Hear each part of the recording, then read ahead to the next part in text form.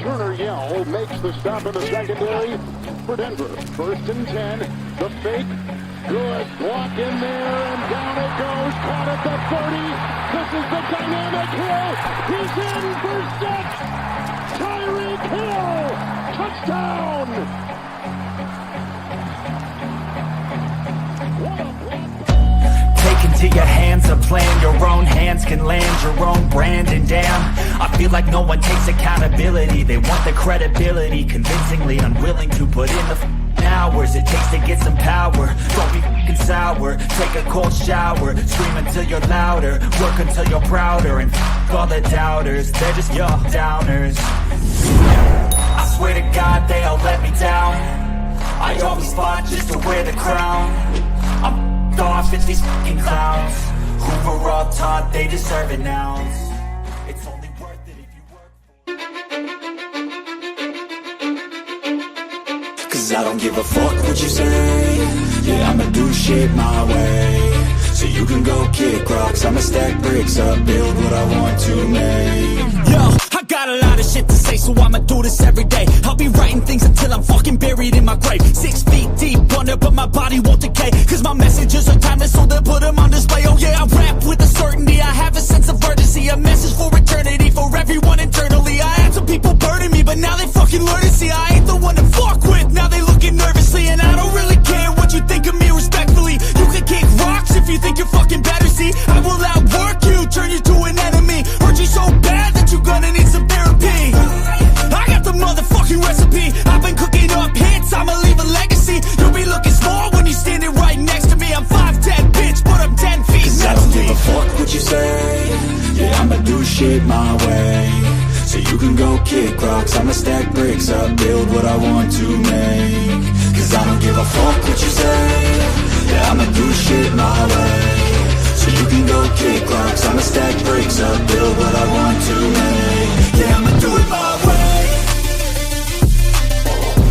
Yeah, boy. What it is. What it is. How y'all doing out there? Hope everybody can hear me all right.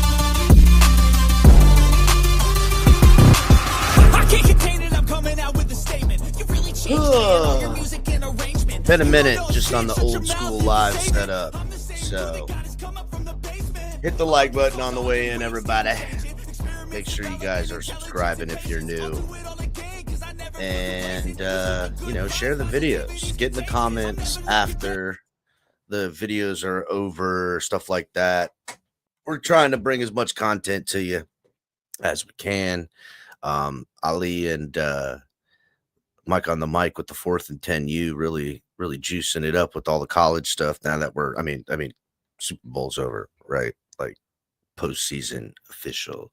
Even the Miami Dolphins had a little cute meme video to drop on that. So that's how that went and shit. Oh, what up, Lou? What's good, Lou? Cap, what's good? Oh, buddy, just firing it up on the live. Figured, we're in a post-apocalyptic Patrick Mahomes world, Lou. And Jalen Hurts proved that a mid quarterback, according to a lot of people, can win Super Bowls, and that the Dolphins possess that type of mid quarterback. And we're on our way, buddy. That's what the word is. Yeah, for sure, Cap. Hey, Cap, would you mind if I bring up a topic real quick? Sure. I know you love these kind of So earlier today we're in a Twitter space, right? And I received a DM saying there's a guy up on Pete's channel and he's calling my name out and he wants all the smoke. That's the DM I received. So I leave the Twitter space, Cap, and I go over there. Now it's a guy named Cooley or Cooley, whatever his name is. I've never heard of him, Cap. Cooley? Yeah, Cooley. However, I don't even know. I don't know him. I don't know who that is, but go ahead. Absolutely. Right? So he proceeds, Cap, to say he's pulled up on me before, right? Again, supposedly he wanted to smoke in football, but those are the first words he said to me. Oh, I've pulled up on you before. He said at training camps, Cap. Now, I just want to, for the record, I've never been at a training camp. That's lie number one. Yeah, I don't. Okay. Then he says he pulled up on me in bars and stuff, and that's lie number two, because I've been to multiple games with Crypto and Shake now, where after the games, I've been to bars and restaurants with Shake and Crypto, and no one's pulled up, Cap. So that's lie number two. All right. Then he says, well, I've seen you at tailgates and stuff, and I pulled up on you there. And all I know is everybody that's pulled up on me, Cap, at tailgates has been very, very friendly, right? And Cap, see, it's in the offseason. We're in a part now of the season where, I mean, how many times can we talk about O-linemen, quarterbacks, head coaches, and general managers? And the only reason I'm up here bringing this to you, Cap, because I know you kind of play like I play. I don't know what you're talking about, Lou. Well, the fact is the comments were blowing up over there from people like Jankety Jim. Who? If you gotta go by Jankety Jim, and you're in the chat talking all that tough talk, again, I can talk to a guy like Cap, and whether I disagree with a guy like Cap or not, at least I know who I'm dealing with because Cap puts his face on it. And Yeah, what, I got Cap? my face on it. And Guess you what, can Cap? find me at the stadium every now and again in a purple suit. So you can spot me from a way out there, dog. I ain't hard to find. 1,000%, Cap. Now, you know what's funny? You know what's funny about guys? See, the guy was like, well, I know what you look like, but you don't know what I look like. So what, he going to sneak you now? He going to sneak you? He's going to sneak me, Cap. But guess what? See, for Jankety Jim and Billy Batson or whoever these guys are, right? All right. People like me and Cap, we don't care about putting our face on it. Oh, I got the face on it, dog. I know it's a glare. I'm driving right now. But you see the face? Yeah. Pull up on me, please. They ain't going to pull up. Anybody. They ain't going to pull up. Cap, why is it that every offseason we got to have these same conversations? Well, because people get in their feelings, dog. They get heavy in their feelings. And I like to play the game. And I'll play it all the way. And even my friends that we play the game with, just the other day, I was like, listen, we were having a great conversation. Me, you, Steve, and I was on one. And I said, boys, I'm sorry, because right now I'm on one and I might be too mean on you right now, because that's how I can get. So I know when like the level gets pushed, but also when like from doing the game and having fun on the internet like this to saying you gonna catch me, like good luck, dude. I first of all, you gonna catch me slipping. That's number one. You ain't gonna catch me lacking or slipping. And number two, you're going to see me and not want it because you won't even put your face on the internet. So how are you going to be tough enough to come and confront me or even try to sneak me? You ain't tough enough to put your face on it. So that's kind of where I live with that. And again, it's not nobody hiding. Come find me. Hurry up, please. God, somebody. I mean, it's crazy, Cap. Every offseason we have to address the same cast of characters. And it's bro, why? What is it? What was the point of today of calling? I was minding my own business, Cap, having a good time in the Twitter space. Mm-hmm. My name was mentioned, and then all of a sudden I get over there, and you're lying to these people. And then people, you should have seen Jankety James. Oh, Lewis is a tough guy. Again, you're walking around with your name as Jankety Jim. That's And I'm the fake one. Jankety and shit. What? Jankety. Jankety. Hey, Jankety. Listen, Jankety Jim got a fucking rusty old fish fillet knife blade on him. So watch out for that. Other than that, you got nothing to worry about. Yeah, and Jankety Jim got a fucking fish fillet knife on him. Rusty as fuck. Yeah, too bad it's his mom's though. And when mom pulls up back at the house at 6:30, he has to give it back to mama. Hey, after he comes see me, they're gonna call him Jankety Jim. They're gonna call him Crippled Jim when I'm done with his ass. This is what I'm saying, Cap. Jankety Jim. Really? Is that who I'm worried about? Jankety Jim? Yo, dog. You better have a Jankety Jim army to put up a fight up in this bitch, dog. You better come with Jim, Jankety Fred, Jankety fucking Greg, Jankety bunch. You better have a whole bunch. Well, my advice to, I guess, Cooley and Jankety Jim and all these other guys. See, I run with real guys. I run with Ali. That's his name. I run with El Capitan, Chris, if no one you knows. can find me. I run with guys, real guys, not jankety Jims of the world. Jankety Jim be out there. Damn. Not Jankety Jim, dude. Sound like he's gonna fuck you over hard. I think he's just jealous that Lewis has a full grill and he doesn't, bro. Jankety Jim, he's probably missing, 5 teeth to Wednesday, to be honest. Ali makes a good point. There is probably an inherent envy, Lou, with these people towards you, right? Like when I first got into the game, the envy was real right off rip. And I was like, oh, word. So then I gave them when I came into this game, I had the purple jacket already ready. I know how humans work. So then they go right at the purple jacket. And they're like, they're simpletons. I mean, the guy's jankety, so his brain must be jankety. So if they'll go right at like what you give them, and you're like, oh yes, this person is what kids are calling today on the spectrum. But really, we called them just fucking dumbasses when I grew up. That's true. I mean, if you really think about it, Lewis, right? You mentioned it earlier. It's the same set of characters every offseason coming out, having to put them at this level to use your name and, and whatnot. You ever think about why that is? It's because they know you were right the entire time, Lewis. They're envy.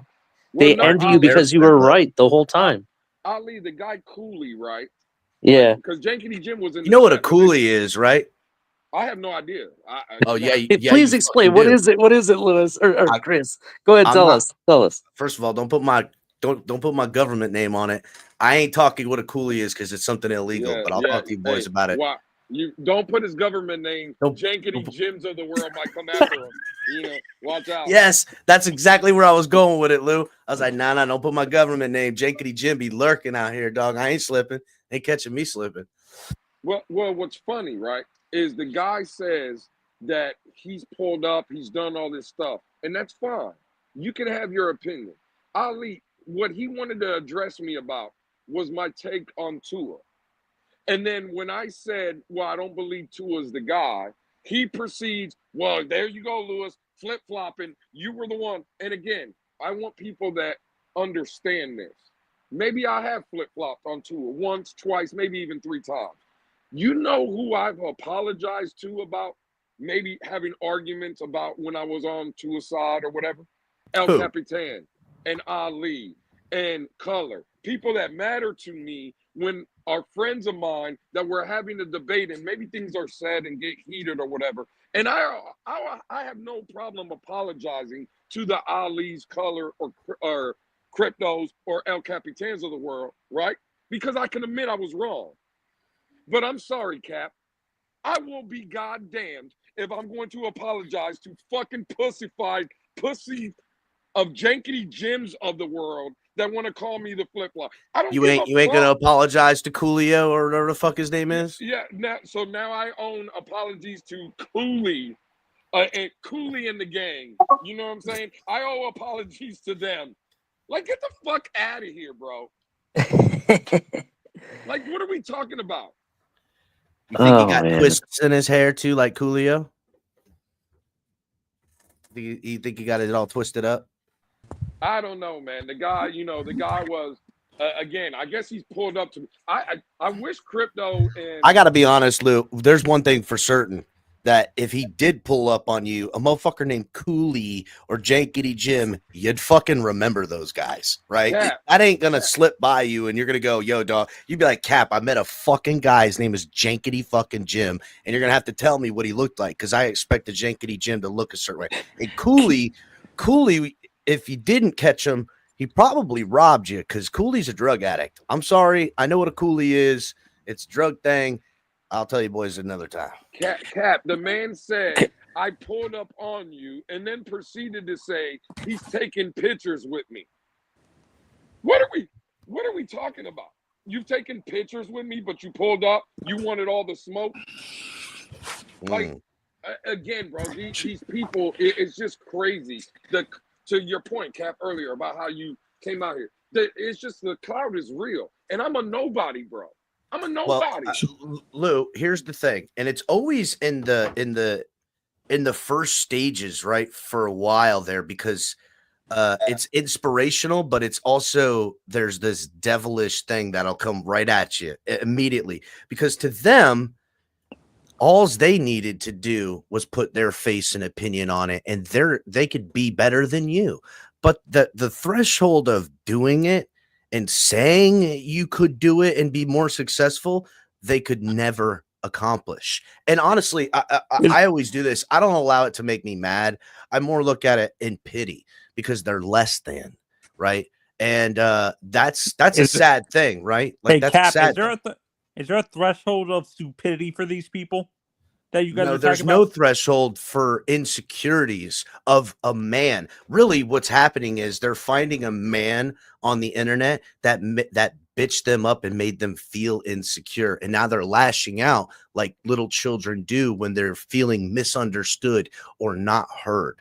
Right, and this is a real breakdown of themselves, probably in a midlife crisis, and again, this envy builds on looking and thinking, I could do that and be better. You ain't got shit. Your shit's jankety jimmed, and I could do better even with half the effort. But they'll never have the gumption, the balls, or the work ethic to ever get it done. So it's easy to pull those down closer towards them rather than try to raise themselves up to something better.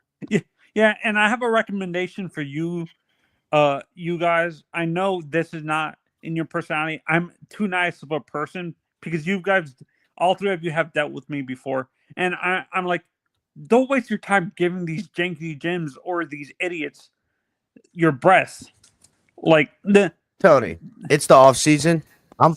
We going for their neck. no, like No, turn a new leaf for 2025. Anthony, no. Just ignore Listen, these Anthony, I idiots. love you, buddy, because I'm really there with you. But Anthony, I just want you to understand, I've already spoken to Lou and plenty of the other people. It's time to clean house, okay?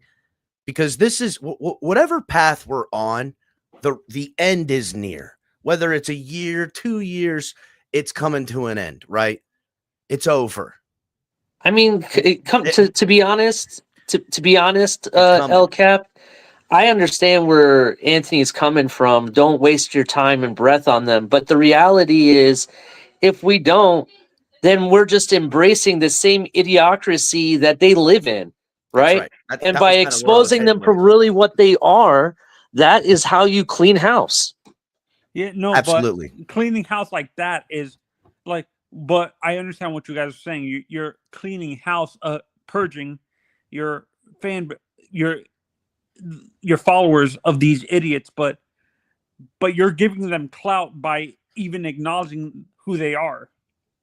Ollie, do you agree? No. No, I'm sorry. Again, I wasn't acknowledging the dude that I don't even know. I was in a Twitter space hanging out with a bunch of guys I respect. I receive a DM saying there's someone on a platform that has your name in their mouth and they're saying they want the smoke. I don't know about you, Anthony. I'm showing up. So when I showed up to address that person, he goes on to proceed to lie. And again, what are we going to talk about? And this is no disrespect, because you know I love this channel, right? I love this channel. When I see Cap say, I'm going live, it's basically just to bullshit around, right? Really no topics or nothing. I mean, how many more conversations are we going to have before the draft of what we're doing at 13? Because none of us agree anyway. How many more conversations are we Lou, it's I've only been biding my time to the fucking listen, my boy, the boys are giving good college prospects to look at, which I like that, right? But until the fucking combine, I'm not looking and targeting Miami Dolphins at 13 because the whole fucking deck is going to get shuffled. And come around that time, we'll gear it up. But for the next 2 weeks, it's bullshit time, dog. It's bullshit. 1,000%. And again, we could get into football conversation, but this is why this channel is great. Let's not play. Every once in a while, you got to call a bitch out. Oh yeah, no. That's what it is. That's first of all, that's part of the fucking algorithm, dog. That's the game. If you ain't airing this bitch out 2-3 times a year, you ain't doing it right. You got to. Oh, Jesus Christ. I mean, No, hey, but listen, but whatever. do you guys think I'm being too patient and nice with these people? I absolutely think so, Anthony, because I feel like there's been plenty of disrespect thrown on you the last few years. When I would say Anthony's been way out in front of all of this stuff, Lou, Ali. Anthony's kind of dug his heels in the ground and be like, I don't believe in this coach. I don't Yeah, believe in he's this never team. let us. I don't believe in shit. He said it the whole Even when time. myself is touting about Tua, I'm being on his side and everything. Anthony has never let up and said, "I just don't believe it." But I I don't do agree trust. with El Cap. I do think some people in the community have been disrespectful towards you, Anthony, and I'm going to implore you to stand up for yourself. I think you Yeah, need Anthony. to speak up and speak your mind, and don't let people talk down to you. That's my Don't. advice to you. I would agree. No, and also, and you know what Anthony, it is? you got us, dog. Yeah. They ain't gonna. What are they gonna do? I'll whip a bitch's ass for you, Yeah, Anthony. no, and it's not in my personality to like do that. Like, I'm. It's not that I let people walk over me. It's just I can't. The I'm We not know, a fact of the matter, confrontational Anthony, person. We the know. fact of the matter, Ant, right? I'm looking in the chat right now, and it seems like Von Joe has a little smoke for El Capitan, right? And this is what the show's about. Let's get into it.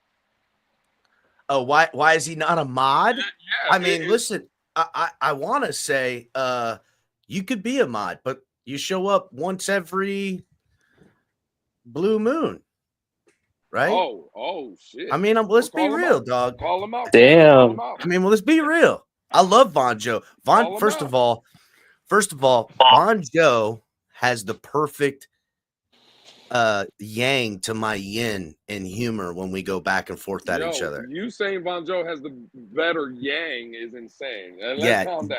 The yin and yang, dog. I get it. It's funny. Hard pass there. Nah, no, y'all don't get You it. sitting there talking Again. about Von Joe's yang is insane, though. I'm just saying. Man, I don't know what's weirder. You talking about Von Joe's Yang or your Twitter posts, El Cap? Yeah, I don't know what the That heck's Twitter going on. post was hilarious. I don't care what anybody says. Oh man. Real quick though, Andre says, Cap, you mean they feel lonely since nobody fuck with them? They don't give a fuck about to a dick rider. All this. Here's the thing, right? And clout chasing and stuff like that. But I would say this, right? Like there's in this new frontier when people get here, there is this kind of like overwhelmingness for newcomers to YouTube, especially, I think. And this social media engagement, because most of these people aren't doing well, some are doing like online gaming, but like this next level of engagement that a lot of people have on this, like there's a real adrenaline rush for some people, and I don't think they know how to handle it, right? I don't think they know how to handle it. So I do defer that maybe they have like this little bit of I don't know, anxiety attached to it or something. But I also think like once they settle the fuck in, they'll calm the fuck down, right? And maybe they'll actually start listening and shut their mouth a little bit and have a back and forth conversation and not be so worried about clout chasing and worried about, you know, which side they're going to be on to the end. Because I'll tell you what, and going on 40 years of doing this, I've watched every fucking one of them fall to the takes they had. All of them. All of them. Except me. That's it. Except me. Been right the whole time, boys. I don't know if you heard that. JC, it's good. Hey, you guys hear me all right? Yeah, we hear you, Doug. Oh, no, I just wanted to hop in because I'm tired of hearing the same thing that I've heard for the past 5 years watching Dolphins content. I'm pretty sure what's Michael that? K is as well. Just the What's- same, what- just the same regurgitated thing every single year. I feel like I don't even have to like watch anything new. I could just rewind back and it's the same complaints. But then there's these fake fraud Dolphins fans that are spewing the same shit, you know? I Well, agree, JC. I agree. JC, let me ask you a question. Now that you're up here, I haven't talked besides Michael K when he came up. I haven't talked to a lot of Bills fans though. Who's the? But Bills no, scapegoat? we've actually talked, Lewis. I used to come out like a huge while back. Like I have not Right, I been. remember. I remember. Yeah, no, But JC, we know you. yeah, Now. because I'm too busy. I have to work. I'm not like Michael K. I'm not 70 years old and Oh no, retired, so you know. no. I respect that, All's JC. hold on real What? quick, Lou. I don't know if you picked up what JC's putting down, but that's the second or third Michael K dig that JC's done. But go Yeah, ahead. yeah, yeah. I just want to ask JC though. But no, I no, no, know. no. I love Michael. But Michael K. You know what? Michael K. is probably the only other real Bills fan that's like a because he actually lives like I live actually in Buffalo, and Michael K. is like 15 minutes away from me. All these Right, other right. people are probably like, and there's one thing. It might be different with like Miami fans, but the one big thing in Buffalo, like actual people that live here in the city, we do not like people that don't live here. Like if you I live in a get it. suburb Yeah, or I anything get like it. that, yeah, you're not Buffalo. Yeah. Oh JC, man. JC. Let me ask you a question though, because from the Dolphin perspective, I know the scapegoats they always use, right? From the fan perspective, we always have a scapegoat. I just because you said you've been listening to us for 5 years, and it sounds to Oh you yeah, like the no, same no. old, And same see, old. there's no, Who's the and the thing scapegoat for is, Buffalo this year? Because I've been hearing the same lame excuse on the other end for Buffalo oh for no, the past oh 5 no, years as I well. can give a shit like two less. But the thing with me is like a lot of people like try to even hate on different fan. Like I don't even hate the Miami Dolphins fan base. I don't hate the Jets. I No, don't I hate get none of it. these teams But because who do you there blame? is Who do you even in blame? college ball. No, no, no. Lewis, your son But who do plays you? college ball, right? Yes, sir. Yeah, there is no longer rivalries in sports anymore. No, I no, feel no. like Absolutely. I'm not I don't. asking. But I'm not asking you about the Nah, rivalry, fuck JC. that, JC. I'm about I'm it. JC. I'm asking you what was the blame or the reason why Buffalo didn't make it this year? Like, who's the scapegoat for Buffalo in Well, your of the opinion? fans or just me No, I'm just or talking about it. No, I'm talking about He's in asking general. what the Like, narrative is, JC. what's the narrative around the the team? Why did refs. they? Why? Oh, so the refs cost y'all this season? But that's not me. No, I'm Either no. way, Again, No, no, JC, but we're but listen asking to you what's me. going But on in listen to your me. neck of the woods, dog. But for me, myself, even if Buffalo made it, I don't think we are good enough to beat the Eagles. Mm. yeah, but what is stopping y'all from beating the Chiefs though? Roster, probably. Okay, what parts of the roster? We're talking weapons, talking defense. What? Yeah, yeah. Maybe it's What? most likely defense because the Chiefs do have a great defensive Lou, line. let me help you out, Lou. JC, you fucking partake in Bill's content, I would imagine, right? No, I What's do their? not. Oh, you fucking don't. There isn't Bills content. That's true. It is very limited because for whatever reason, That's I'm just why. That's why. wondering. Like you know, even like back like Amicus, me, probably Michael K, Mark K. There is Mhm. no Bills content. There is no YouTube. You have Dan Mitchell, but that guy isn't the great. He doesn't have the knowledge of sports like that you Damn, should dude. have to I just want to say he something. doesn't Like, even like I actually do like TD as a content creator, but Mhm. even him, he even said like he became a Dolphins fan during the Tannehill era. He doesn't know like you know before that he never saw you know the greatness or that. But even in my lifetime, dude, I went through fucking Rob Johnson, Doug Flutie, but JP JC, Lossman. right. I would say this. First of all, man, Dan Mitchell gets every Bills fan I talk to hates Dan Mitchell. They do not like him Yeah, for because that the dude is a exact clown. Dude, that you know what's even exact worse? reason that he said Like, they don't respect him. And I'm like, Yeah. damn, the guy is making content and they don't yeah, respect but he's not him. even a Buffalonian guy. He's not a Buffalo guy. I He's got not it, from but he's one of here. Yeah. your Yeah. peoples. Yeah. He's one of your Hey, peoples, hey, right? hey, J, No, hey, he is not. He's not even from See, they Buffalo. don't claim this guy. hey, JC. Let me ask you a follow up question because you said roster, and it's for me when I hear that. We all know, JC. You know, you come around these parts all the time, right? Talking to Dolphin fans. They blame Yeah. the general manager for our roster in Miami. Are you saying, because I've heard Buffalo or I've heard Dolphin fans give the general manager in Buffalo all this credit. He's done an amazing job. Or from your perspective as a Bills fan, are you telling me that the general manager is not holding up his end of the bargain in Buffalo? Did he not put in the hours I will for say this: he is an average. Our guy at GM, he is average, but he's no Howie Roseman. Okay.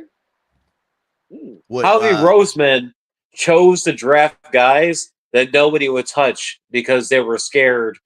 Like say Jalen Carter, he got drafted. The biggest thing is nobody wants to draft him because 2 people got killed because of a street racing thing in Georgia, right? And they got a steal. Another thing, people say, "Oh, don't draft the white DB guys," right? Eagles started 2 white DBs in the Super Bowl. Reel them back, Cooper Lou. Reel them DeJean. back. Reel them back, Lou. and Blankenship. Hey man, Yeah. hey, listen, I'm just saying those guys are probably European cap. That's all I know. I listen. I don't think they're tall enough Yeah, to be he might even be European, but because DeJean does not sound. DeJean does sound like it's from I played Mountains. school football. I played high school football in Buffalo. I was actually a part of a undefeated team. I was a part of an undefeated team 3 years in a row, right? In Buffalo. And I could even show my accolades, everything like that. What position did you play? White player on my team, I was center at the time. I was the only white starter all I played. Oh but shit! I could say that. But it wasn't because of, Yeah. but it You wasn't played because DB? of that. I was the dude. I was the no. I was a center. I was a big boy back then. I'm a small guy now, but that yeah, makes sense. homie was Yeah. a center. That makes sense. But the thing was, but at least Build I that started wall, Lou. as the only white dude in my high school. I was the only white dude there. Yeah, but I mean, listen. Fuck. All right, so it's not about race. About like that. Absolutely, I agree. Even too. This is the thing I 100%, hate buddy. about like a lot of Dolphins fans. Like they're scout. Sometimes I feel like they want like the guy like they're like the guy from Miami, Cam Ward this year. How long, If you watch the film with him and Shador, they hold the ball way too long. Absolutely. How long has your general manager been in Buffalo? If you don't mind me asking, JC.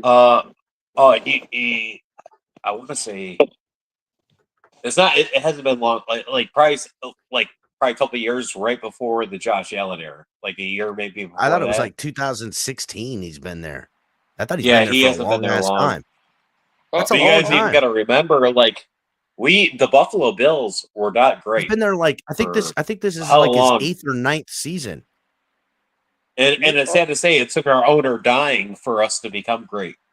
Fuck, don't I We're know not that? great, but good. Don't I fucking know that, boys? What have I You been guys are. saying? We had JP Lossman, EJ Manuel, Absolutely. Kelly Holcomb. Yep.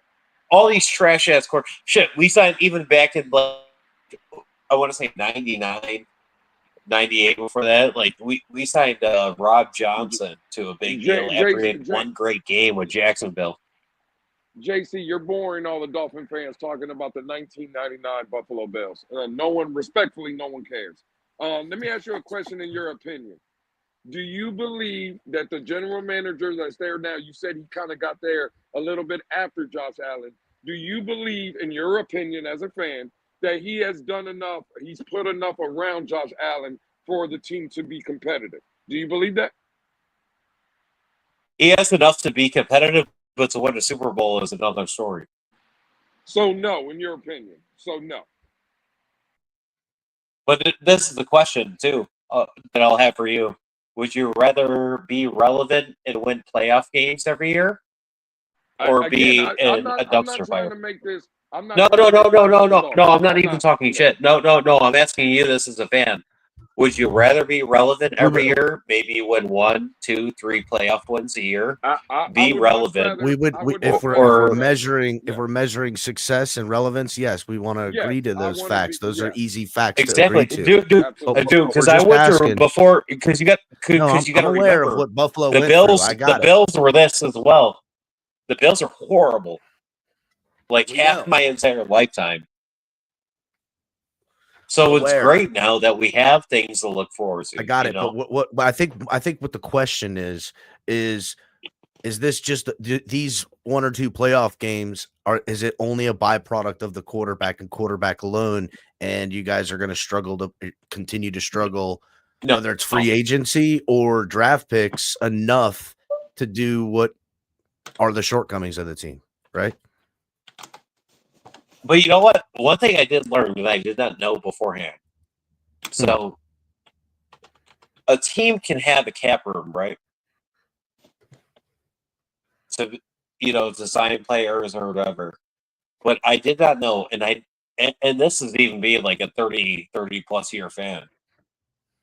Did you know the Bengals cannot re-sign 4 of their best players because the ownership actually does not.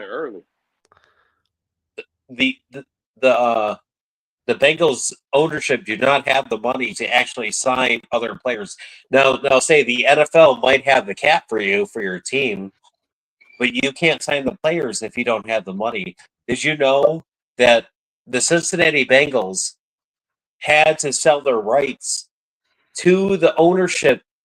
They had to sell their ownership rights of the stadium name just to sign Joe Burrow to his deal. They do not have any more money to sign 4 of their next players. We're talking about the Bills, though. The Bills situation, JC. Yeah, no, and I completely. But we're a very small market. So again, are you saying you don't have enough money then to bring in players that probably most likely, yeah. Yeah, probably most likely. Shit.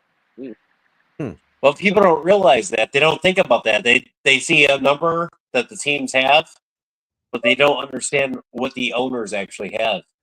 So let me ask a question, JC. Do you if there was no salary cap, Denver would win every single year. They have more money than everybody else.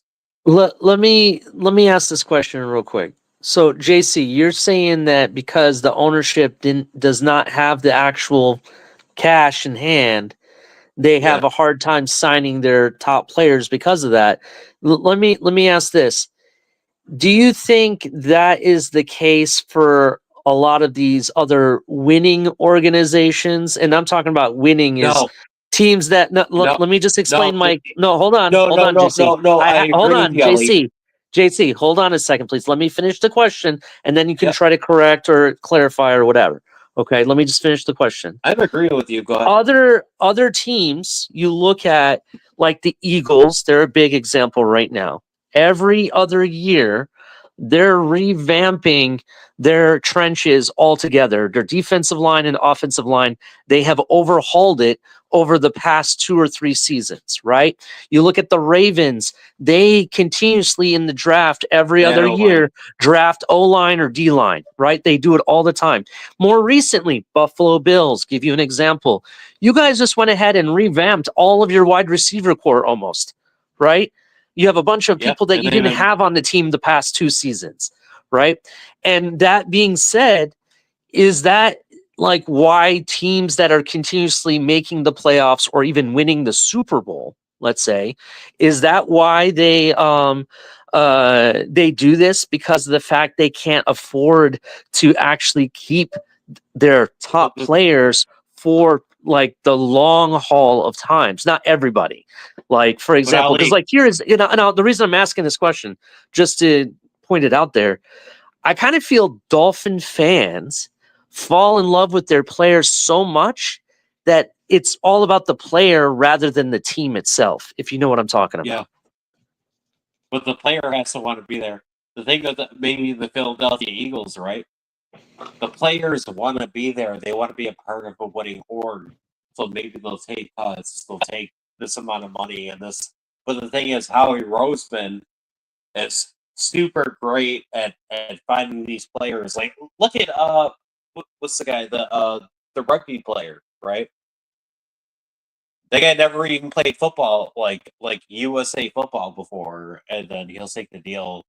And then even they had a guy like Kelsey. Kelsey kept playing at center, but he's like, oh hey, I love the Eagles organization. I'm going to retire. I'm going to give this guy Jurgens a chance. You know, it's about situations. I just heard When you say get real something too, players, JC. they care about being a part of winning teams. They'll take the cuts and stuff like that. It's like Josh Allen. Somebody asked me about Josh Allen the other day. He's not even top 10 highest paid. I think he's 14th out of all the highest paid quarterbacks from the last year. 1,000%. Now, JC, you just said something. You mentioned Josh Allen, and I will agree with you. Josh Allen maybe now took less money, but you said no, he didn't take less money. That's when his deal was done, so that's why he makes that money. But he also even said the one big thing, Lewis. Let me say this one thing. He said one of the biggest things. He comes from a small town, even though he's from California. He's a farm guy. He said he didn't want to be a part of a big market, so he'll probably even take less. You know, he's not going to.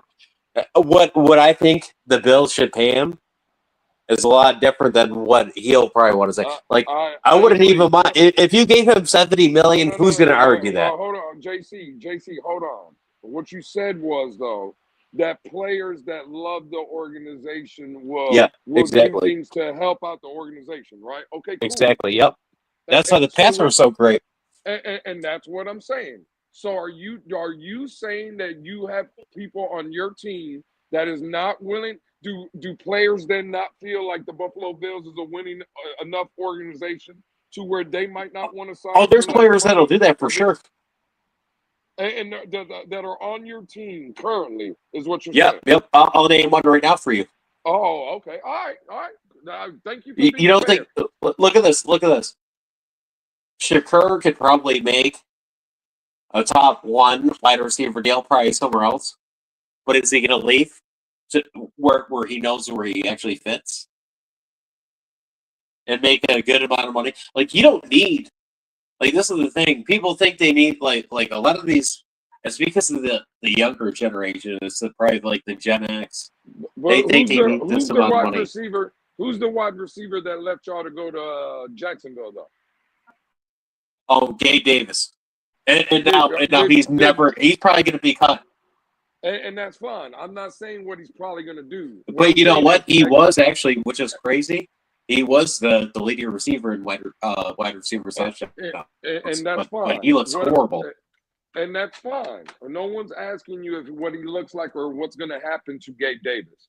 But when he left the Bills organization, are you telling me that Gabe Davis did not feel that Buffalo was winning enough? But maybe he doesn't have the same mindset as other people. Again, I'm just saying, to your point, I'm asking you, do you think Gabe Davis looked at the Buffalo situation and assuming y'all handed him over a contract, right, to sign, do you think that the money that was handed over was not, in his terms, was not enough to stay there because he deemed... No, I think he went for the money. I do believe he went for the money. All right. Shout out to That's Shake Money with the $5 donation. But I will say this, Lewis. It might not be fact, but that you know what I think would happen. But that you know, I can't judge him on that. Like shit, if I was in the same situation, right? The NFL is not for long, right? I'm going after the money. Why wouldn't you? You don't get no compensation. Say you get hurt. Say you get hurt, right? The NFL doesn't pay you. They don't have that.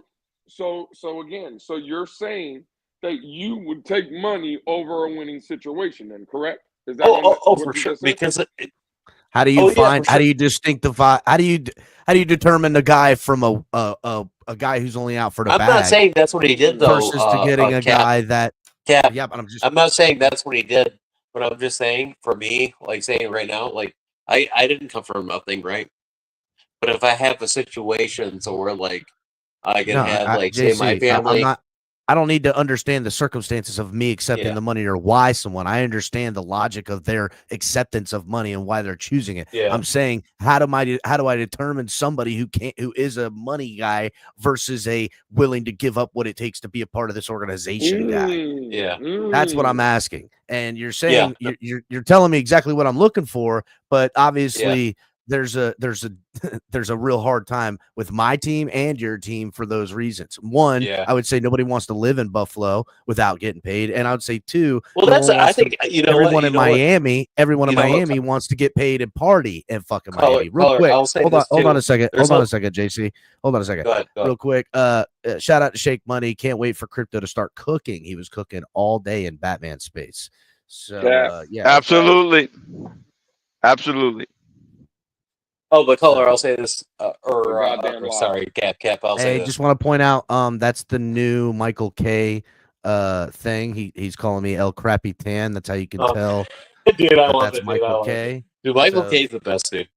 That's If you Michael guys K, actually knew man. It's what definitely Michael K K. is a real Michael K. At least he is a real one though, and he donates. You know, he supports He every donates channel. and He but supports he'll- everybody. You know, see the reason he definitely- would support Bill's channel, dude. A lot of these Bills guys that actually do make Yeah. content, like the ones that do, they're clowns. They are clowns.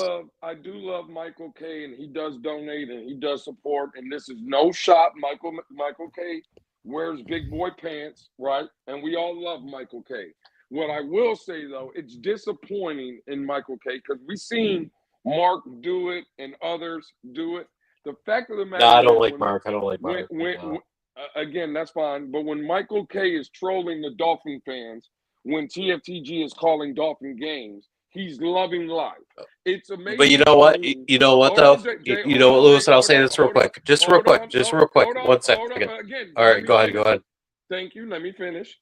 When it was Yeah. very disappointing watching TFTG call the AFC Championship game, and when y'all were losing, Michael K was nowhere to be found. That's sad. That is very sad. Now, I I'm will just say saying, this about let's Michael call K. Let's call it for what it is. You got to He add didn't Mark show to up. that too, Lewis. Also, Mark. Michael K No, but did I will not say come this. and take his lumps like all of us had. Right. And this is Michael like K a real and life Mark. thing that this is a real life thing that most people would be embarrassed about or say anything. Like when I went to so me, Amicus, and Michael K were at one point like 3 years ago. We're gonna start a show. I was like not in a great situation, and I went to detox. But the one person that hit me up and was like not trying to be like feel sorry for me or nothing like that and told me to do the right thing was Michael K. So that's why I will always have respect for him. Oh no, for sure. We love Michael K. Well, I love Michael K. I'm just saying he didn't show up. He's a very good troll, and he trolls the Dolphin fans. But for some reason, But when y'all he were runs and losing, hides like the rest of them, dog. he No, but you know does what he run does? and hide. You know what he does? He'll though? He be actually a does bitch travel, and though. run and hide just like the He does fucking rest he of them. does travel though. But you know what? I've never done that. I go to Miss Ben's channel every morning, like if I can, because I do work in the morning. Like most of the time, it's like when she gets on, I'm already at work, so I can't do it.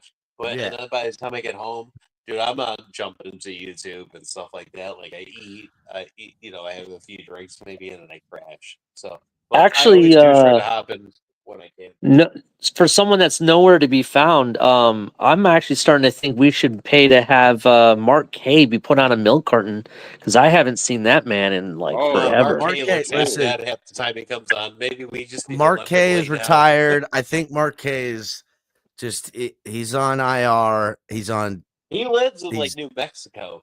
He's on that retired. ayahuasca. He used He's to on be that here every ayahuasca. other He's day, and now retired. he's He like went gone. He went the way of Larry, dog. He went the way of Larry. Nah, Oh, that man shit. went Just to- stay with he went the- to- just stay Let with that the man Amicus. live, You dog. got- Everybody he went leave Now, to Mark. the Lewis. way. He went to the way of Aaron Rodgers. He went to that ayahuasca way. That Who man is did? somewhere. Now, Lewis, Mark you K. even remember how much Mark, Amicus yeah. Amicus used to be. Aaron Rodgers, We haven't Lewis? seen Damn. Amicus in about 3 years. Yeah, Amicus- Amicus Yeah, it's has about- yeah, it's disappeared. been- No. Yeah, I've he's seen out the Amicus. face of them. I think seen Amicus Oh, he's got with picked up what's on. his name? Bleezy I think 3 Amicus is a 83 or girl. something. I think being loved. Amicus got Ain't he picked with up on Bleezy? warrants. I think Amicus got picked up on warrants. Is what happened. But the thing Oh, is, look. guys, I will say this: Look. Speaking of, like if you Look, guys there he knew, is. understood like Buffalo fan base, I got a question. knows You're saying that? that Amicus got picked Now up he by shows up. warrants. Does that mean that he got caught with Cooley? Oh shit! Oh shit! now he Who the Come on, he Joe. then he Come on, Joe. because This ain't Twitter, so there ain't no Well, mute. Joe, it's actually So we're gonna have to duke it out. he's drinking. Okay? That's He's just how got it is. he's got something in his hand, drinking.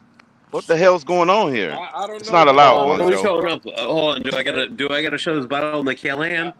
I don't know. Listen, Von Joe, First of all, I want to know what girly drink Von Joe's drinking. Hey, Yeah, what first is of that? all, A sex Right, on the right, beach, right, Von Ali. I'm Joe? trying to figure that one out. Is that a So pina first- You got colada? there, sex on the beach. So first of Oh, all, hold on. It's a cosmopolitan. No, Is pina that what that colada is is? fine. Sex on the beach is something I do, not drink. Yeah, what I Oh, want to gross, know dude. is There's why. ants. This kid's not Should I fun. make one? Sounds Hey, cool. VJ, That's something Yo. VJ, for what I want to dirty know, movie. VJ, is why Capitan was talking about your wang earlier. That's what I want to know. Hold on. First of all, you're not gonna disrespect my ying, okay? Yeah, Okay, yeah. that's my ying. Thank you. Okay, so Thank you. He was talking Thank about you. your gang, bro. Thank all right. you. So, and secondly, Damn. anybody that mentioned Cooper DeJean, his name is Dejean. He is European. I looked at his ancestry. He is French. Facts. So that's why he's so great. Iowa. Oh shit! Listen, Cooper he is DeJean.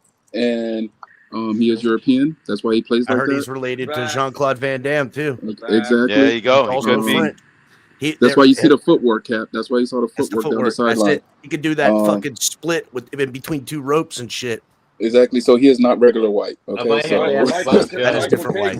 That is different white. That's Caucasus Mountain white, dude. That's that old school white. That's the white that took over the world a couple of times. You got to watch out for them fucks.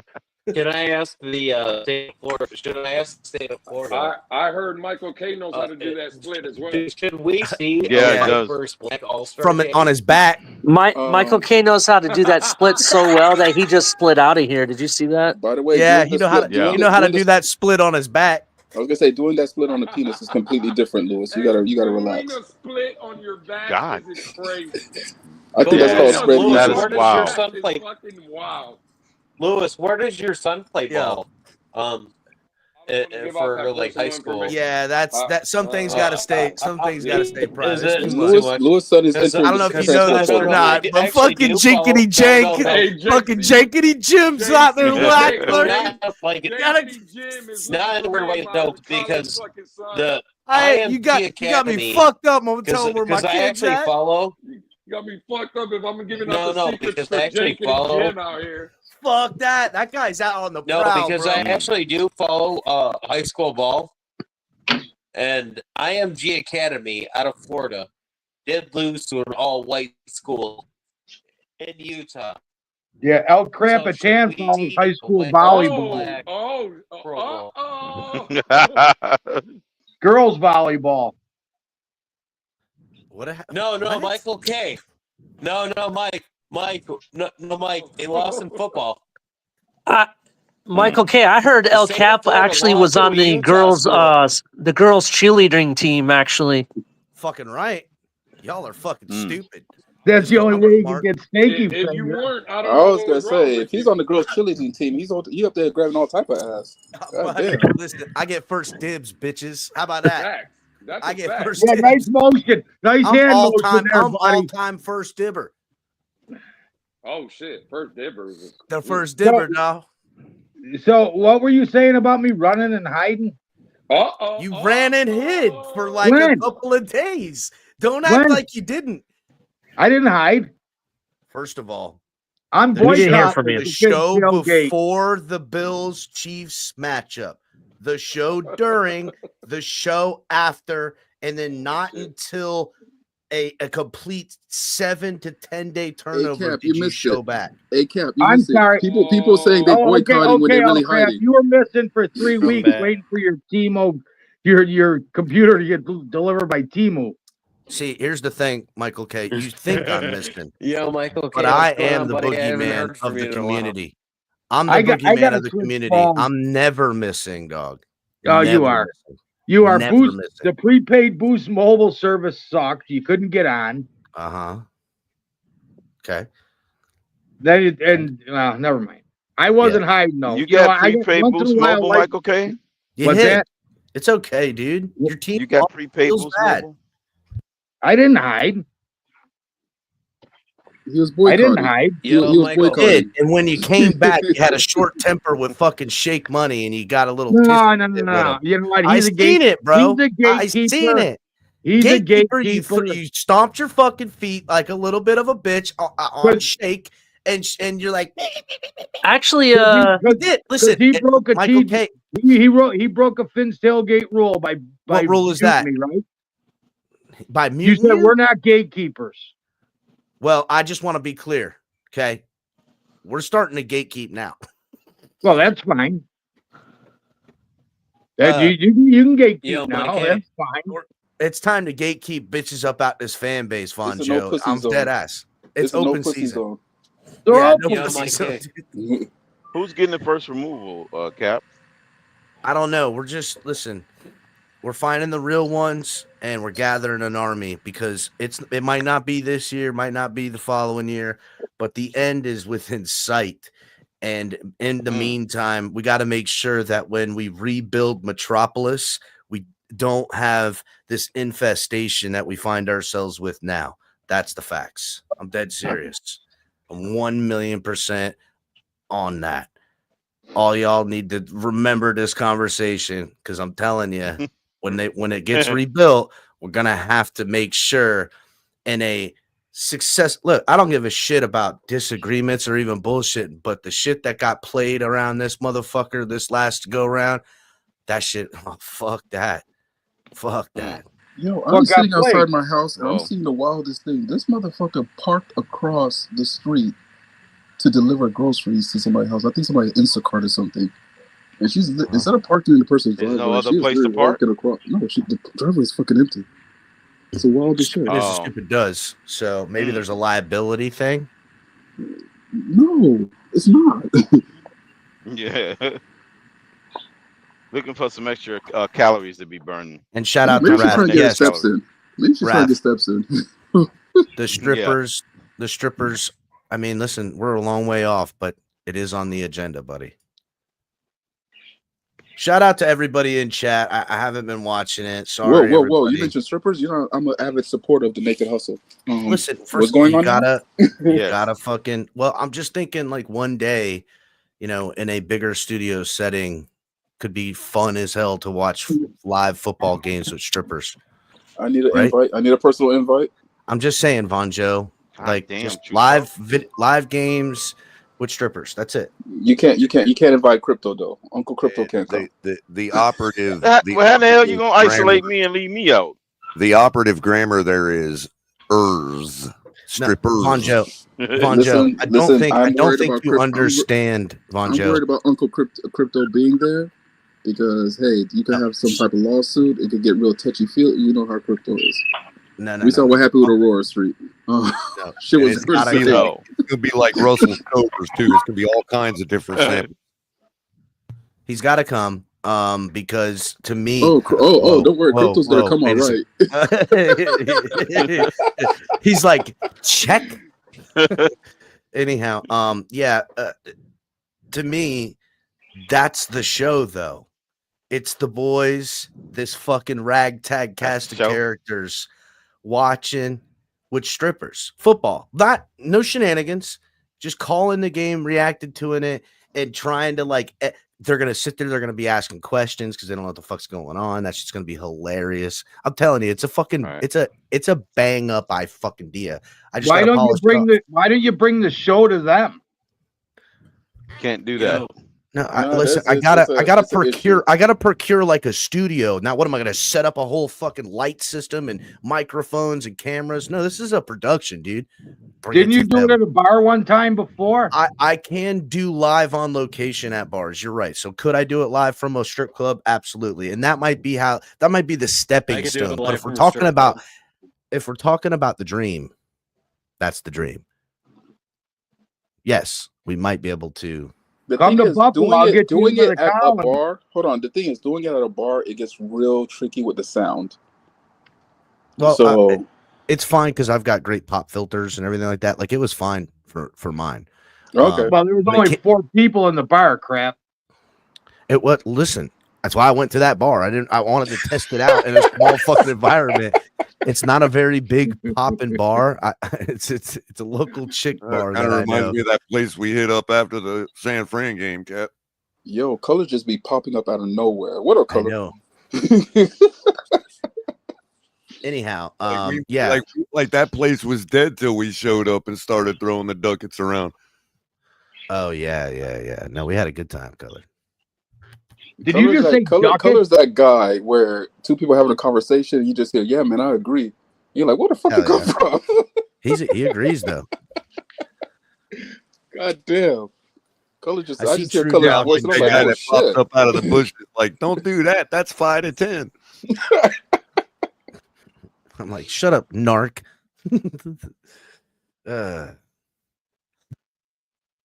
I'm gonna put, if I live with Color, I'll be putting him as captain of my neighborhood watch. Oh yeah, he knows what the fuck's going on. He'll know what's going on with the Ducks. Hey, Crypto, man, I just procured tickets to Toto July 18th, West Palm Beach, man. You got to come down and join it, man. Oh yeah. Yeah. Oh man. Oh, they're gonna be in Crypto. town. Oh, that's Hey, nice. and my Gator brother shit. Damn. Money, what it is? Total. Money? That's a Come on, Joe, what's blast going from the on? past. What's going on? I'm excited. I Jake. can't believe I thought I wasn't gonna be able to see them before they kicked the bucket, man. I'm really excited. Right. And they say dreams don't come I true, know. bro. Look at that. Look at that. Exactly. That's Dreams come true, That's a Crypto. You classic get to right go there. with Color, and you guys get to take a lot of pictures and videos, boys. Make Hell sure. yeah. And guess who's opening for him, Crypto? Christopher Cross and Men at Work. And Men at Work. Oh man, Land Down Under, huh? Telling you, it's like total Is it- 80s damn. reminiscent show that night, man. I'm digging it. Is the Yeah. concert? Damn. Is the concert sponsored by AARP? It might be. It might be. It might be, yeah. That's right. It should Michael be K. actually. acting like he ain't trying to go to that fucking concert. Shut up, I Michael K. Yeah, know. he's trying to get down there. Hell He's yeah. trying to get the He's like, AARP he's like, how many discount. tickets? Yeah. Michael He's K's trying on to get the Ticketmaster right discount. now. He wasn't asking to make fun of. He was a legit question. I'll go. No, he's like, I need a He goes, spot. I'll fucking go. Hell yeah. Michael K's like, shit, that sounds like a good time. Let me get on Hell Ticketmaster. yeah. He's like, hell yeah. What's the name of that concert? I'm sitting there Yeah, watching. that venue. I'm sitting there watching a version of a live version of Africa from like a couple years ago when they were playing in Germany, and the crowd's just eating it up. And I'm just like, man, what it would be so awesome to be a part of that crowd right there. You know what I mean? So I went to Yeah. their website and looked. Sure enough, July 18th, West Palm Beach. I'm like, all right, ka-ching, I'll buy it. Damn. Yeah, that's cool. Blast How from big the is past the right venue? there. How big's the What'd venue, you say, caller? Michael K? How big's Is it the at venue? Coral Sky? Smaller for what they have in Florida, but not small. It's our main concert venue in West Palm Beach. It's It's yeah, Coral it's a Coral Sky. Sky, yeah, formerly Dude, Coral it's huge. Sky. It's huge. Now it's the I Think auditorium or I Think amphitheater. It's big. They got a big. See, they got a Michael bunch of K's like, seats. What damn, is it, like 10,000? Michael K checking it out. Like, how big's the venue? Yeah. They got Yeah, like should a have whole seats. lawn. They got a whole lawn section that can take like probably 20,000 people. Yeah. Oh no, No. yeah. Oh no, it's huge. Color's being modest. The place is massive. What's cool is when they do big like festivals, they'll 100,000. open up all on the side of the place and close down the parking lot up in front there. And they'll have they'll set up 2 more stages for like big fucking shows. Oh like yeah, 2 if they 3-day got the concerts. 3-stage thing going on, then yes, easily 100,000 crypto at the They'll whole they'll, place. they'll But hold if it's 100,000. main Yeah. stage for one concert, then it's more like 60,000 capacity. It's a fun place to go to watch a fucking badass rock show, honestly. Fucking hot as hell. Yeah, because when they have the Right festival, there. they utilize the whole fairgrounds Hot and as- set up like 2 other stages. Hot as fuck.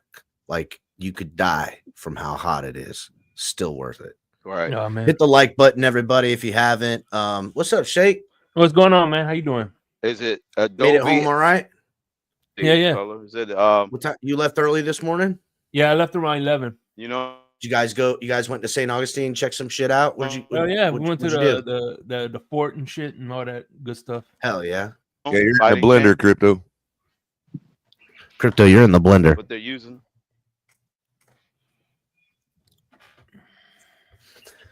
That's cool, man. Hey, listen, Yeah, I just want to say, listen, all the back. I know you've been going Yeah. through a lot of bullshit. and I know why you're always smiling, man. You have a wonderful family. Let me tell you, bro. Oh yeah, thanks, buddy. No, I yeah, can tell you, man, you're doing a great job, bro. Thanks, as a buddy. parent. Yeah, I got Wanted good to say that, kids. point that out real quick. We're not bad kids. Yeah, Yeah, you're doing an awesome job, bro. Shake with my wife and kids, and his wife. We got the dogs, and we were able to meet up on Sunday. Right? It was Sunday, right? Yeah, it was Sunday. Yeah. I'm sorry So to interrupt you guys real quick. You guys can't tell Crypto he's in the blender. Uncle Crypto is, he's kind of old, so he's probably like, I'm not on Shake Money Show. What are you talking about? I'm not in the blender. You got to tell him that you can't hear him clearly. He's like, fuck, I thought this was insomnia. I thought that we were recording insomnia. All right, Bonjo. Uncle Crypto's like, wait, I'm not on Shake Money Show right now. I'm in the blender? Shit. What? I'm in the blender. Fuck, I fucked up, boys. I was there So twice. yeah. It's all good, So, Uncle Crypto. You man. were It's all asking good. if it was made out of Adobe. That's what it sounded like you were asking, Crypto. I'm trying out these new Doritos. Wait, there's So, new Doritos? What flavor? What flavor of Crypto? Sriracha. Oh shit! Oh, I've had them. Called They're actually sriracha. really good. They're What, good. spicy? Spicy Doritos? Yeah. Listen, Fantastic. I've had Yeah, them. kinda They're spicy. fucking fire. But you can tell Yeah, just by eating sriracha. them that it's taking years off your life. Oh yeah. So Shit. What is that? The That yellow second- 5? That Yeah. orange, you orange eat them and you're 36? like, man, these taste unreal. You're like, this Bro, is killing me. This is stir killing fry, me. stir I could fry, taste the cancer. stir I fry, can taste the carne, fucking chemical. Yes. dude, stir fry, carne, and some freaking sriracha, bro. Oh my God god. damn, taste the cancer. You finish that bag and the only aftertaste is like 87, 86, 85. There goes years off your fucking life. You can taste them Hey, right Cap, off your I shit. just need some nice dip, like some guacamole dip and Ew, some I hate- meat That sauce. shit turns beef red when you stir fry it. Dude, I Crypto's fucking man, don't like Crypto's like, I'm avocados. 102. I've seen it all anyway, okay? Yeah. Um, Crypto's immortal, bro. Crypto's gonna be this fucking exact guy 30 years from now. God We're damn, you not saying gonna- Crypto's the original Highlander? Fuck. He is the Highlander. God damn. He is the Yeah, Highlander. he's the one that gave Sean Connery his immortal. That's right. That's right. That's right. I can't believe they're actually Sean coming out with Connery hasn't- another remake of that Sean movie. Connery hasn't gotten it yet on this timeline from Crypto. That's the reality of it. That's Yo, the reality. Cap, of I'm it. about to hop back inside. It's Taco Tuesday, Wow. man. So I'm gonna go have Oh, dinner with word the up. family. We'll see. Take it easy, Bonjo. Oh damn! already You can got get the some of these tequila. sriracha Doritos. Hey man, listen, I already Bonjo. got tequila in me. I need some food in me now. So All right. if you guys are still on, I'll pop back on. All right. All right. See you later, Bonjo. Hey man, fins up, man. Love you guys. All right, Love BJ. you guys. Love you, buddy. All right, What's up, Chef Jew? What's What's up, y'all? Chef Y'all Jew? doing? You know, What's up, just Sub-Zero Crypto? we just in Yo, the good. we just in the off season, just shitting. Yeah, You know, it's over. yeah, man. I think Well, I might you're- need some you're fine. sauce with this. You're 5 weeks into the off season, right?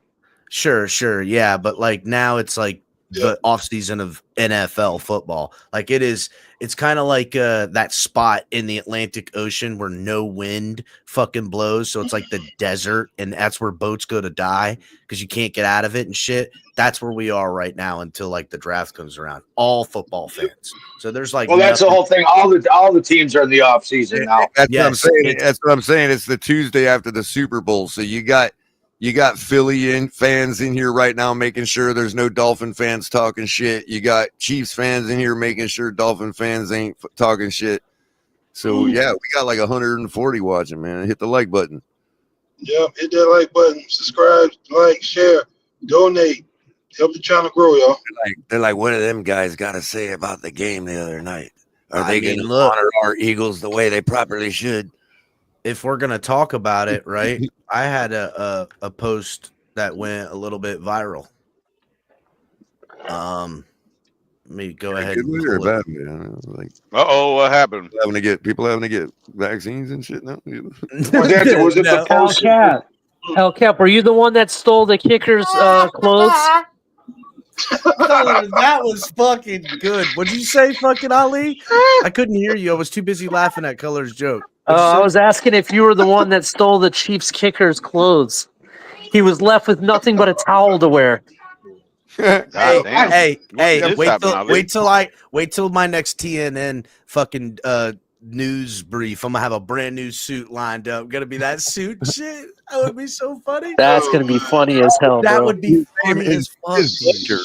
Hey, listen, I should fucking buy an identical looking suit and do that. That would be hilarious. Let me find it real quick. Oh, What does TNN stand for, anyways? Tailgate News Network, buddy. Oh, there you go. Tailgate News Network. So I'll be recording like Ted Turner sues us so we can become popular. Oh fuck, that would be awesome, dude. Somebody really powerful sue me, please. Please. I'll fucking be talking on Joe Rogan about it. I can't believe this shit happened to me, Rogan. It's fucking crazy. That asshole Ted Turner sued these small time guys. Fucking believe that Ted Turner is coming for my neck because of TNN? What's this guy think he owns every letter in NN? Fuck him. I mean, it failed as the Nashville network. It failed as the national network, and I don't think anybody watches Spike. So, I mean, really, what's going on with TNN anyway? Yeah, who is this? All right, so Wait, I watch Spike. Oh, well, there you go. There's no. It's free TV. Ted Turner, it's free TV up at the cabin. Ted Turner, thanks. Like, okay. Yo, it's up at the cabin. It's free TV. I think he sold them to Titan or something, dude. I don't think they're owned by Ted anymore. Hey, just real quick. You say they don't believe in nothing but Spectrum. Lou has. He's killing me right now with this comment. He says, I don't believe no other news station besides Spectrum News, Cap. And I just want to say, you guys don't realize how funny that is because I was talking to Steve. Shout out to Steve Knight. I wish the son of a bitch would come around to Yonder every now and again, but we were arguing back and forth. And I was telling him, I was like, listen, there's no fucking that third concussion that Tua got. I don't think it was real and it's bullshit.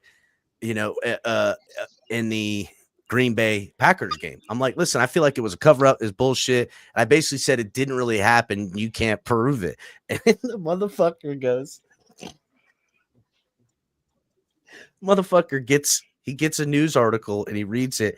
It's from Spectrum News Network. I fucking not, dude. Wow. He says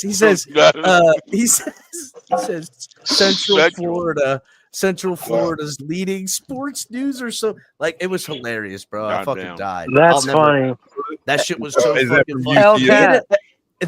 He did get a concussion by what they say. I still call bullshit, but his first news source was Spectrum. That's funny. He came in with the Trump card on me, and it was a Spectrum News. Fucking, it was funny. He tried. I actually believe that. I believe that Lewis watches Spectrum News now because he's a Laker. Because he was concussed in that game.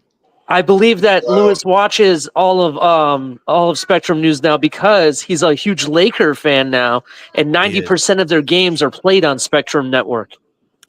So, all right. Don't even start about football. Listen, or basketball. Patrick Mahomes had a don't even start on basketball. Real quick, guys. I posted that video right on Patty Holmes, and he's running for his life out there. Look at that. He hit his head. Listen, he was I speculated. First of all, I just want to point out, I speculated this. Okay. Is that there you go? When I was calling the game, and see that? Oh, look at that! He should have been in the Can you fucking hear me? God damn, dog! When I was calling the game, he just talks over everybody. Holy fuck! The guy Crypto has a mod on his computer or phone to override the mute button. Doesn't matter. When I was calling this fucking game, right? I said, "Oh, there goes Patrick Mahomes doing Patrick Mahomes shit," and that was the last time I said that all game. From beyond this point in the ball game, everything was terrible from them. Everything. Well, the problem is, though, that play was terrible before he slammed his head. So, I got that, but but it was Patrick Mahomes doing it all by himself, Patrick Mahomes style. And you knew he was going to turn it up in a gear. You know what didn't happen after this? He didn't roll out the pocket like that at all. He stepped up and took sacks every time. He did not roll out and scramble like Patrick Mahomes does. And guess what else he didn't do? He wasn't hitting his targets. He did not look like the Patrick Mahomes of usual. So all I did was speculate, hey,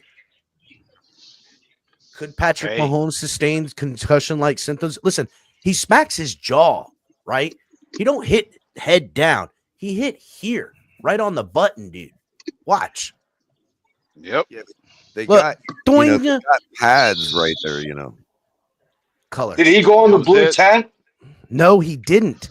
Right? No. He didn't. I'll tell you right now, where's the spotter bullshit. on that? Where's the spotter Exactly, on that's that? bullshit. That's the Mahomes effect. And you know what? And then again, I'm glad you're hearing me, Michael. He went in the blue tent afterwards. No, he did not. He didn't. That's what he did. Hey, No, I he just got a source. I just got text. They just sent me a text message. Oh. You know what? Okay. Well, Is here's that what I breaking do know, news? right? Here's what I do know. Yeah, right. Chef Jew. Is that this hit could explain a lot considering how terrible he played, right? Other than those two big worthy plays, this was a worthyless fucking performance from what I think everyone calls the fucking GOAT of these days. And I saw this and I was like, oh, there goes Patrick Mahomes making everybody fall. Did you just see that? Look at when he steps. Watch all three defenders fall. Look at these guys at the top of the floor. Look, watch. All three of them are on the ground. And then one of them gets him. Boom on his chin. Boom. Dang it. Was that an interception? It was almost he dropped it. Listen, that's right. That's right. Interception. He got some sweet chin music. Yeah, he dropped it. See, the same. He dropped it. He was not HBK style. Yep, there you go. Yeah, but the fact that he didn't go on the blue tent, that's well, whether or not he was concussed. It's very biased. It's very biased. Oh, absolutely. It's the Patrick Mahomes effect. And no, it wasn't biased. He's get to selectively go in the tent if he wants to. Only if he wants to go in the tent. Well, that's favoritism to Patrick Mahomes. It's not treated the same across the board, right? It's not. Oh, that's one. I'm counting it. Kenny Pickett had the same treatment. It tells you the same thing we've known our whole lives. Money is king. So I just want to point out that this Kenny Pickett had the same benefit. This post that I had, when I say that this speculation of mine went a little viral, my original post is at 690,000 right now. But friend of the program, ML Football, I went ahead and sent him this video, and it went super viral on his shit. Let me grab it. Hold on. Are you saying they're walking on purple coattails? No. I sent it to him. I like ML Football. We talk about some stuff. Wow. He's he every now and again he'll ask me about something that he heard or something like. Again, great source, right? I was gonna say he's employed by Spectrum. No, he's not. I just want to point out when I say it went a little viral, mine went just under 700,000. His is over 9 million on that. 9 million views, and there's another doctor and some other site that has a couple. Is that ML Football that was claiming that Myles Garrett's going to go to the Dolphins? No, what it's claimed is that there's a betting service that has the Dolphins ranked second best odds of landing him, meaning that don't put your money on that one. Don't put your money on that one. I'm just saying that's all it was. It was a reporting on that, not that he said that they're going to land him. So, but yeah, that video, I would say that video safely has over 10 million views now. So yeah, that went pretty well, boys. That was pretty cool. Buffalo's in the lead right now. Buffalo's in the Myles lead. Garrett, they number one odds. Cincinnati's up there if they can't re-sign Hendrickson. I thought he was going to go pay out this year. I'm surprised they re-signed him this year. And Green Bay. I was shocked. The three that I heard were Green Bay, Cincinnati, and the Bills. I'm going to go ahead and out on a limb and say this. I'm going to put my money on Green Bay because because everyone's trying to say no one can figure out what the next Super Bowl is with the colors and stuff. I'm telling you right now, it is Green Bay versus the Chargers. You can take it to the bank. Green Bay, if they're in on that, they're getting Miles Garrett. Take it to the bank. The Chargers? That's a hot take. Chargers versus Green Bay in the next Super Bowl. Yeah, I would say Denver has a better chance than the Chargers. I got to be honest. I think Cincy's going to fucking come storming back. That's what I Bay think. against Cincy. Wow, wouldn't that be? I think Cincinnati's going to come storming back. They're going to go heavy as hell on defense. Well, hey, crap. They got to sign Higgins. They got to sign Boyd. I got you, but or not Boyd. The other guy. Who's the other guy? Chase. They got to find a running back. Telling you right now. I think they're only going to sign Chase. I think they're only going to sign Chase, and they're going to go heavy on defense, and they're gonna fucking draft somebody to replace it. Maybe get some other guys like a fucking Brandon Cooks type or something like that out there, and just try to make it work. Because Joe Burrow, I think, can make it work, and they'll draft a running back, they'll fucking draft a wide receiver, and then they'll move on. But I think that if they're smart, they put their fucking financial assets in free agents on defense and fix that bitch right away. Which means none for you, Higgins. Yeah, I don't think Higgins going to get it. I think Higgins going to get some Jacksonville deal somewhere. Okay, so on the way back to where back home, we stopped at a gas station, and this guy's like, "Oh, you're a Dolphin fan?" Because I had on the Blitz pickup shirt. He goes, "Hey, I heard Aaron Rodgers is going to Miami. Is that true?" I'm like, "Hell no." Hey, there's actually wide speculation. How hard up y'all are up there for newscap? Jesus, man. We have a that would give Aaron Rodgers come to the Pete, Dolphins. We're going to the Super Bowl. Book it. That would give Pete his wish of getting a top flight backup quarterback, whatever that is. I don't want any of that. No, thank you to all of it. Aaron Rodgers went out on cloud 9. What are you talking about? He had better numbers than Josh Allen. What? I'm good. You just need a good, solid backup if Tua goes out.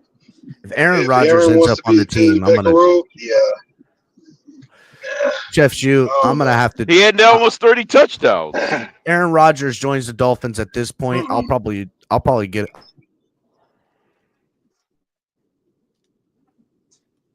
Because that don't mean Tua's leaving. Now I got these two. No. Because you still need it back. You still need to get a shoe. You still got a shot, but played every game this season. Have somebody up just in case. You still got to get a quarterback in this draft. Somehow they got to get a quarterback in this draft because with the Tua's history and all that stuff, I'd rather you just go draft somebody, do the same thing that what Brady went through, train them, get them ready, prepare them, etc. If Greer and McDaniel going to shoot, at least the next coach and the GM, whatever, you got at least somebody you could try to work with and whatnot. Because, like I've been saying, it's ridiculous. We keep going through the same crap over and over again. And I don't feel that they're gonna address the things that they said. First, you said, Greer, you don't care about the offensive line like how we do. But now, all of a sudden, at the end of the season, now you want to focus on the offensive line. Well, you should have did that since you've been here, my guy. Now, why you they had to say that because they knew they were paying Tua. They couldn't go out and spend. They couldn't go out and spend money. Mm-hmm. And that scenario, they had to lie to you. Quarterback. As always, and now you want to talk about what happened, Color? I said, as always, y'all are missing the real play. But I ain't gonna say what the real play is yet. I got the real play, Color, and I've been telling everybody. Hold on. I ain't gonna say what the real play is yet. But when the talk starts ramping up, you'll know it. Mm-hmm. And we'll come back and revisit this conversation, and I'll tell you what the real play is. So I think I'll tell I you told what. everybody. Yeah, I told you told me, everybody. Cap. You told me. Yeah, last year Mm. in the off season, this is what's happening. They have signed up this team for 2024, 2025, 2026, no matter what, with the intent now to take everybody from Tua Tagovailoa all the way to Jordy Brooks and bring them back to the table. Every single one of them are going to come back to the Hey, table. Cap, can you put up Lakeisha Smith's thing? This is what I've been saying all the time, and it just goes right over people's heads. We already have a top flight backup, and the name is Tua. We need a starter. Tua's not reliable. He's giving you 11 games. I still don't know what a top flight backup is. That's the point. No He's such already thing. on the roster. He wears number 1. There's no such thing. Listen, So real quick, let me finish. Let me finish. Hey, I gotta drop. I'll be back in 2 minutes. Thank a God. top flight quarterback is like a delicious $2 steak. Yeah, exactly. It's prime rib at a fucking diner at 3:00 in the morning.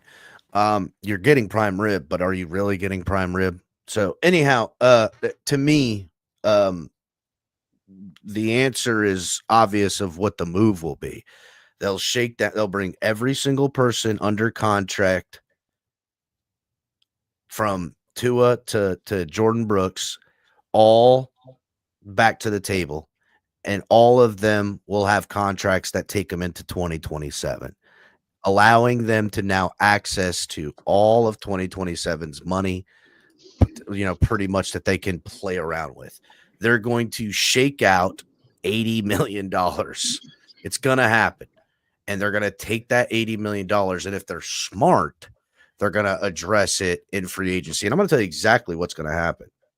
I mean, bookmark it. Minute 26 seconds in this episode post Super Bowl, telling you exactly how it's going to go down.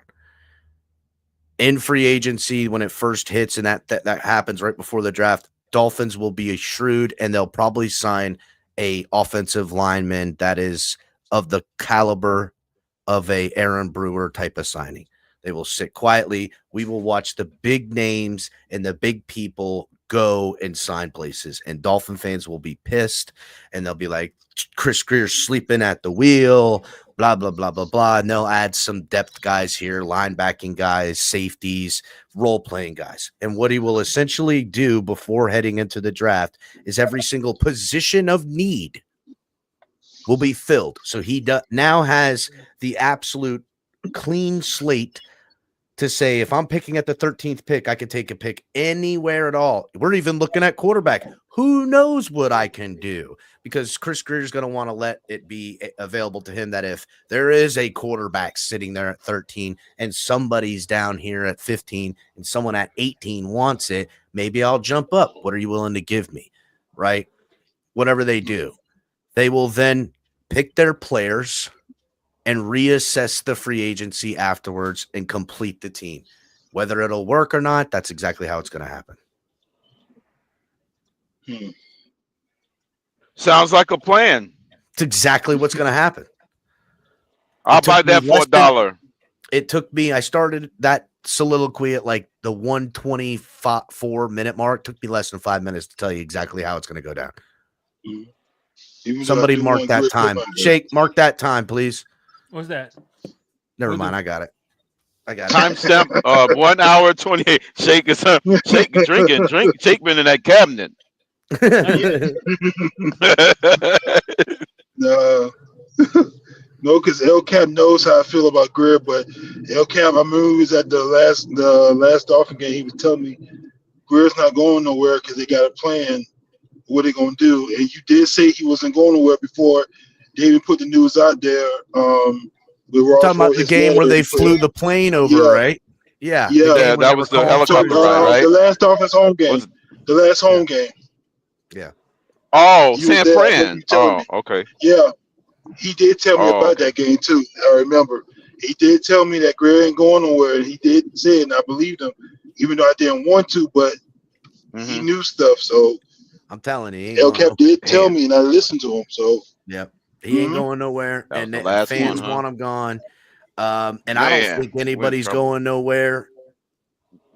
Win, lose, or go home 20 at the end of this coming season, right?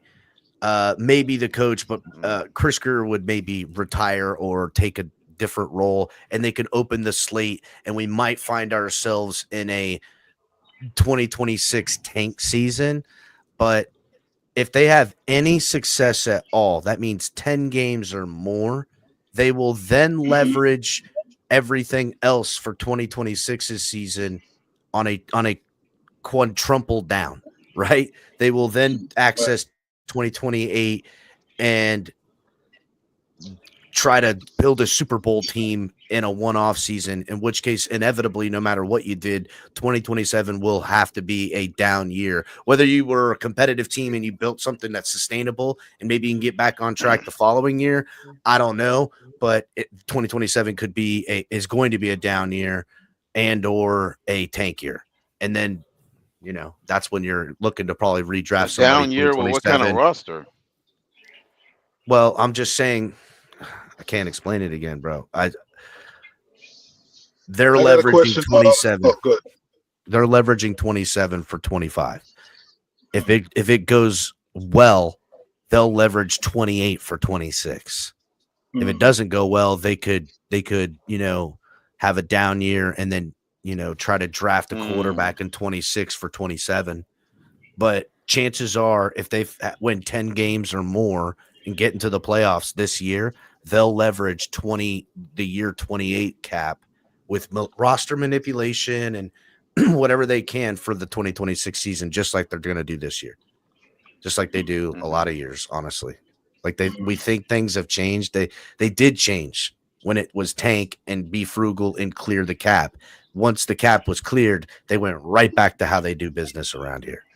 Right back. And we're right in the same spot where now we have to leverage future years and hope it gets right now. That's it. That's what I have they're a doing. question, El Cap. What's up? So let's just say that Greer is fired this season coming. Who would you go get as a GM to help this organization to get back to where they need to be? And on top of that, which coach would you want that GM to go after? So a lot of things come into that discussion, right? Like,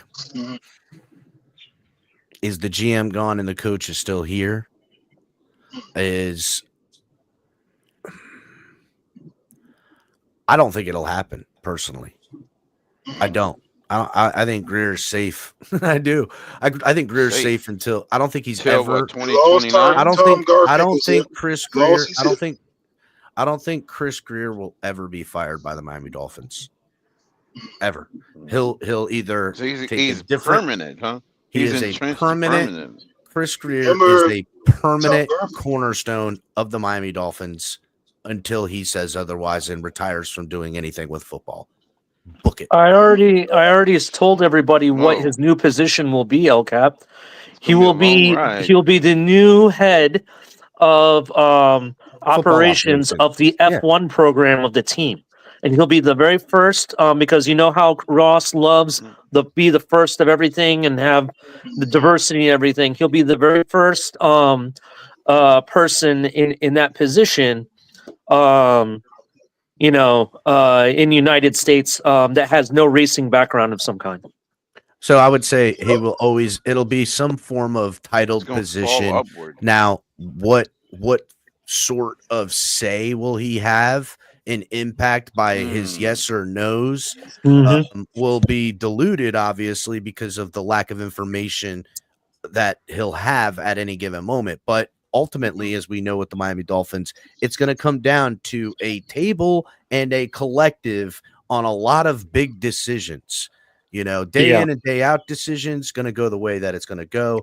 But big decisions are made by what they said, the collective. And then every now and again, I think they practice when they say collective, they say, hey, what do you want at the fourth pick? And they let the position coach pick exactly what they think will work in this offense. I know that's exactly what they do because I've watched that fail, right? I've watched that fail. So again, for better or for worse, this is the train tracks we're on, and I don't know how any Dolphins fan can expect anything different. The only thing we could really hope for is luck. That's it. Is luck.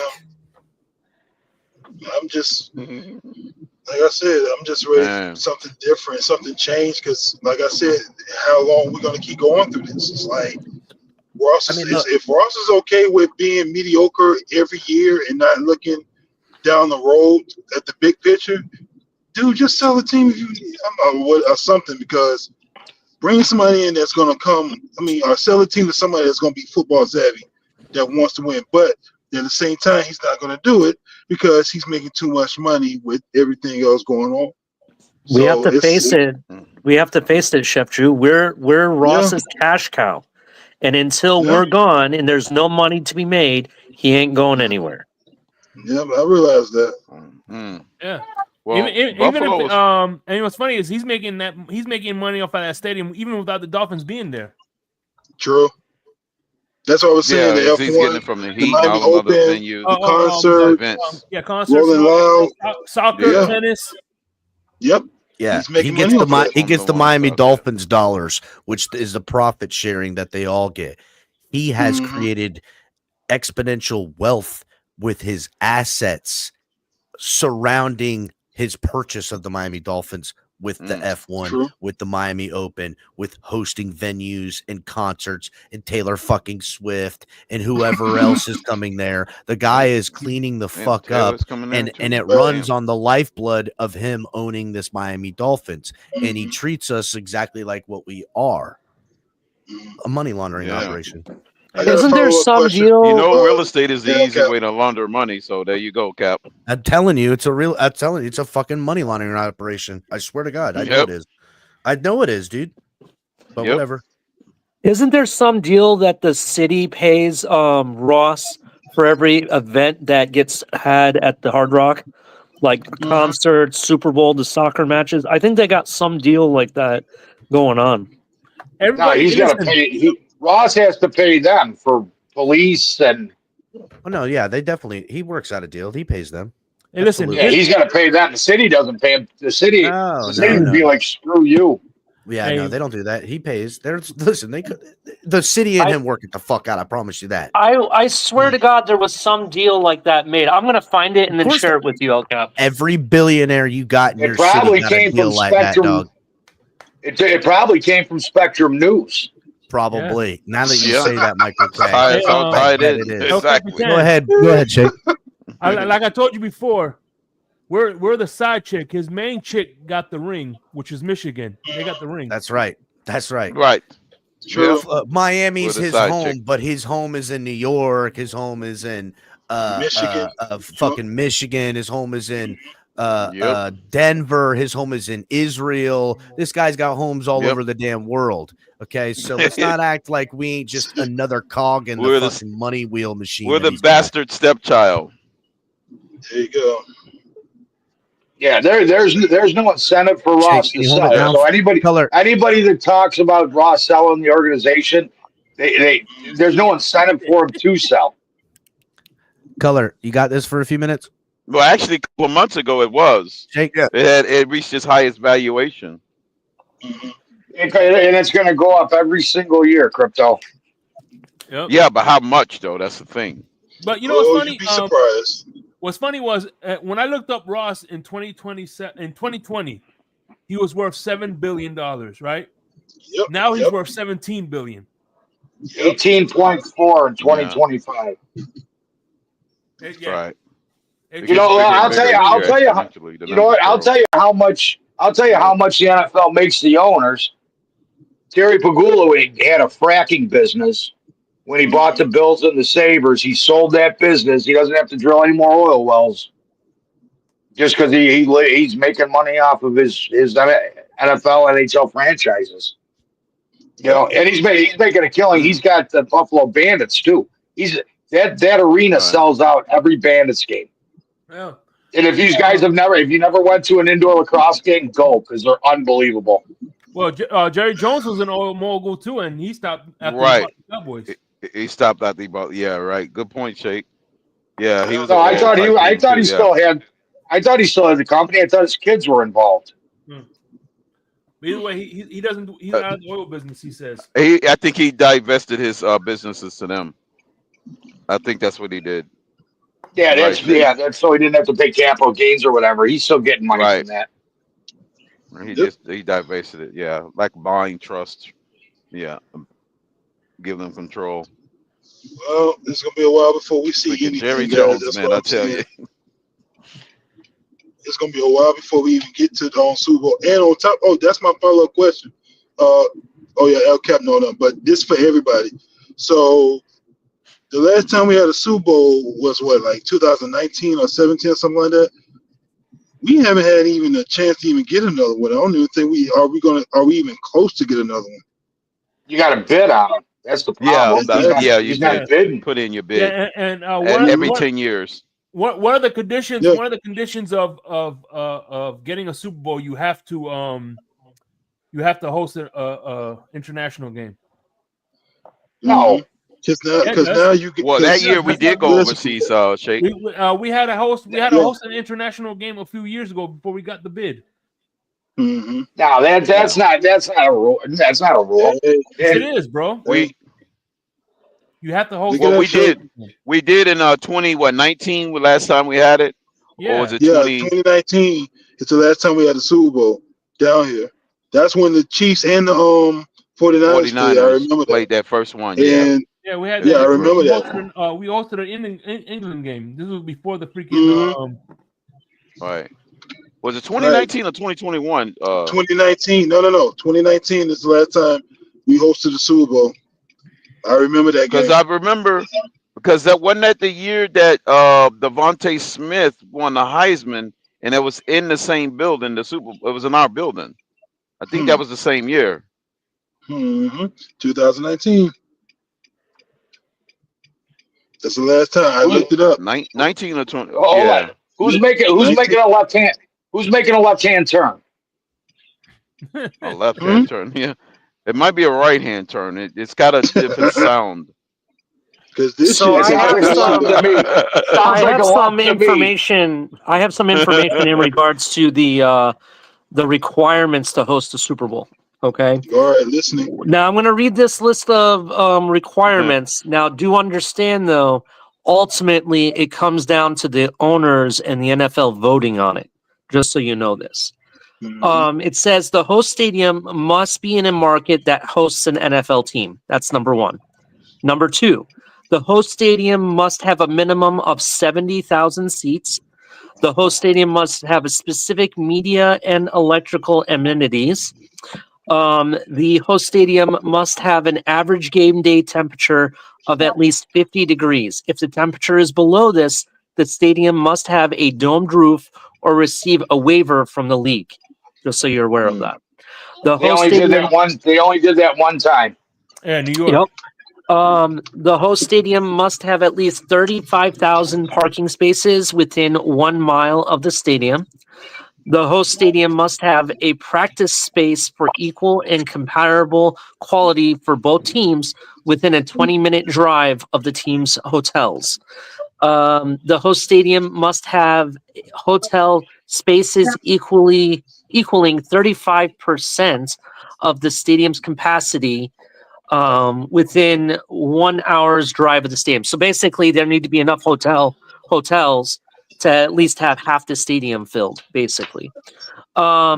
The host stadium must have space for the entire NFL game day experience, including a large pregame entertainment area, space for all other events that take place during the Super Bowl week at areas such as golf courses and bowling alleys. And then again, it goes on to say that while ultimately the Super Bowl city decision used to this is used to revolve around the weather. No, that doesn't make sense for that part of it. But ultimately, these are some of the requirements. It doesn't say they have to host an international game. However, I will say this: it won't be surprised. I won't be surprised if the NFL does use that as a leverage for it. And I do think we're getting closer and closer to an international Super Bowl. That's just my opinion. That would be. Yeah, because isn't that what Goodell wants? He said he wants to have a Super Bowl over in London or something like that. Mm-hmm. I think it would make sense to have it in Dubai, to be honest. In where? I'm sorry. I won't be surprised if it's in Dubai, to be honest. Oh. Only for that fact, because of the fact that places like Dubai and the billionaires that are there and whatnot, and the people in charge over there, they would spend billions of dollars and pay the NFL just to make it happen. Gotcha. Gotcha. Ooh, wait till we got the Fins tailgate Dubai, man. Oh my God, that's gonna be epic.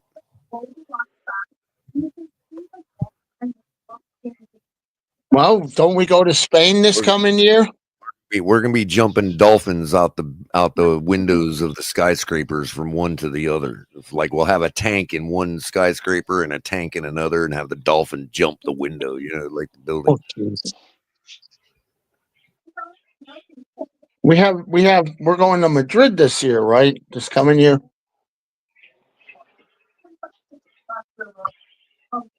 Yes, we're going to Madrid. Gotcha. I thought so.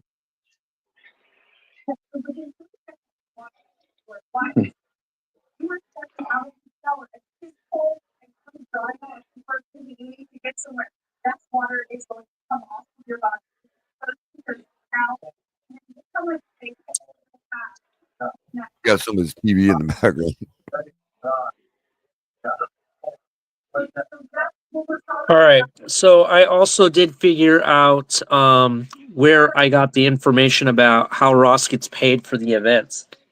So at the time when he was trying to get public taxpayer money to pay for the renovations of the stadium, the city and Stephen Ross was in negotiations for that style of a contract where they were going to pay him money to reimburse him, but it would be based on events that were thrown. So he would have to host international soccer games and concerts and Super Bowls and stuff, and he would be paid back by the city as such. But ultimately, he negated all negotiations and decided to fork up the money himself. So that's ended up what happening. Well, technically, the city would have got a cut of that international soccer game. It's essentially is what that would have been. We're going to pay for it, but we're going to get a percentage of everything you sell. And it was probably like a 30-year contract. So he said, "Screw it! I'll just put up the money myself and get it back in 15 years, or whatever else, instead of sharing it with." See, now like the Bill Stadium, they screwed us taxpayers big time. Because right now, well, I still call it Rich Stadium, but Skidmark Stadium is owned by the county, the property. Once the new stadium's built, which is only 600 yards or whatever away from the old one. Once it's built, it belongs to the state, not even the county. But our county taxes went up to pay for it. That's messed up. If it belongs to the state, the whole state should pay for it. Exactly. I mean, whatever money we paid, but all the overages, that comes out of Pagula's pocket. So whatever they agreed on for the county to pay, Hochul, our governor, and she's from Buffalo. She screwed the Buffalonians. She screwed us big time. But anything over had to come out of Pagula's pocket. But it's just amazing. Some of the, if you go on their Instagram or look on their YouTube page when they give you stadium updates, some of the shit's really, really cool. What they're doing. Is the new Buffalo Stadium, is that going to be domed at all or not really?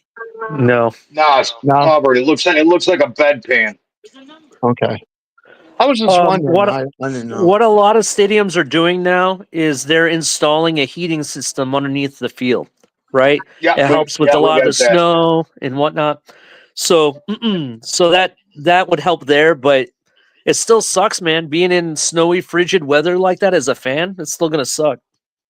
Yeah, I guess Is the there still going to majority be of a it's going to be bench? heated. Is it going to be individual seats, or is it still going to be the bench method?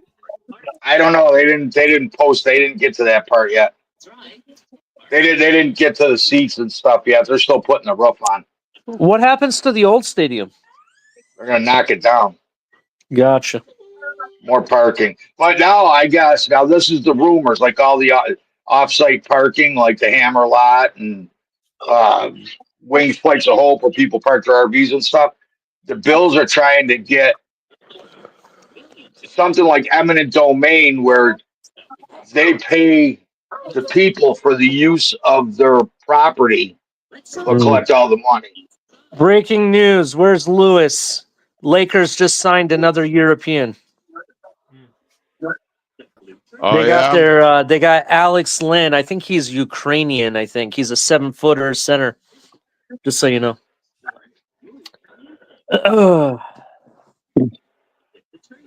Anyway, it'll be interesting what Bills do with their stadium. I'm kind of interested to see what they do. Anthony Davis is up. It's going to be just, you've seen it. It's just like Tottenham. It's almost identical to Tottenham, the one in England. Yeah. Tottenham Hotspur, whatever it's called. Yeah, Tottenham. Yeah, I know what stadium you're talking about. My dad's been in that stadium. I've only seen it on TV. But they wanted us to sign I didn't get season tickets this year because they wanted us to sign PSLs for our seats for 30 years. And when it started, they said they were going to give us 10 years to pay for it, like a 10-year mortgage.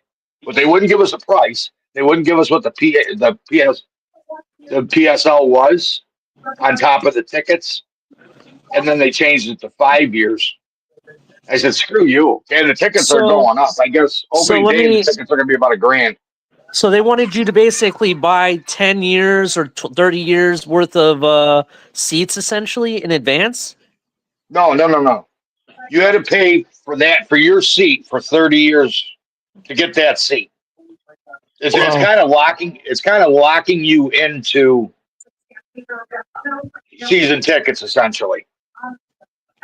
It almost sounds like a timeshare, bro. They want a timeshare mortgage your ass.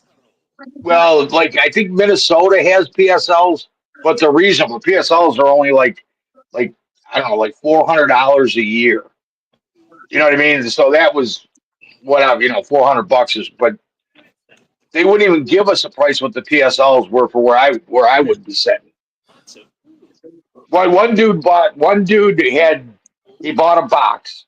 This is no bullshit. He bought a box, and I think there was 28 seats in the box.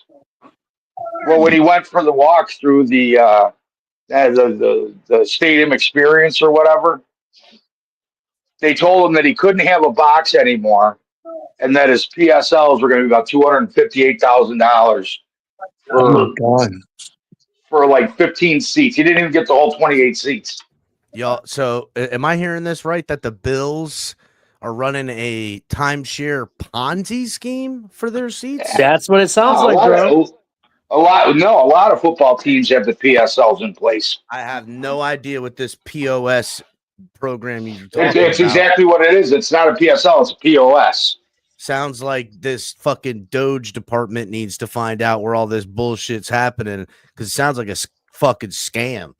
Yeah, it's a money maker. It's a money maker, so the bank can make money because the bank's going to get in, because you're going to take out essentially a mortgage for your season tickets.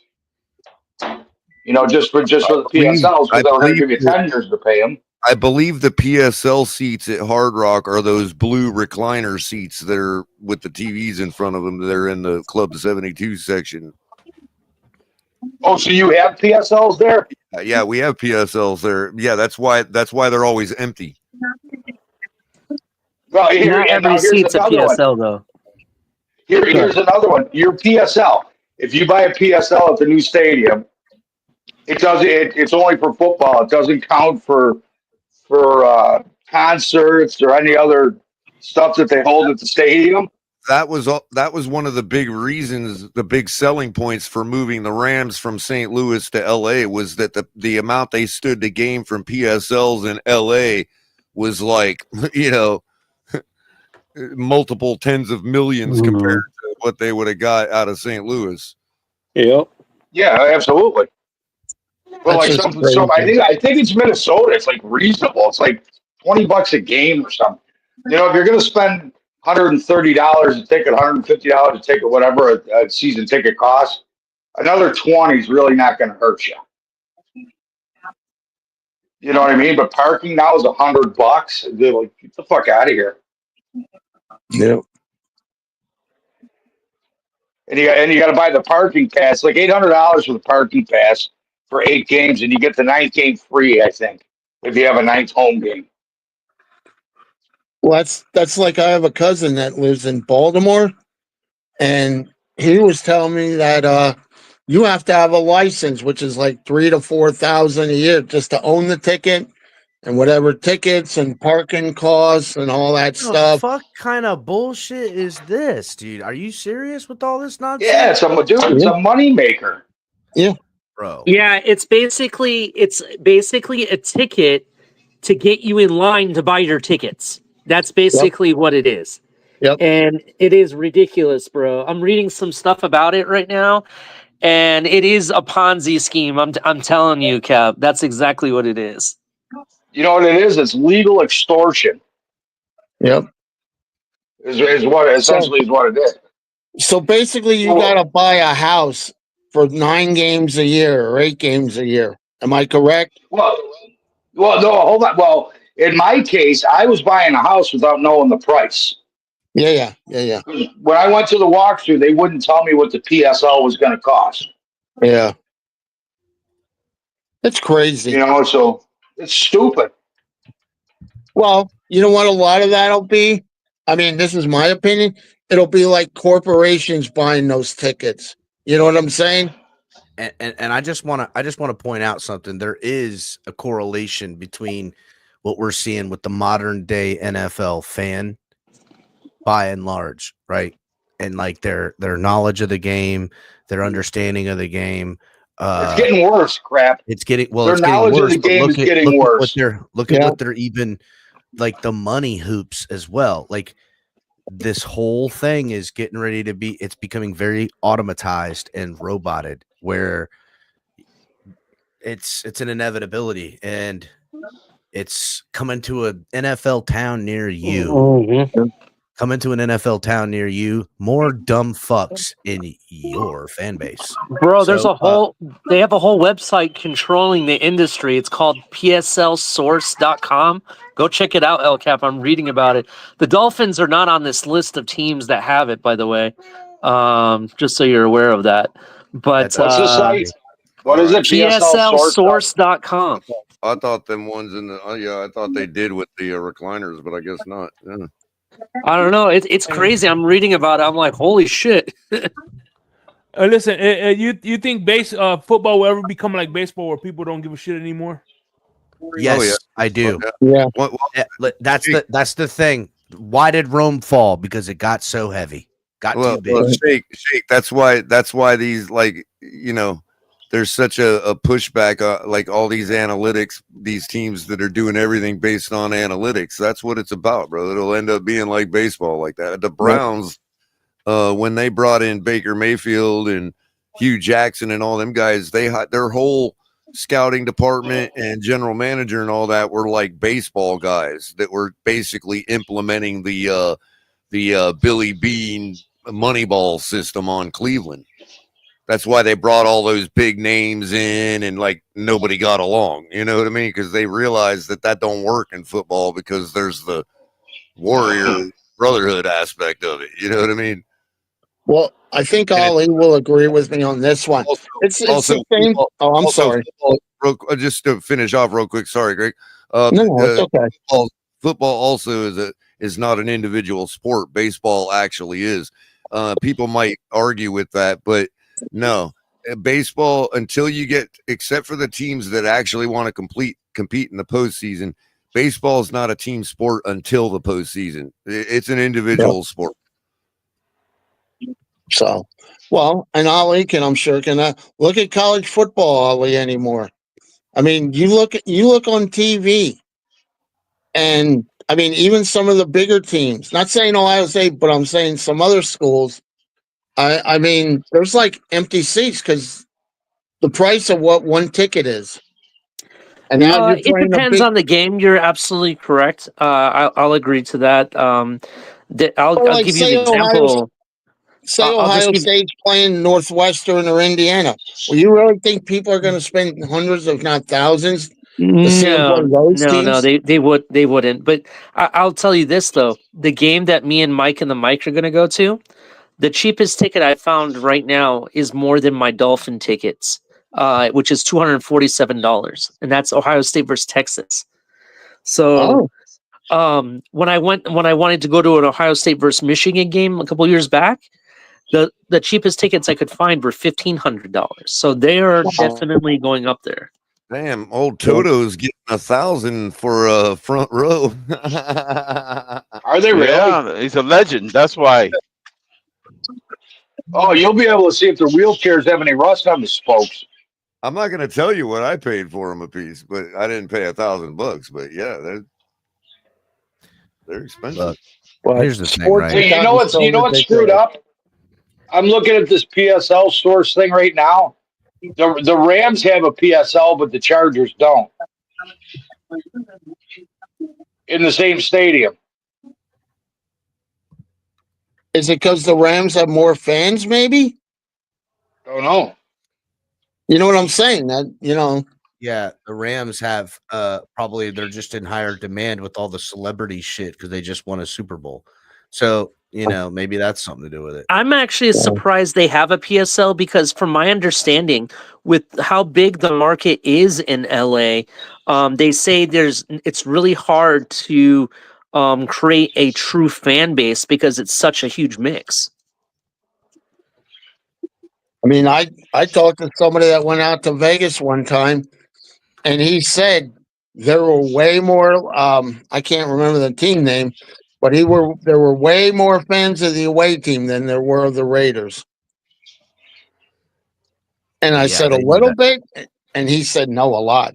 Well, a lot of people go to Vegas. What do they go for? To gamble. They knew it was going to be like that for a while. But if Vegas ever puts together a team in one of the hardest divisions in football, then they'll get their fans. It's just a matter of time. Yeah, I mean, I hung out with some Raider fans when they were in town versus us, and to be 100% honest, they have a huge following. They may have because right now they haven't been so good the past 2 seasons. They probably just don't have the fan base out and about.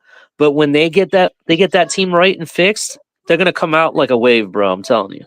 Yeah. What do you think of them?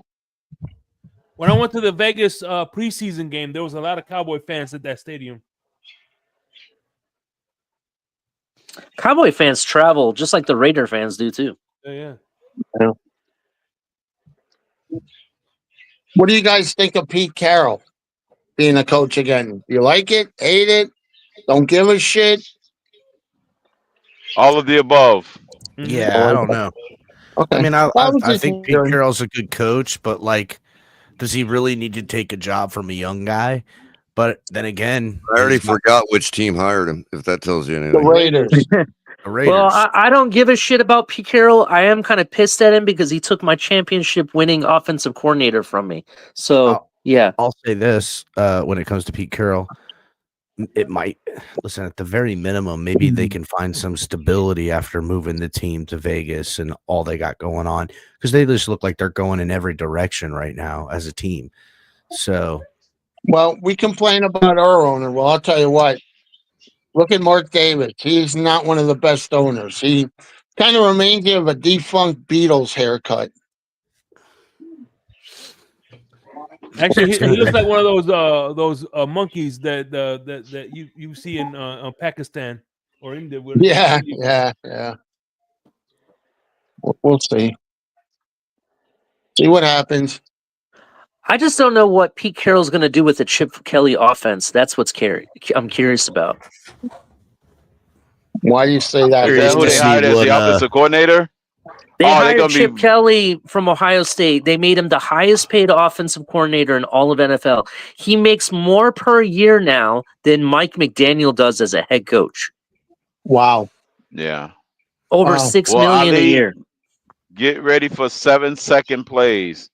They're gonna get the playoff in less than 7 seconds. It's a It's possible. 7-second I won't offense. be surprised, to be honest. But having Chip Kelly and Pete Carroll together, it's either going to be really good or a recipe for disaster.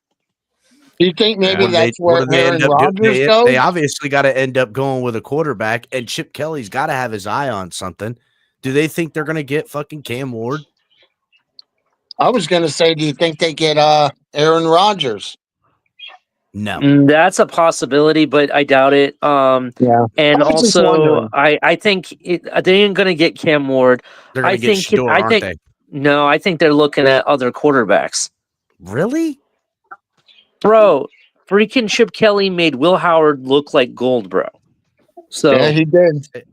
But just look saying. at where they're Yeah. picked, bro. Yeah, he did. But There's they're gonna Jackson be having Dart. that fast Jackson break Dart's offense. there, to be honest. That's another guy you can look at.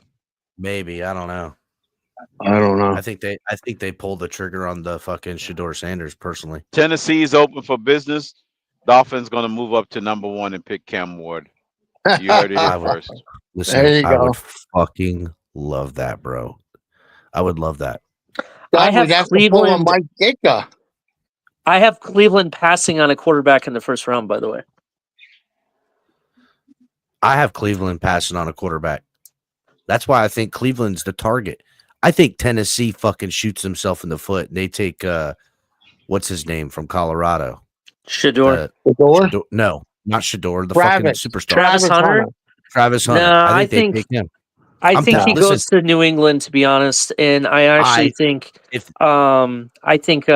Cleveland picks up the other defensive end that's everyone's talking about, Abdul Carter, who I think is a beast. So that's who I think Cleveland goes with. I'm telling you right now, Cleveland's open for business, and I think Tennessee shoots himself in the foot, and they take Travis Hunter, and then, and I'm telling you. Oh man, that sets up Cleveland. Would that be Cleveland such will a have bad the pick? second pick, and it is going to be open for business for Cam Ward, who will fall to who the fucking Browns are not going to take, and won't make it past New York. New York wants him. Now, whether the Browns can leverage that to take shit from New York, probably, but someone who wants Cam Ward is going to be able to get him at the second pick. Is Cam Ward going to be one of those guys that he'll say, well, this is the list of teams I don't want to go to? No, he's not. No, he ain't doing that. Yeah. Okay. No, I was he's just not doing that. asking. That's all. That's all. Hey, listen, if he went to UM, he'll go anywhere.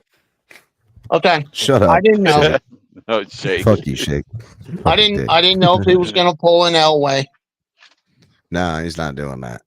Okay. Listen, he's going to be good. Yeah. And I don't think Cleveland takes him. And I think Cleveland wants fucking what's his name? Travis Hunter. I think that's what Cleveland wants.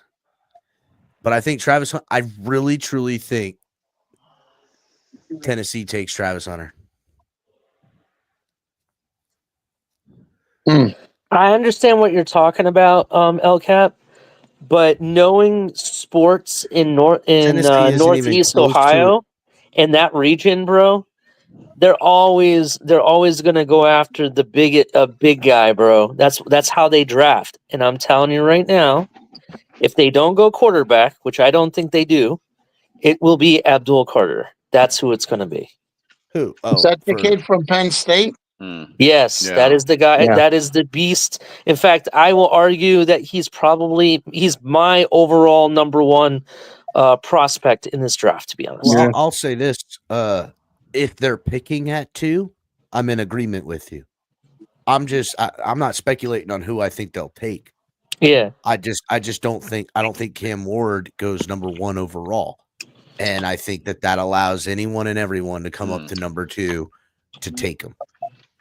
But if the Browns, bring their pick in, they're probably going to take the fucking homie. Is it me, or it seems like this is the one draft that nobody wants to pick number one? Everybody wants out Yeah, of it because you somehow. know listen, for as much hype as the quarterbacks are getting, Yeah. it's still a reach at number one overall quarterback this Yeah. year. Yeah. And you know, to me, right, we could find out that this is a better quarterback class than it seems.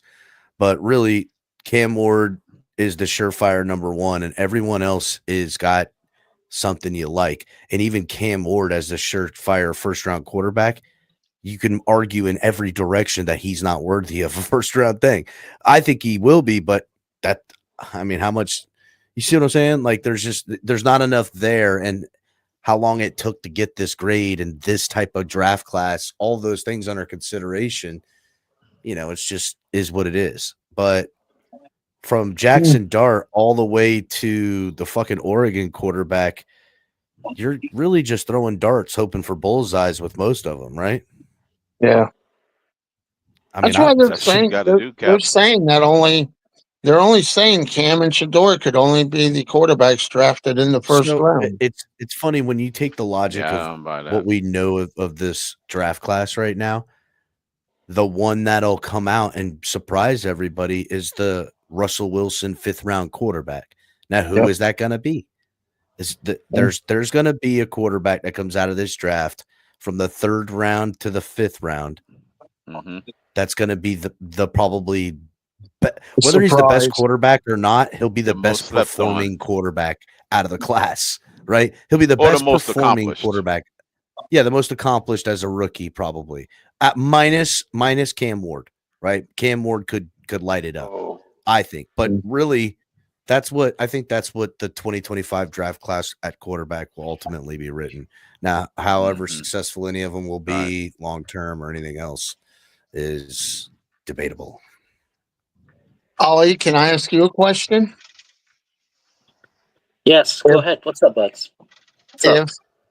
If your quarterback fell to Miami, whatever round, and he's there for us to take him, would you want him to take him, or say no? We'll go with a different way at quarterback. So you're asking if my guy was there at for Miami? Yeah, what's his name? kid? Will Howard. Well, I personally, Not for me, necessarily the first round, but I'm saying like a 2nd, 3rd, 4th, whatever. all right. So this is me speaking pre-combine and pre-pro day. Okay. Okay. What I've seen on tape as of right now, what I've seen in the postseason, where Will Howard is a national champion and everything. Yeah. He has risen somewhere between the 3rd and 2nd round for me. Okay. So if it's Miami and I'm at 13, I'm going either off defensive line or maybe a safety there or best player available, or I'm going to trade down. Yeah. But come the 2nd round, that's when I'm going to start thinking about Will Howard. That's where I'm at right now with him. That could change. There's a lot of people in the community talking about some of these quarterbacks having 1st round grades put on them by scouts, and that could catapult them. Some people are even saying that there's a possibility that this draft could be like last year with all these quarterbacks flying off the board, because there's more than a handful of people that need a quarterback. But I don't know. We'll see. Right now, he is no higher than the 2nd round for me. That could change, No, I wanted to after ask you combine that. and stuff. But that's where he's at for me right now. Bean, he's a Buckeye. You're a Buckeye fan. I just wanted to ask you that. Yeah, but I think personally, the team that I think he will go to, I think, is the Steelers. To be honest, that's where I think he's going to end up. Yeah, I've heard they're interested it makes a lot of sense why too. Go ahead. Yeah, it'll be interesting. I like the kid from Syracuse. Oh, Kyle McCord, former Ohio State quarterback as well. I like him too. He's I wasn't very high on him, but after watching a lot of tape and then having my episode of 4th and 10U about the quarterbacks, I'm very high on Kyle McCord right now. I think he's a gunslinger. He reminds me of Matt Stafford at times when he was when he was in Detroit and whatnot. The only thing I question And according to Mike on the mic, it's a type of throw that he does. If you watch him throwing his passes, he snaps his wrist at the tail end of it, and it just looks kind of weird. But I will say he throws a mean ball. That's what I got to tell you about him. I just wanted to know what you thought. Yeah, I didn't like him when he was at Ohio State. You know, he was not very calm and collected. He was erratic with his throws. You could tell pressure was getting to him and whatnot. But when he wasn't being pressured, he could throw it then too. But I will say, whatever he did at Syracuse, they fixed him. So shout out to Kyle McCord. He's somebody I wouldn't mind if Miami grabbed either. Yeah, I personally, I've heard you if it's mention this me, kid before, Ali. Say what? I've heard you mention the Syracuse McCord kid before. I used to talk a lot of smack about him because he wasn't very good at Ohio State. So that's why I was like, I didn't really care for him.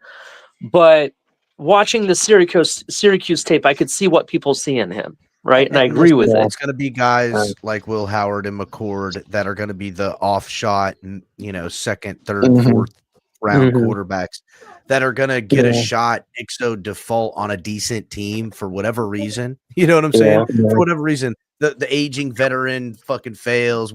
I don't know. The young rookie that's on the rocks the last couple of years fails, and this guy gets his shot and lights it up. It's literally the fucking tale as old as time in the NFL for this shit happening, right? Whether he'll be something or not, we don't know. But could the Dolphins find a dude like that to be lurking around? Can the Dolphins have that type of story with one of these dudes? So check this out, El Cap. If there's a player in this draft that I'm predicting wherever he goes, doesn't have to be Miami, it could be anywhere, that he could be one of these backups that gets discovered and ends up becoming a starter. Just remember this name, Max Brosmer. Keep it in your back pocket. Brosmer. I'm predicting that he's going to end up being this guy that he's like he ends up being a backup, and then in a game like Brock Purdy, like a swan being born and everything, he's going to come out and everyone's going to be like, man, and he ends up becoming the guy of that team. And actually, that's who his comp is. His comp is Brock Purdy. The guy has super high football IQ. He's one of the few players that has started over 50 games in his college career, right? He was considered one of the best high school football quarterbacks in all of Georgia high school history, from what I understand. And to this credit, for people that are looking for quarterbacks that can play in the cold, he used to play for New Hampshire before he transferred to Minnesota. In both places, he said it's the coldest places he's ever been in his life. And he's played football there. What's his? What would you comp him New to as Hampshire? far as possession of skills? I'm gonna say he is Brock Purdy. To be honest, he has a high end football IQ. He can throw at all phases. All intermediate throws, perfect, elite. Step into him and heave him a couple of times and shit like that for the big bombs. I don't want to say he has to step into it. His throw looks pretty natural, to be honest. His pocket presence is pretty good. He's kind of, in my opinion, he kind of reminds me of Teddy Bridgewater a little bit with the checkdowns and stuff. But he's going to play it safe and smart, but he can throw the deep ball if you need him to. He's a great backup quarterback that that's a top flight backup right there. Honestly, as I said, he's a backup, but I'm predicting that if I'm betting on like the odds of who the next Brock Purdy would be, it's him, Max Brosmer. Remember the name. Old Maxie Bras. Okay. Old Bras Max. Yeah, you never know. Hey, listen, he's got logic behind his take, so there's at least that. Fuck the kid from Canada. Screw him. I like the kid. I like Mike on the Mike's sleeper pick.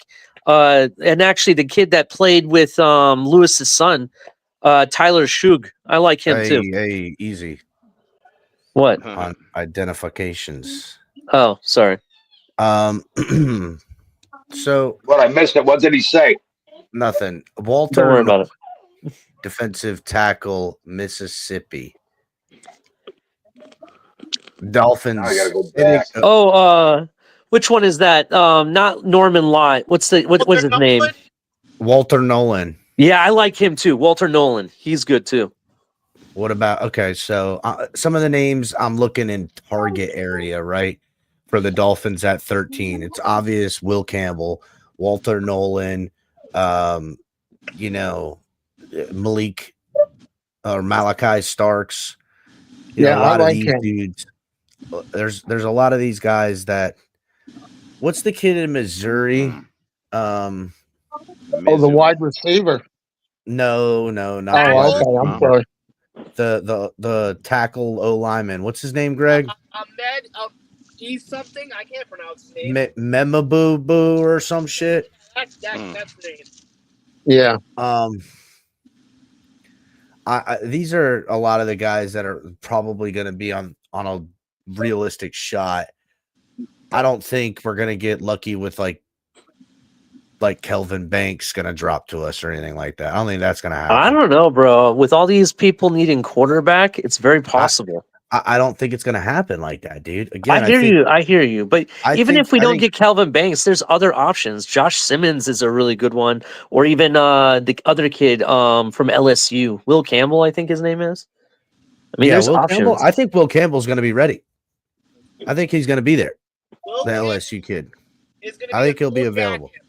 Will Campbell's going to be a gold jacket. You think? Yeah. So all I'm saying is there's a lot of. I'll be frank with you guys.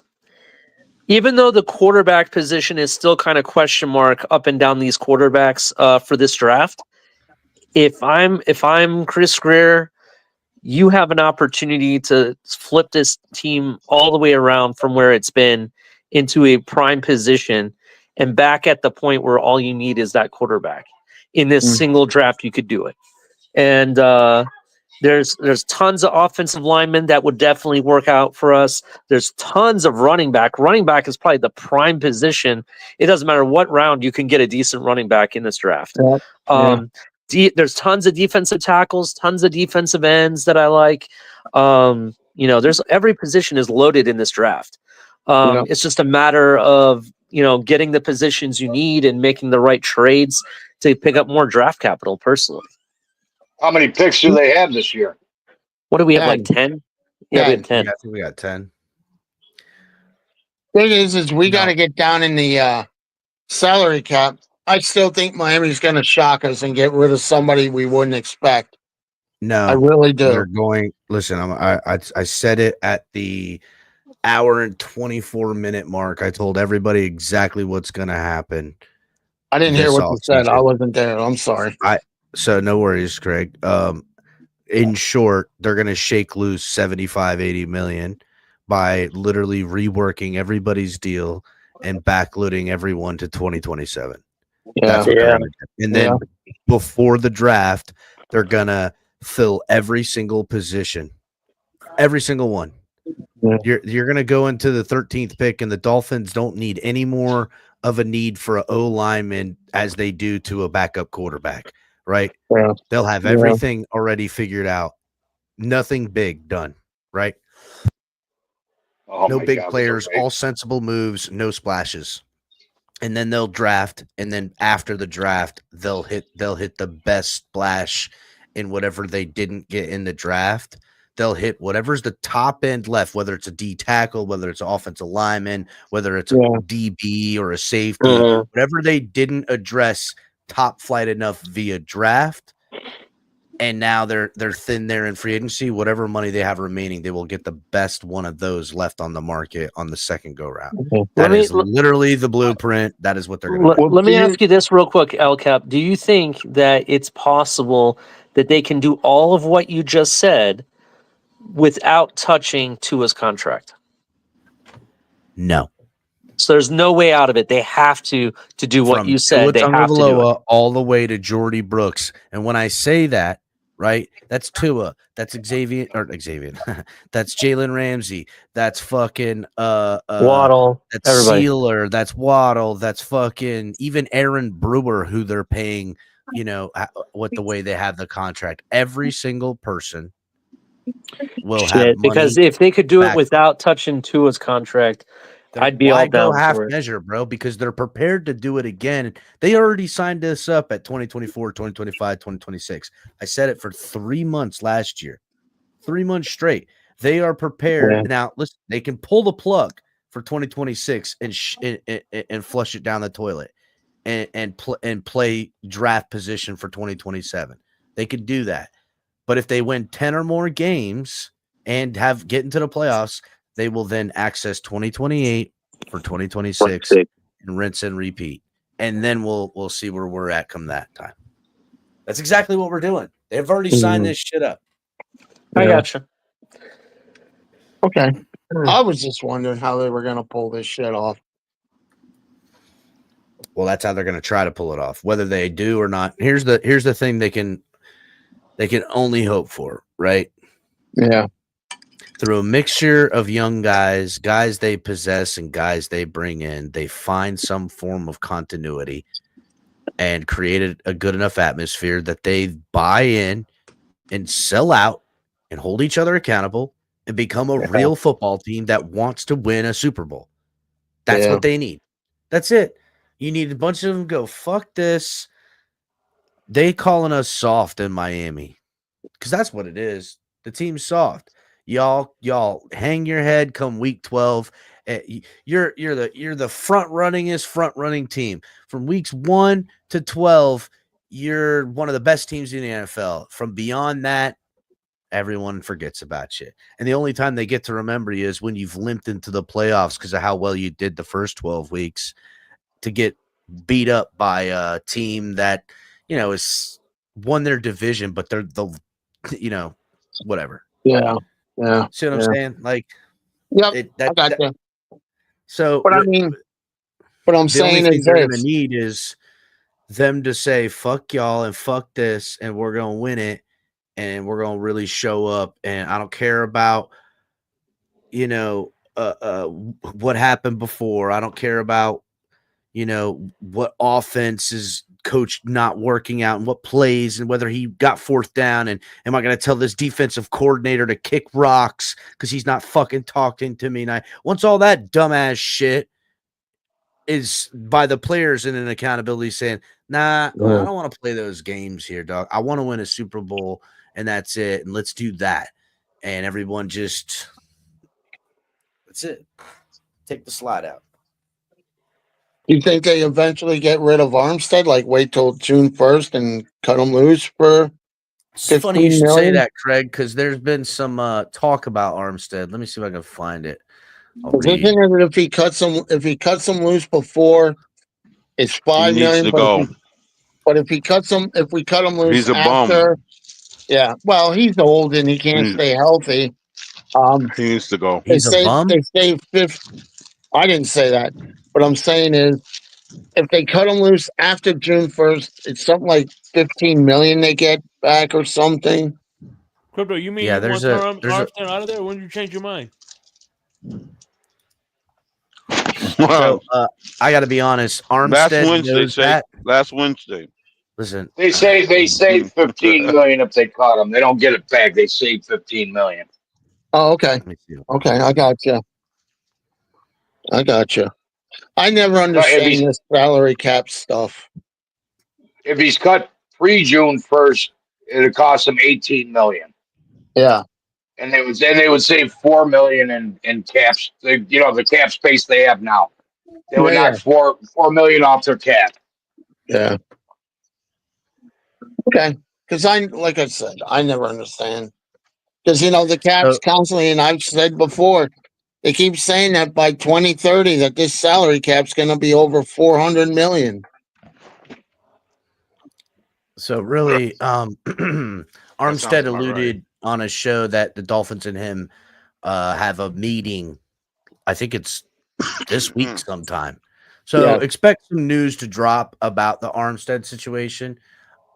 I think, if memory serves me correct, I'll pull it up to be certain, but I'm pretty sure that we get 15 million back, but he's still going to cost us like 11 to not be here. You know what I'm saying? So it's not very good, 7. right? It was 7. It would cost you. Are you certain on that? Yeah, I just looked at it. All right. Okay. Well, then again, I think they want him back. I think they need him back, and if they're being serious, they'll bring him back, but they need to save money and not count on him as a starter and need to work that deal out with him. And I think he wants to work that deal out with him, potentially even sliding in at guard and giving up left tackle to Patrick Paul while they figure out whatever backup, whatever guard is going to take his job, you know what I'm saying? Or move him to right guard for whatever. I don't know. I think they're going to go with a combination, right? They've always gone that route. Right. They're going to have a combination of motherfuckers. Right. Yeah. Right.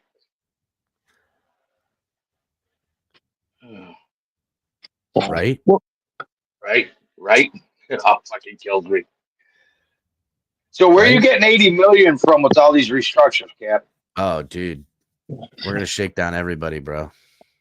I'm looking at it right now. You can't restructure Phillips because he's on his rookie deal. Yeah.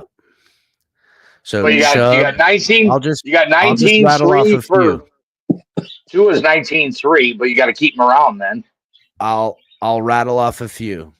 Tua, Tyreek, Ramsey, Chubb, Seiler, Brewer, Jordy Brooks, and that's all I can think off the top of my head, honestly. There's 7 guys right there. Yeah, see, but some of them you're only saving like $3 million. I know, but that's exactly what they're gonna do. Every million's gonna count on this one, buddy. Yeah. Wow, you restructure Waddle, you saved $80,000. Oh my god. Oh, okay. Well, I didn't know. No, that's a ridiculous contract. He's guaranteed 16, and you can't restructure him. And you can't restructure him because it's. Yeah. Okay, well, it's like Jalen Ramsey. Ramsey only gets 3.2 on a restructure, but he's guaranteed 24, so that's counting towards the cap. He's guaranteed 24, so what do you restructure? I mean, it's not even worth the paper it's written on to save that money. Yeah. What is he a cut? Post June 1st cut. Oh no. No, you lose money on him. You're stuck with Ramsey. You'd lose $14 million. Well, His cap hit with the team is 16.6. Well, if you cut him, it's 30. I'm looking at the cap right now, and they can. I'm telling you, they're gonna rework contract deals, dude. They could pull tens of millions of dollars from these guys quickly. Yeah. Well, they're not pulling. They're going to get it. They're going to get it at some point. That's the problem. You can't restructure. No. You don't understand. I've been saying this whole time. They're gonna restructure and add everyone into 2027 and take 2027's cap and give it to them and put this year's cap hit on 2027. That's how they're going to do it. Right. The players don't. Front. They're going to give them the cash up front and backload the costs to 2027 like everybody does. Right. And here's the problem with that. You're right. It's going to kill all the money, but it is what, dude, even like, I'm just saying, right? Right. Well, but the point being is if it comes out and the Dolphins suck again this year, they're going to. Then they did all that, and it's just, it's tidy bowl time because they're circling the drain for the next 6 years. Well, if they double down like this and the Dolphins fall flat, they have the option to then be bad in a quote unquote tank type of year in 2026 and gear up to fucking, that's when they'll strip the team, cut players, carry dead cap, tank, and then look to draft in 2027. That's what they'll do. But again, if they say they do all this, what I just said, but they get what they perceive to be success, say they get into the playoffs, right?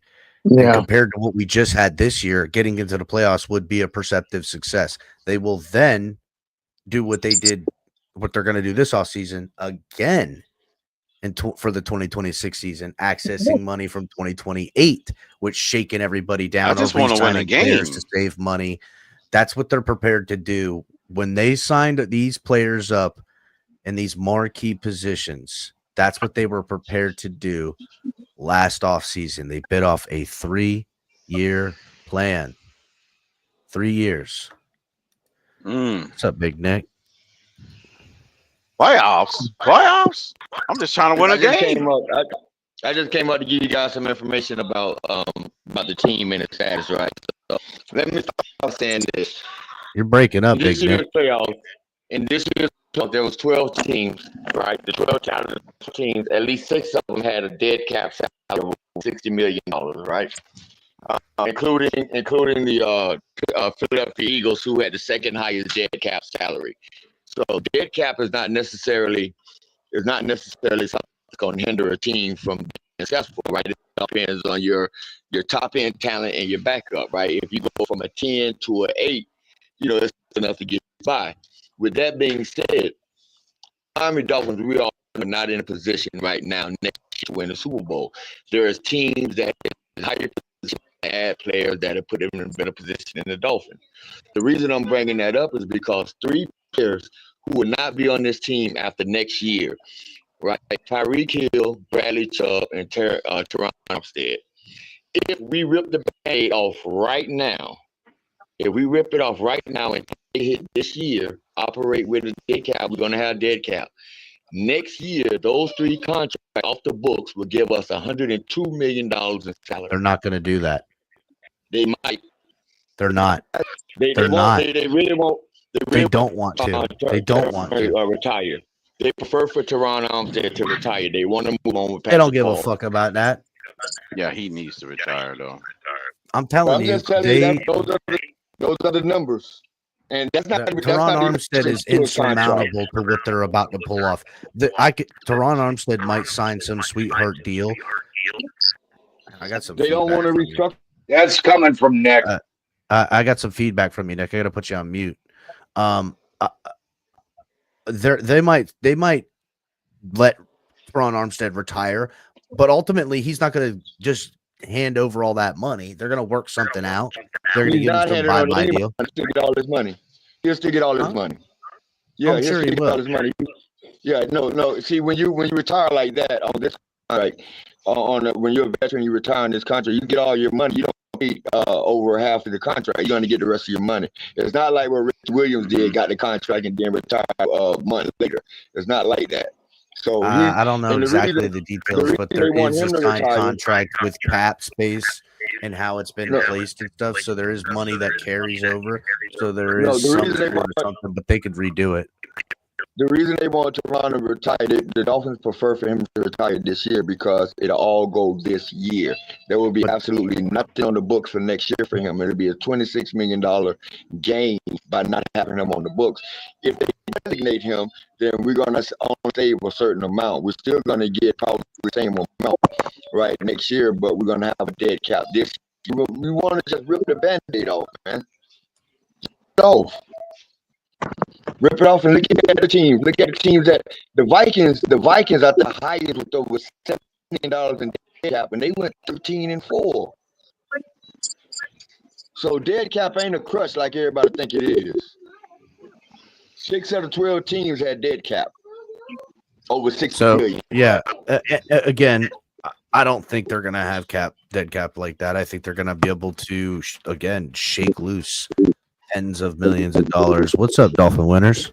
What's going on, gentlemen? Happy New Year, everyone, y'all. And Michael K, y'all got cheated. I'm just gonna keep it 100 with you. As much as we don't like the Buffalo Bills, y'all got cheated like shit. Now I would rather see Philly go against Buffalo anyway.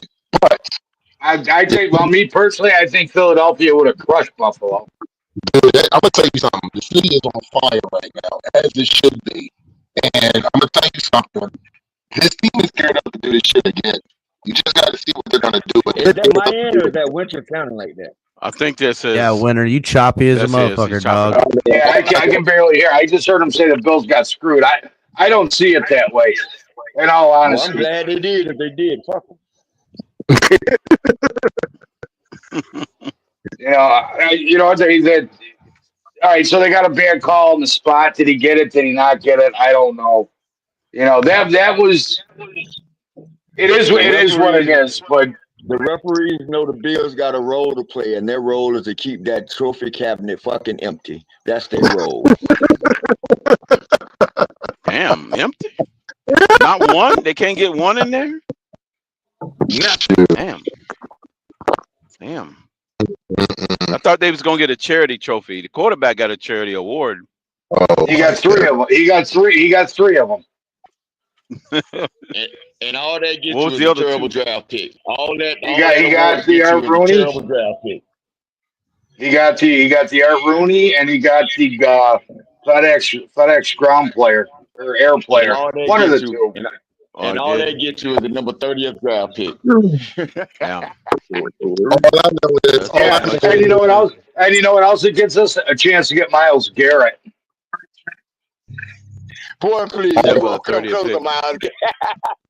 You won't come close with $54 million you operated on last year in dead cap. I mean, $57 million. You crazy? Don't y'all still owe Diggs money? Wait, what was that? What was that, Nick? Hey, what do the Bills have for dead cap? On lock. You can hang that up. Really? Well, considering Myles Garrett has a no trade clause, therefore he can block any trade. He's not going to the Patriots because he wants to go to a contender. They don't have to trade him. He's under contract. So Patriots could be a contender overnight. People are not understanding the Patriots got 13 picks. They got 4 picks, and they got $130 million to spend. Somebody's got to drop out and come back in because I can't you gotta drop out money. and re-hit the link, winners, because you're just Hey, not if you think Myles Garrett is going to pass up $30 million a year because he don't want to pay in KC, you crazy. I guess you don't listen. I guess you don't listen to what Myles Garrett said, where he would take less to play for a contender. Jimmy Butler didn't want to play. Jimmy Butler said he didn't want to play in Golden State until they put that money in $112 over 2 years in his face. Who cares about basketball? Yeah, there's only 12 players on it. There's only 12 players on a team. He's gonna play whoever's gonna take him. You're not listening. You're not listening. All of them say something until you put that money in their face. Yeah. Well, Myles Garrett made his money. Who in recent history in the NFL has turned down a contract because they ain't want to play somewhere? I'll tell you what, Von Miller redid his contract to take less money to stay in Buffalo. No, he didn't take less money. He took less money against the salary cap. He got a new contract. So now you're just talking, right? Because you don't know how NFL contracts work. You don't know how the players union work. They're not going to allow anybody to take less money. They'll let you restructure your contract when you get more money on the back end. Okay, Nick. Von Miller redid his not restructured his contract, redid his contract. No, to take less money. Listen, that might Big be Nick, true because he was just Big in Nick, trouble with some big shit, right? 1,000,000%. Von Miller gave money back to the Bills. It wasn't a lot. Yeah, wasn't but wasn't Von Miller in some? It was enough. Wasn't he in some big trouble like a year or two ago, like some real big shit? So it could have been possible that he did it to stay his ass in the NFL. That's true. What does him staying in the NFL have to do with giving money back? You know what, Nick? I'm starting to think your IQ is about the same as room temperature. But I'm starting to think my dick is as wide as your mouth. There we go. Damn. This is some nasty work on TFTG right now. There we go. Actually, Big Nick is right. Wasn't he accused of doing something, some domestic abuse type thing? Yeah. I agree with Big Nick. I think he's right about that. You're right. He broke his own computer. He was never charged, never convicted, and the NFL suspended him for 4 games. Was he suspended? For 4 games, yeah. Right. And wasn't he an older player with a massive contract that Buffalo Bills was going through some cap situations at the time? What does that have to do with anything, Nick? Oh yeah, but my IQ though, right? Well, what is him being an older player have to do with him redoing his contract? He didn't have to redo his contract. He didn't have to go to. You know what? He didn't have to go to the Buffalo. Hold on. Let me apologize to you. Let me apologize. Because if anybody know me knows I wouldn't give a fuck about none of that shit in Buffalo. Fuck them. So I apologize. He was speaking on that shit. Well, but your rationale doesn't make any sense.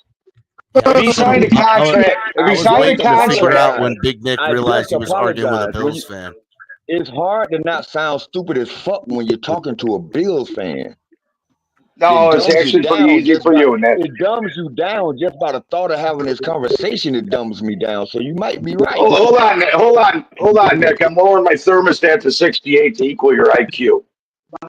Hold on a minute. No, well, my IQ might not even equal. My IQ might be slightly more than your trophy cabinet. I mean, where does your rationale even come into play that Von Miller's going to redo his contract to take less money? Go back to that one. Fuck Von Miller and his contract. Who gives a shit? Well, no, because you said he restructured. Why did he redo his contract? Then I apologize for bringing it up because you know what? I don't spend my time knowing about Buffalo. I was just trying to use. Well, obviously you thought you knew. Obviously you knew. You thought you knew what you were talking about. So that and $4 to get you a cup of coffee at Starbucks. So all right. So let's touch on what you said about the players' union not allowing a player to make a decision about his own money.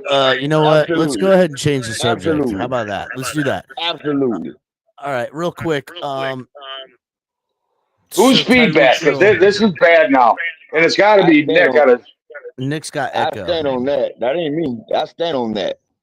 That the players' union will not allow players to take less money. I stand on that. I stand on that. Oh, I don't know. What? Stand on what, Nick? You don't have a very good platform to stand on. You got to think about the guy that's coming up next to you. The players' union is not going to let you going to sit up there. The players' union has no control. The players' union has no control over the price of a contract. Do you think Patrick Mahomes can say the players' union would allow Patrick Mahomes to say, throw up my $500 million contract and give me something that's team friendly? The players' union has nothing to do with contracts. Do you even know what unions are? Are you listen? The players' union's responsibility is to protect the players at all costs. That includes they don't negotiate contracts, no. But if you don't think that they will hold all 1,600 members of the fucking players' union up against your one ass and say you taking less money, we out here getting CTE and some of us can barely feed off. Are you out your mind? You make no sense at all. You make no sense at all. Listen, if I'm a union, right, and I'm you're a union, okay. If I'm a union and I'm fighting on behalf of my members, right, and I'm doing everything in my fucking power to make sure that my members get every fucking dime that these owners don't want to give them, right, and I'm doing. That's what an agent's for, Nick. That is what an agent is for. For you to turn around and you reset the market at a lower rate. So you're gonna tell me if Patrick Mahomes decided to take $10 million a year, the next that's gonna look at fucking the next guy who's coming up for a contract and say, well, damn, Pat only make it. That has no bearing on anything. Are you stupid? They reset the market every year. You have four or five guys making $30 million a year. Hey, one guy wants to win a championship and wants to make 10. Rational. You're not rational. Crypto. Okay. Who just set the quarterback market this year? Who cares? Who just set the Wait a minute. Say that again. I was on. Who just set the quarterback market at $60 million? Who just set that market? That's Prescott. Thank you. Who set the fucking wide receiver market? Jefferson did that. And who's going to reset it when his contract hits? Chase. So what the fuck is he talking about? So I want to know how the players' union has anything to do. You know what the players' union does, Nick? You know what the players' union does? No, you don't. You know what they do? You know what they do? They protect the rookies that come in and set the league minimums. They don't set the maximums. They don't tell a player what he can take. Hey, smart guy. Which player negotiated 50-50 revenue split with the NFL? All right. Who cares? Listen, I'm going to tell you guys real quick, boys. Wait. A 50-50. Hold on, oh crap. A player negotiate a 50-50 revenue split with the NFL? No, the union did. The union did. Okay, great. And that was for merchandise. Right, That has nothing to do with contracts. You stupid. That's a merchandising. You stupid. That has nothing to do with contracts, Nick. So you think Dak Prescott can get $60 million because they sell a bunch of fucking t-shirts? What does that have to do with this contract? What does a 50-50 revenue split with the league have to do with this contract? And what is the revenue Everything, split? because it's salary cap structure. It has everything, Michael K. Right, yeah, but he's telling me that a player can't take less to go to a winning team? Dude, that's like saying the president has to take the $400,000, or he can just waive his salary and give it back to the country. All right, just to give the facts, 48% in the NFL, players receive a revenue share based on the total revenue generated by the league. In the current collective bargaining And the agreement, Green Bay Packers. Players receive a minimum of 48% of an average minimum every year. In 2020, the NFLPA reported the total revenue of $233 million, with $66 million coming from player dues. The NFLPA increased revenue was given them more power in the CBA negotiations. The 2021 agreement required players to receive at least 47% of all revenue and salary. The collective power of athletes has also driven NFL Players Inc. to double in revenue in the past decade. So there it is.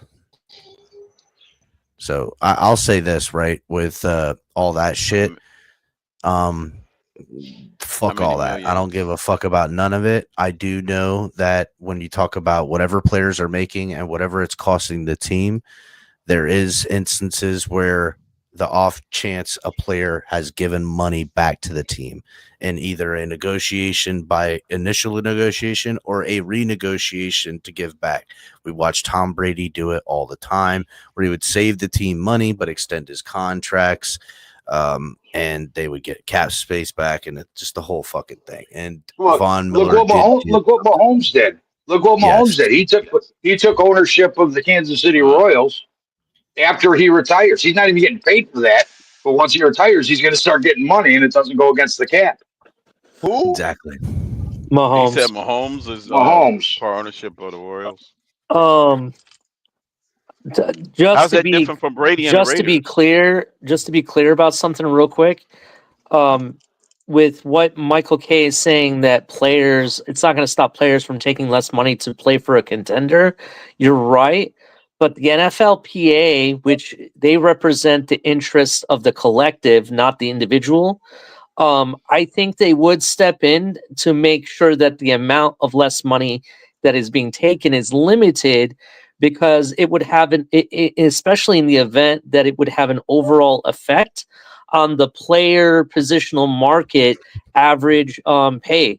For example, let's say the top running back was willing to take the $500,000. I'm just using this as an example. If that $500,000 would overhaul the market for running backs, I think the NFLPA would take a position on it that would try to change that amount that player is taking taking less money, if you know what I mean. Exactly. It's just simple. There's nowhere in the world Patrick Mahomes, the NFL Players Union, is going to sit back and say, "It's okay, Pat, go on and take the next contract for $10 million, even though we got these superstars on rookie contracts coming up behind you, and we know you're the best player in the NFL, best quarterback, so we're going to let this unproven guy who's coming up make twice your salary." It's not going to fucking happen. Yeah, it's not going to. The owners are going to say, Patrick Mahomes only making $10 million. The fuck you think you can make $10 million in $1? It's not going to happen. You're right. The NFLPA really stopped Brady from doing his thing for 23 years? Brady was never the lowest paid quarterback. Brady was always in the top 5. He was never the highest paid, but he was always in the top 5. That's what you don't understand. He didn't reset the market for a player of his stature to get $6 million. Well, from what you're saying is the NFLPA would have said, yeah, because you're the greatest quarterback of all time. You obviously there's somewhere disconnect in our communication, right? All I'm saying is, if Cap, let's do Cap. If Cap is the president of the Players Union and he done fought to get the fucking salary cap up to $270 million on behalf of the players, and to make sure that the next line coming in is going to be able to prosper off of that, you think Cap is going to let the best player in the NFL take less money than an average fucking quarterback? If he's willing to do it, how many players sign league minimums? Cap, will you be okay with that as a leader of the union, knowing you got these other guys coming up behind him? Here's the thing, right? I think you guys are both arguing your points from the lens of its own logic of being your points, making no one wrong. I don't give a fuck about none of it. I don't get. Yes, no. If I'm the NFLPA and this bitch is trying to get less money, gonna fuck up what I fought for, like you say, hell no, I ain't gonna let that happen. But Michael K, if this guy got signed for $160 million and he's played 6 games and now he's got a domestic dispute and doesn't want me to cut his ass. So rather than cutting his ass and me saving 18 million and him getting 6 and leaving with a legal dispute, he wants to stay with my team and give me back more money to stay here. Yeah, I could see that happening too. And right, but what is it to say that a player fucking wrong, boys? A player can go in and say, you know what, I'll play for a team for league minimum. They do it all the time. Exactly. There's plenty of players. There's plenty of players that jump on the bandwagon of the likes of the Chiefs because they want to win a Super Bowl. DeAndre Hopkins could have made more money somewhere else and chose to go with them for the minimum. It happens all the time. Where was the NFLPA? Where was the NFLPA on that? Hold on. Deion Hopkins' league minimum is not the same as some free agent league minimum. You understand that too, right? What free agent are you talking about? You understand? It's a veteran. No. Who had injuries and a domestic violence on his fucking record. Like he had that rate for league minimum. Right? Guess who set that? Who negotiated that rate for league minimum? Guess who did that? The his Players fucking Union. agent. So you think his they're gonna fucking take Bobby Watt? The agent has nothing to do with the Players Association. But the league minimum is set by the league minimum was fought and negotiated by the NFLPA. This is where I'm with Big Nick, because the NFLPA negotiates not just for benefits and work conditions, but their wages is also. They have to set a minimum bar of wages to for all of these players, and that's what they negotiated. So I understand what you're saying. For the contract itself, it might be negotiated with the agent, but the minimum amount that they're going to start with is negotiated by the NFLPA. Big Nick is right. Yes. The league minimum per position is discussed and fought for by the NFLPA. Right. So Myles Garrett, who has 8 years in the league. Right. Well, Myles Garrett, who has 8 years in the league, can sign a contract for no less than $1.2 million a year. Because that's the league minimum. Why are you even saying that when we know his contract is going to be probably 30 plus? Because he can take less. If he wants to take 15, he can take 15. Why would he take less? Why would the best fucking? Because he said he would. Because he said he would. He wants to go to a contender. Oh my God! Yeah, I forgot. Yeah, I forgot. What's Myles Garrett's? Thought eggs were gonna go down too, right? Garrett net worth. Hold on. Right now, Myles Garrett's net worth is worth $42.5 million. So you mean to tell you? So if he only has 3 more years to play, what's his net worth going to be after that? Because that isn't going to be 30. It ain't going to be another $90 million. He's already played in the league 8 years, and he's still only worth $42 million. Was the best generation. It's not going to go for league minimum. But that's why it's there. He can't play for less than the league minimum. Nick? You know what's funny, Big Nick? I absolutely can see Von Miller on the last year or so of his fucking deal playing on the league minimum. I could definitely see him doing that. I could see Von Miller in 4 years from now on his last year playing for the league minimum on a team he believes going to win the Super Bowl. Yeah, absolutely.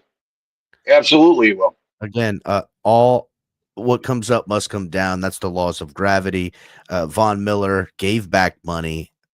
NFLPA can fight for whatever stance you're talking about. And yeah, they did. But there's still a little bit of renegotiation that takes place, and the NFLPA ain't got shit to say on that. I don't give a fuck about none of that. Let's go ahead, because here's some stuff. I don't know if you guys heard this, but Dan Marino was on Pat McAfee's show, right? And he had some things to say about the team. And I just want to get, where's everybody feel, about what Dan's saying on this. So listen in, please go on mute and listen in. You know what? I thought we had a very good football team this year until we start getting, injuries, especially at the end of the year. And look, Tua is our quarterback. He's going to be our quarterback. Oh, you couldn't hear it? Hold on. My fault. Can you hear it now? You know what? I thought we had a very good football team this year until we start getting, injuries, especially at the end of the year. And look, Tua is our quarterback. He's going to be our quarterback, but we need to find a way to just keep him healthy, especially, at the end of the year when you have to win games to get into playoffs and to maybe get home field advantage or just win playoff games. And so that's, I think, really where the focus is going to be. What do you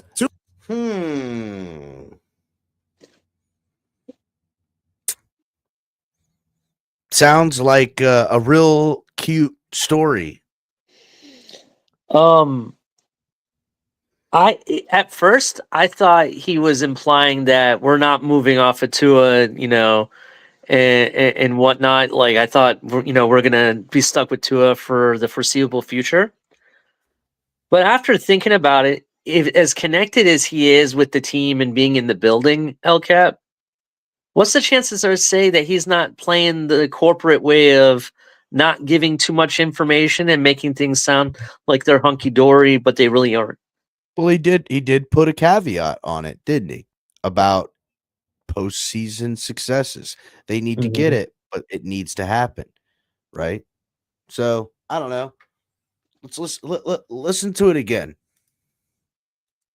You know what? I thought we had a very good football team this year until we start getting, injuries, especially at the end of the year. And let's start with that part right there.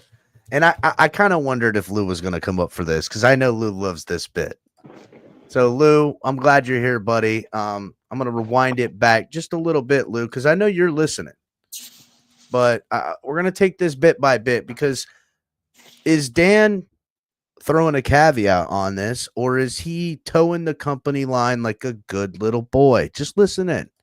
You know what? I thought we had a very good football team this year until we start getting, injuries, especially at the end of the year. And look, Tua. You know what? I'm just gonna have to do it, boys. Hold on a second. Dan's face is really what's telling it all. I'm not lying. Dan's face is what's saying. Is that Pete? Holy shit, Pete! What's up, Pete? We're getting ready to dissect this bitch. There goes the neighborhood. Oh, I'm sorry, but I saw that you guys were live and saw the link, and there was something before you guys dissect it. Can I ask you guys a question? Sure. What's up, Pete? Y'all remember in Houston they told us that Tua had the hip injury, right? Oh man, goddamn. Hold on, Nick. Hold on. I'm listening. Remember do y'all feel that they were trying to hide what the hip injury was those days? Oh my God, Pete. I so feel that fucking way. But go ahead. They were hiding those injuries. Dan Marino, the one that y'all about to watch, he came out and told us it was just a hip pointer.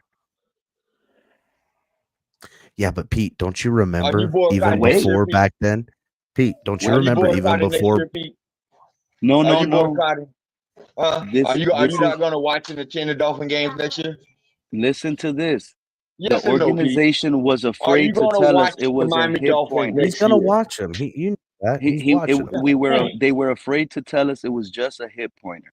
We find out after the season that it was a hip pointer. It felt like. Oh yeah, Why yeah, didn't they yeah. just tell us it was a hip pointer week 15? Pete, you're They missing were it, afraid. Pete. Pete, No, you're missing what it. This everybody's is missing, arthritic, what bro. I've everybody's never heard missing, nobody say a what hip pointer. everybody's missing is this. Look, I've check never this heard out. nobody say a hip pointer. y'all All I think just y'all heard, expect Tua all I when heard he them say is scrambles, that it's not when related Tua to the hip. scrambles, and y'all mad that he You leads with making his that head. hip pointer shit up. You know that he's always gonna lead with his head, right? And reason being is gonna be this: Tua has a You're really making that weak hip hip. pointer shit up. Tua has a really weak hip. And when he does get hit in that hip, Capitan, listen to me, my boy. This man gets concussions. Pete. So when The this hip. guy gets Hold hit on, in the hip, Pete. The it hip gets him pointer. concussed. The hip pointer That's thing. what they're hiding. Speculatory, right? That's what they're But I will hiding. say another point you're missing, and I know you're going to remember this, Pete, is the hip becoming arthritic at an advanced rate early in life was a big time Can you get a concern. concussion? Can you get a concussion Now with a here's hip what hit? I've said, and I speculated this some time ago. I said, listen, okay, these concussions, hip bone connected to the spinal cord connected to the head. Yep. It is all in a nervous system. And for what little they understand about concussions and CTE altogether is the effects of just the entirety of the motion because of the shock of the hip weakening the area, allowing the nervous system at its core to become more susceptible to damage. That just is never going to recover. I think it is a byproduct of his higher propensity to be concussed. I really do. Thank you. Can we address the Dan Marino shit? Go ahead. Yes. And I'm out of here. Yeah, I just 'cause wanted to confirm that it could be a that was some concussion, Stretch Capitan. That's all. Armstrong shit. And moving forward, guess what's gonna happen, Capitan? If that? he does tend to scramble, he's always gonna lead with his head. You know why? He's gonna do everything to avoid getting damage to that hip because it'll lead to a Pete, concussion. It's real like if you quick, have a cut on real the quick. palm of your hand. If Pete, you have a cut, a deep cut on the palm of your hand, and you're falling on the floor, you're going to avoid the palm of your hand Mhm. touching the ground so you don't get further injured. You're gonna land on your forearm, elbow. You might even force it to your shoulder.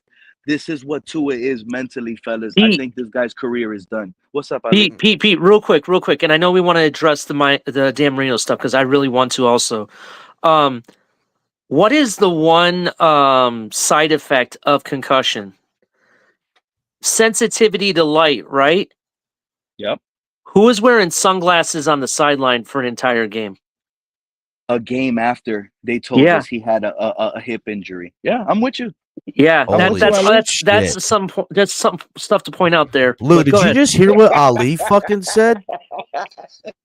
Did you just? That man has sunglasses that if they were on a car window, you'd get pulled over. That Illegal motherfucker had tints. limo tint. He had limo tint on those. Did you hear that, Lou? Yeah, This is the first time I've heard that take. That's actually a good point by Ali. Yeah, that is a very good point. Can we address the Dan Marino shit? All right, yeah, let's get on this Dan Marino thing. All right, so listen in here, and I want you guys to pay attention to Dan Marino's face when he says this. It's almost like, you know, when you got like acid reflux and it gets like all the way into your mouth almost, and it's just that bad taste. Look at his face. I want you to look at it. You know what? I thought we had a very good football team this year until we start getting, right there. Look, Lou. Look at Happy Dan to well, and then look, shaking my head to reality, and then hold up, look, downright fucking look at that, dude. That is a fucking disappointed father. Look at that fucking face. Tell me that is not a He's disappointed ready to slip on some father. isotoners right now. That is a disappointed father's face. Now, okay, just let's listen in. You know what? I thought we had a very good football team this year until we start getting, injuries, especially at the end of the year. Did you see the eyes he threw at Pat McAfee after he said injuries? Lou. Are we gonna continue playing it or is this it? Do we all just jump in? No, I'm just asking. I don't know. Oh no, this is the bit, Lou. Okay. You know what? I thought we had a very good football team this year until we start getting, injuries, especially at the end of the year. And look, Tua is our quarterback. He's going to be our quarterback, but we need to find a way to just keep him healthy, especially, at the end of the year when you have to win games to get into playoffs and to maybe get home field advantage or just win playoff games. And so that's, I think, really where the focus is going to be. What do you? All right, right there. Oh my God. With all due respect, We're doing. I know I troll a lot about Dan Marino in Twitter Spaces. For the record, Dan Marino is my favorite player of all time. Just not Dolphin of all time. He's my GOAT. That dog mentality that he had when he was out there. Remember that shit? Absolutely. That Dan motherfucker. He's my favorite player, Cat. When Dan without a doubt. Dan would throw a ball and get up, and it would he got hit, and he would cuss everybody out, and he'd push the fucking defensive guy, and he'd point at the fucking defense and be like, "Fuck you, like that." You knew everybody was like, "Fuck." He's my favorite. He's my favorite player of all time, respectfully, and it hurts me to say this. I believe Dan Marino has CTE. Damn. I believe Dan Marino has CTE. For that Somebody man, call AB. Somebody call AB. Shit. For that man to sit his happy ass on a platform that has millions of people that watch it on a daily basis, and for that man to say, keyword, we need to do a better job of protecting Tua. I just want to ask everybody a question. Because maybe it's me, maybe I'm the one that's slow. In week 2, hey Fred, go on mute. Your mic is horrible. Yeah. So week 2 of the NFL season, when Tua Tagovailoa himself ran into DeMar Hamlin, did we get Tua hurt? Was that the Dolphins front office? Was that the Dolphins offensive line? Was that the Dolphins receiver? That was Tua that got himself hurt. Now, in Houston, when everybody, to Pete's point and everybody else, the hip pointer, when he got hit with the hip and 2 guys hit him, was that the we got Tua hurt? Was that the O-line's issue? Was that the wide receivers issue or Chris Greer's issue? The fact of the matter is when Dan Marino says we have to do a better job, I just, again, want to know, what is we? Tua got himself hurt. And Lewis, we is just a term for collective. Hold on. But we include Tua. We include Tua. And that's fine. What I'm trying to tell you is, though, Nick, we, as in Tua, cannot protect himself in this game. I know. No, man, look. Tua scrambled. Tua ran into DeMar Hamlin. I just want to finish. Hold on, wait. Hold on, Big Nick. Big Nick, you'll get a second. Let Lou finish, and then I got something. Go ahead, Lou. I just want to finish. The fact of the matter is, we watch all quarterbacks run and make plays. If Tua's getting hurt by doing that, there's nothing for us to talk about. He just can't play the game. Right? It is what it is. Unless you plan on, the plan is put Tua in bubble wrap, and Tua just can't, again, he can't extend plays. He has to get the ball out of his hand quick. It's always Tua needs to do something. All we need him to do is play quarterback, and I'm sorry. He just can't do it. His body doesn't hold up. Forget about the limitations that people want to tell you, Nick, of the throws he can't make. Forget all that. We are talking and having conversations if a man can protect himself on a football field. That's like saying, hey, can this boxer go in the ring and protect himself? Well, yeah, there's ways to do it, but guess what? At the end of the day, in a 12-round fight, you're going to get hit. Man, I consistently. Hold on, Big Nick. I consistently hear them put Joe Burrow in the top 3. They consistently put Joe Burrow in the top 3. He done missed more games than Tua. Tua can do everything he wants to do to protect himself. But his body can't. His body can't. Joe Burrow body can't either then. over a Okay, football that might be season, so. That might Tua be cannot. so. But okay, so what's the Joe I Burrow think they came played in. about the same amount of games now, Nick. Listen, that Now might that be Tua missed so. those That games. might be so that Joe Burrow's body can't hold up. But I do want to defend Pete a little bit here, Tua can't. He because cannot. I be fact checking long before fact checking was cool. I would fact check people's bullshit all the time. Now everybody's got it and they got AI. So when you said that the hip pointer thing was a lie, I thought, wow, man, Pete just straight lying. I didn't think that was possible. So I went and fact checked Pete, and I want you to just watch this part real quick. Right, but he had like a hip pointer. Okay, so So Dan the Man is a straight Dan liar. the Man God said he had a damn, hip man. pointer. So I just He want to said he say had like Pete. a hip pointer. He said he had like a hip pointer.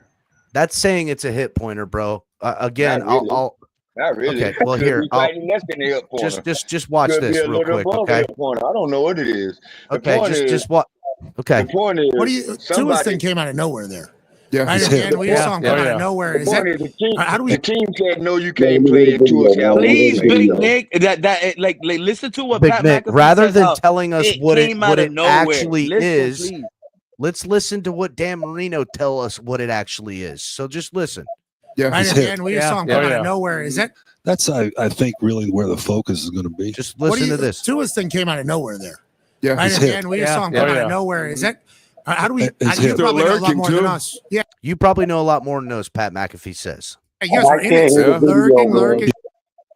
You can't hear it. Can You everybody got to else hear rewind it? it back. Yeah, I can hear it, but you're talking over him. yeah, Thank you, Crypto. Yeah, it's Fred. Fred Nowhere. Is that? opening up his How do we? It's You hip. probably know a lot more than us. Yeah, you guys were in it. Yeah. Lurking. Yep. Then he's no longer playing out of nowhere, and he finishes the season not playing. Actually, had sunglasses on one at the time. Hanging. Looks so But cool. he had like a hip pointer.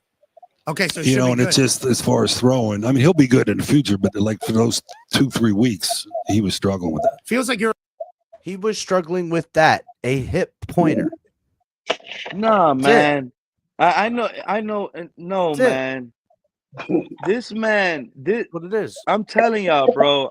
Look, Tyreek Hill. Let me ask y'all a question real quick before I go to that. What I really feel. Do y'all feel like Tyreek Hill owed Tua an apology? For what reason? No. Why did Tua? Why did If anything, Tyreek feel Tyreek like Hill he is had owed to come thanks out and by Tua. apologize to Tua? If anything, Tyreek Hill is owed thanks by Tua for clogging up the media stream with all of his nonsense rather than us be talking about Tua and his shortcomings and how he's got a hip pointer and how he couldn't end the season and how he was the reason for failure of another season due to injury. So, if anything, Tua should be thanking Tyreek. Hey, do you think? Yep, it's all a strategy. Do you think Tyreek's apology to Tua was genuine? No, No, it was I don't political. Yeah. So this whole Dan It was Marino all thing, fluff. bolstering up Tua and blaming the offensive line, I just think, and Tyreek coming out with an apology, I think is dumb.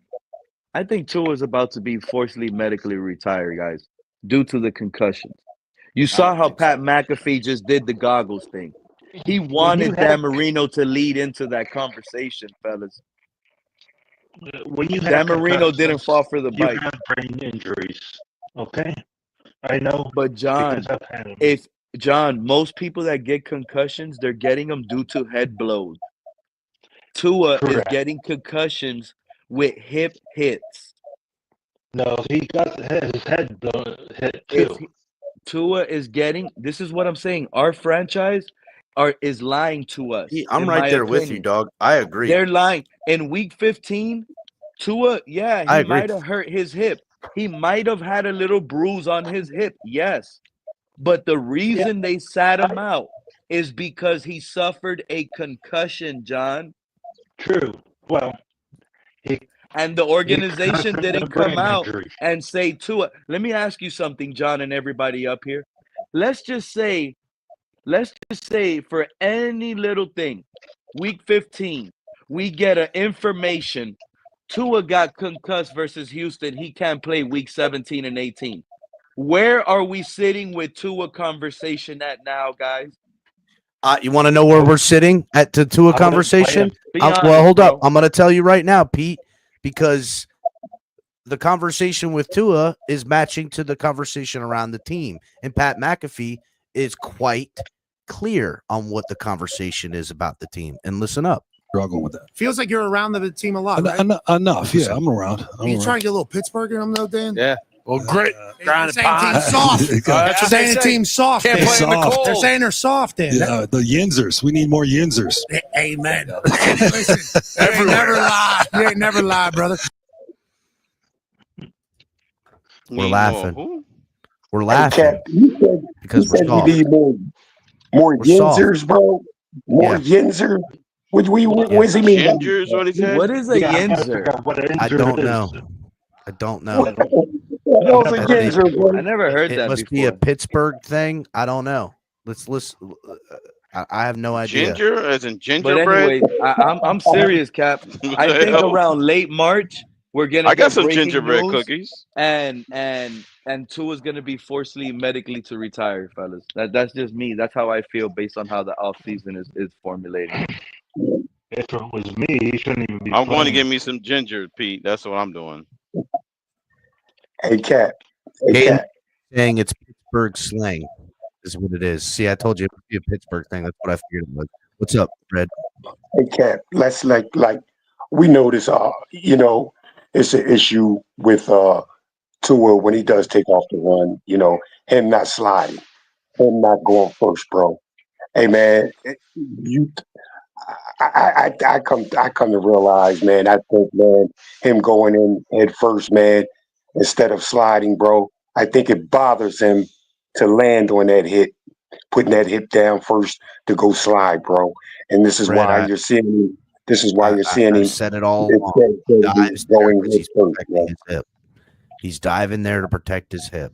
Everything's to bro. protect the hip, and that's fine in theory. But I think he's sustained nerve damage, pre and post surgery from the hip, that is causing his, again, just a higher propensity to be concussed. That's it. That's all it is, Exactly. bro. So And if he's getting it's not like Tua's so been a Capitan, model of fucking stability with it when it comes to injury. He gets a lot of injuries, ticky-tacky Capitan. ones, and some more severe. What? That's So, not Cap, normal, bro. Getting not, bro. concussions from hip hits, bro. You know what it's normal for, Pete?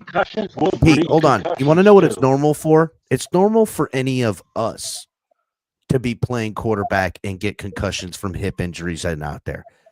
But that's us. We're not pro quarterbacks, and neither is Tua. That's kind of my point, right?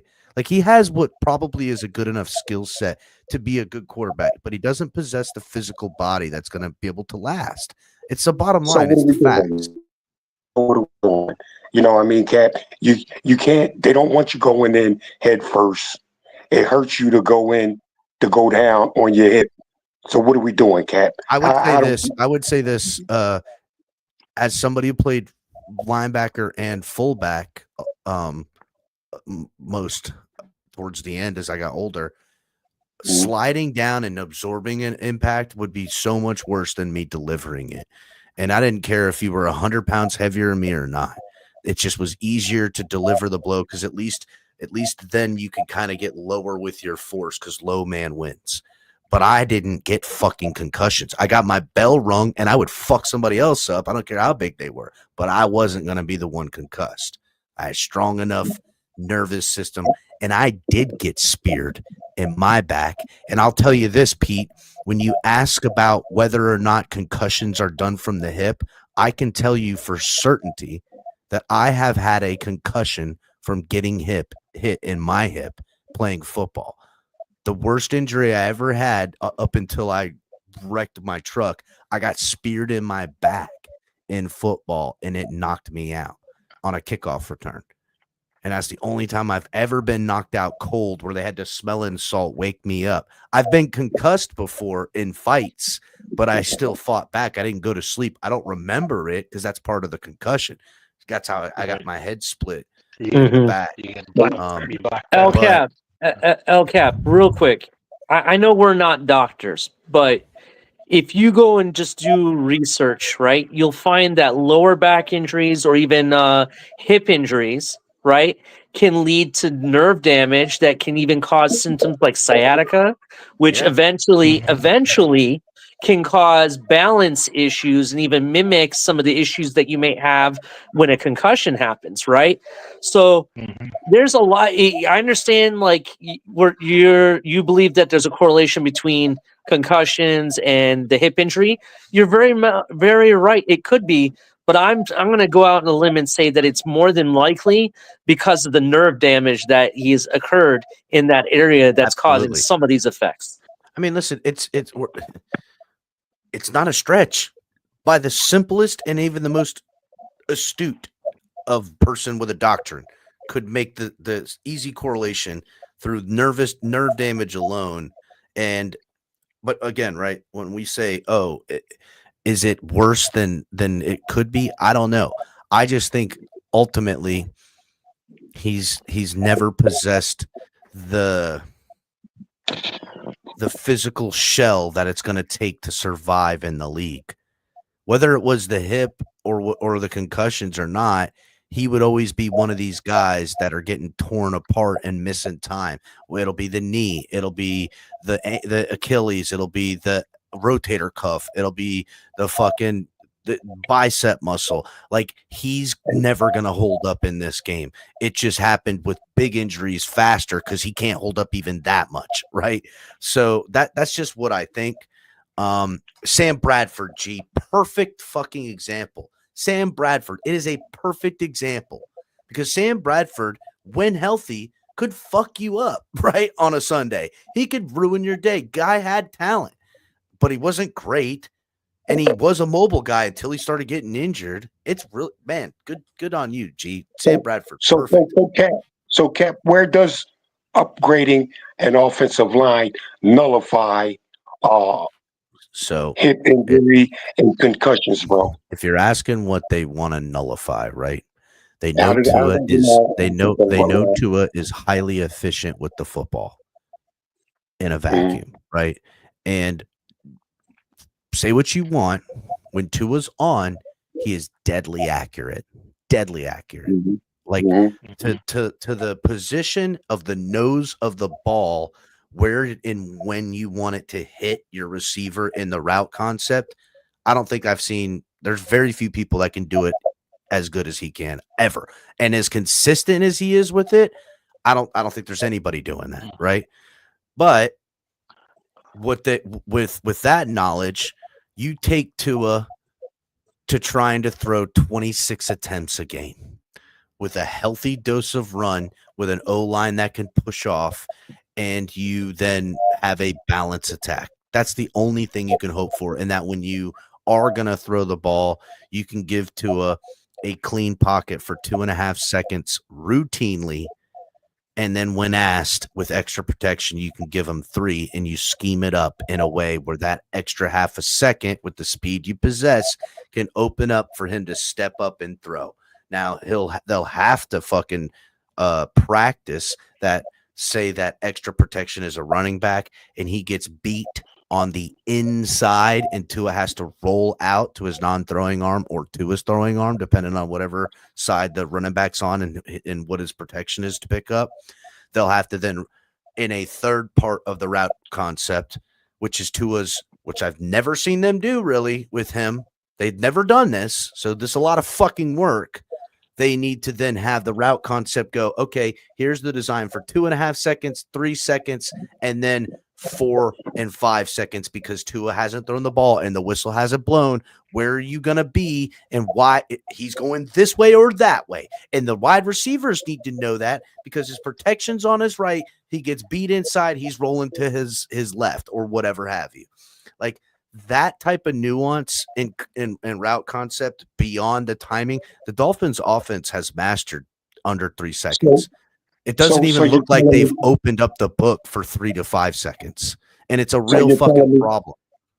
So you're telling me, Cap, by solidifying the offensive line, upgrading the offensive line, he's never going to have to run. and make a play. No, you'll never want him to run. And I'm fine with that. Who gives a fuck, right? Yeah. Never have him run unless he's on like the far hash and all the routes are going to the opposite side of the field and he's sitting in a clean pocket with nobody and he could scurry for the 1.5 yards on a fucking 2nd and 1. You know what I'm saying? To the out of bounds. That's it. Yeah. Have him run like a gangly, non-mobile quarterback from now until he's never playing football again. That's what I would do. I would literally in a championship game. In a championship game, we don't want him to run. No. When this drive actually in a championship game, we need to win with defense. We don't want him to do that. I get it. In a championship game, we want to win with defense. That man tapped his hip. Dan Marino tapped his hip in that clip twice before saying hip pointer. Pat McAfee pointed to the goggles to where it's concussion. Pat McAfee laid an egg right there. He put a bat signal out. The man is trying to tell us something with those goggles. That's why Tua, that following week, everybody was told, oh, he's sitting out with a hip injury, but it's a little bit off the surgery spot, like 2 inches away. So y'all telling me they had all that information, how far apart it was from the screws, how deep it was. Y'all had all of that, but y'all couldn't sit here and tell us Tua has a hip pointer. Y'all made it more complicated. Go back. You want to watch videos, Cap? Go back to Mike McDaniel humming, and buffering and stuttering when talking about Tua's hip injury, bro. You don't think it would have been easier to sit here and say, no, guys, Tua has a hip pointer. He's going to be out possibly a week. I might have him the following week after that. You guys know what hip pointers are. If you don't, do your homework. It's just a deep bruise, and with rest, it gets better. Why not make your fans feel comfortable? You made it so controversial. You made guys at the time think this man had a concussion. To this day, why haven't they came out and said he had a concussion? I'm telling y'all, this is something serious. Tua is capable. Tua is leading with his head to avoid being touched around his hip because he might get a concussion with that soft hip. The man's career is in jeopardy. This is why I asked, if Tua in week 15, if they would have labeled him with a concussion, the real answer all of you guys should have gave me was, oh, he would have retired. Think about that. In week 15, after the San Francisco game? After the Houston game where he sustained that injury. Or San Francisco, whatever game that was. That Mike McDaniel confirmed. I think it was a 49ers game. He took the hit. Mike McDaniel blamed that game with that hit. Yeah. What if that hit was actually a concussion like it was once in Buffalo with Matt Milano, but they're lying to us? Because everybody knows up on this panel, if Tua sustained another concussion and it was a weak blow, what will the conversation be around NFL programs right now with Tua's name? He'll probably be out. You guys think that guy will be medically cleared by a doctor to play football again with another concussion in week 15? No. Not for the remainder of the season, but I think, honestly, Pete, I think they've done a really good job desensitizing the audience to the severity of the concussions. Right about that. I'm serious, buddy. They've done an amazing job desensitizing the viewing public of football that's now part of the game. I blame the helmets personally. Ever since they got all smart with all these designs on the Here helmet. we go. Now you want to blame the helmets? The man getting concussions off hits, bro. Listen, I'm just saying, right? I see the helmets that the kids are using, and I'm seeing these kids get their bell rung, and I remember playing with the helmets that I had, and I didn't get my bell rung like that. Maybe I did. I don't know. I can't see myself, but I don't remember my friends getting all hemmed up like that. And these kids and these athletes, it just seems more prominent. Capitan, that I think the man is getting concussions off of hip hits? No, I You didn't think say I'm that. crazy because I think they're lying to me in week 15 or 16 that he sustained a concussion off that hip injury, and they're not putting it up there that he got a concussion because they're hiding it? Oh, I mean, I'm on board with that, right? I'm on board with you. Yeah. Exactly. So what you saw wasn't contact to the head or the helmet, bro. It was a jarring hit. It was a hit to his hip. And he got concussed off of this. This is why this is big. They're hiding it. Go play that Dan Marino clip again where he talks about the hip pointer. Y'all not going to tell me Pat McAfee is pretty much trying to put it in the air with those dark goggles that Tua sustained a concussion, dude? It ain't only me that thinks this. There was other guys at the time of this that were saying that Tua could easily got a concussion. He should retire. And if what if this guy sustains a hip drop tackle? Somebody gets him from the back with a hip drop tackle. Just a hip drop tackle concusses He gets him. a hip drop tackle. Concussion might be the least of his fucking worries, buddy. And that ain't no bullshit. I'm dead serious. That wasn't no joke. That motherfucker throw that hip out again. He might be walking at a 45-degree angle the rest of his days. You're right I'm about serious, that, Cap. dude. Yeah, man. I believe you, Cap. I believe you, bro. I believe you. That's fucking real shit. And Fred, you opened up my mind earlier bringing that up, like how he wants to avoid hits. He wants to avoid getting his hip hit, and that's the reason why he missiles with his head against tacklers. So he put his head in jeopardy instead of his hip. Isn't that crazy? What did I just walk into, okay? This man rather put his head in jeopardy other than his hip. Because first I listened to a whole rant of the salary cap and players taking what can't take what they want. Now walk into Tua slides head first to get concussions versus hips.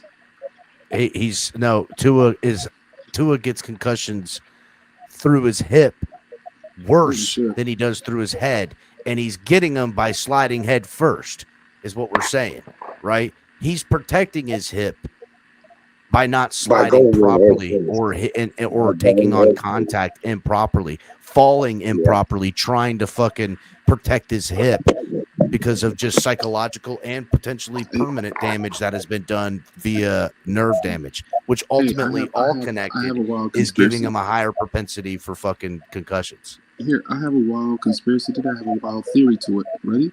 Maybe the motherfucker's just retarded and he can't slide properly. Well, that's what I said it was a little bit more simpler than that. That he just, I said, listen, you know why Tua broke his hip? You know why concussions are happening to him? Because if I was out there playing quarterback, I'd break my hip. I'd get concussions because I'm not an NFL quarterback and neither is Tua. That's just the facts. This is the best way I could put it. I don't think it's that. I think Fred was spot on, man. I think y'all got to pay attention. Think about you having two deep gashes on the palm of your hands, two deep cuts somehow really big, and now you guys got to catch your fall if you're falling face plant. You're gonna want to avoid your palms and use your forearms or shoulder somehow, some way to not put pain on the palm of your arms. And this is how Tua is playing football, fellas. His weak hip, he avoids being hit on his hip by any means necessary, and he has to lead with his head if he's a runner of the ball. So you're telling me Tua is falling face first with two gashes on his hand? He's falling face flat. No, man, that's not what he's saying. In the ground. His whole face is in the ground. No, use it out, but use the terminology from his head and his hip, though. It's quite simple, like this, Joe. The guy rather go in head first, bro. Apparently, what y'all telling me. The guy rather go in head first than avoid the, sliding on the hip, bro. Yo, okay, Von Joe, want me to tell you what I'm getting from this? And I'm being real. I don't know. So maybe y'all know more than me. It sounds to me that Tua would probably get a concussion faster with a hip hit than him actually putting his head in it. Tua could probably sustain more damage to his head and he cannot get concussed. Whereas if he gets a little hit to his hip, he's more liable to get concussed because of how bad it's all broken in there. So how did that work out for him in Buffalo? When he went head first? What do you mean? Yeah, what you mean? What are you talking about? You know when he went into DeMar Hamlin head first? How did it work out for him in Buffalo when he went head first into DeMar Hamlin? Oh, it's not a good outcome, Bonjo. Did he go to sleep? I think he took some NyQuil, right? Oh, I'm not saying that he can't get a He went to sleep with a head. I'm just saying he's liable to get a concussion faster with a hip hit than a head blow. I don't know about faster, bro. I don't know about faster. You're not making any sense, Pete. If his hip is really that bad, and like the Capitan said, it's connected to the vertebrae, it's connected to Mr. Park, the electrolons, whatever it's connected to, all of that to the brain. If all of that is fractured and messed up, did you steal this take from Bonjo? No, I'm bullshit. I didn't say that dumb from shit. the hip to the spine, spine to the brain. If the Damn, man, Pete, you're learning a lot. I'm learning through this man Tua. I'm learning concussion. I'm learning the hip. This is That means incredible. every time Tua sits too hard, he's in jeopardy of having a concussion. If he falls backwards and lands on his... If Tua takes a bad enough shit, he could go to He's sleep. concussed. He's concussed. He's Yeah, Bonjo. If you pull the chair, listen, if you pull the chair right before Tua sits down and you pull it away and he falls on his butt on the floor, he might get concussed, bro. All I know is if Tua is constipated and he takes a bad enough shit, he is falling asleep on the toilet. He probably is right because I had a seizure. According to these two, Hold on. I heard somebody say Pete is right, and I really want to hear this. What happened? Hold on. According to Fred and Pete, if Tua has a bidet and the water squirts up there, he's getting a concussion on the bidet. Okay. If that water pressure is too much, Tua's going to sleep on the toilet. Hey, Bonjo. Come on, man. There has to be some impact. Hey, Bonjo. So basically, man, what we have here, bro, we're worried about Tua getting tackled, bro. Bottom line. Yeah. We're worried Y'all about niggas Tua are telling me that the man rather sit down and go slide it's versus going head first to avoid concussions. You get concussions by getting hit in the head, but y'all telling me Tua body anatomy works different to the point where his hips is getting him concussions. No, Von, exactly. I'm not saying he can't get concussions from the head because he could, but what I'm saying is he's getting concussions through the hip. No. He is. No, Bonjo. Fred, are you hearing this? Yeah, I'm hearing it, bro, but I'm not putting it that way. I'm merely stating. Hey, so I'm making things up. You can't get a concussion. You can't get a concussion through the hip. No, I'm merely stating, Bonjo, that I'm merely stating that he's probably going in head first, bro, because it bothers him to land on the hit on the slide, bro. Yeah. This is probably why he's going. So this man can't get concussions through his hip. So much. That's what you're saying, Fred? To the head. That's what Fred's saying. Okay. What No, were you guys, gonna say? I've seen Tua slide hit first. You know what happened? He almost fucked up his ankle. The motherfucker just don't know how to slide properly. Last time he tried to slide head because he's first. worried about his hip. You don't have full control of your legs when you got a bad hip anyway.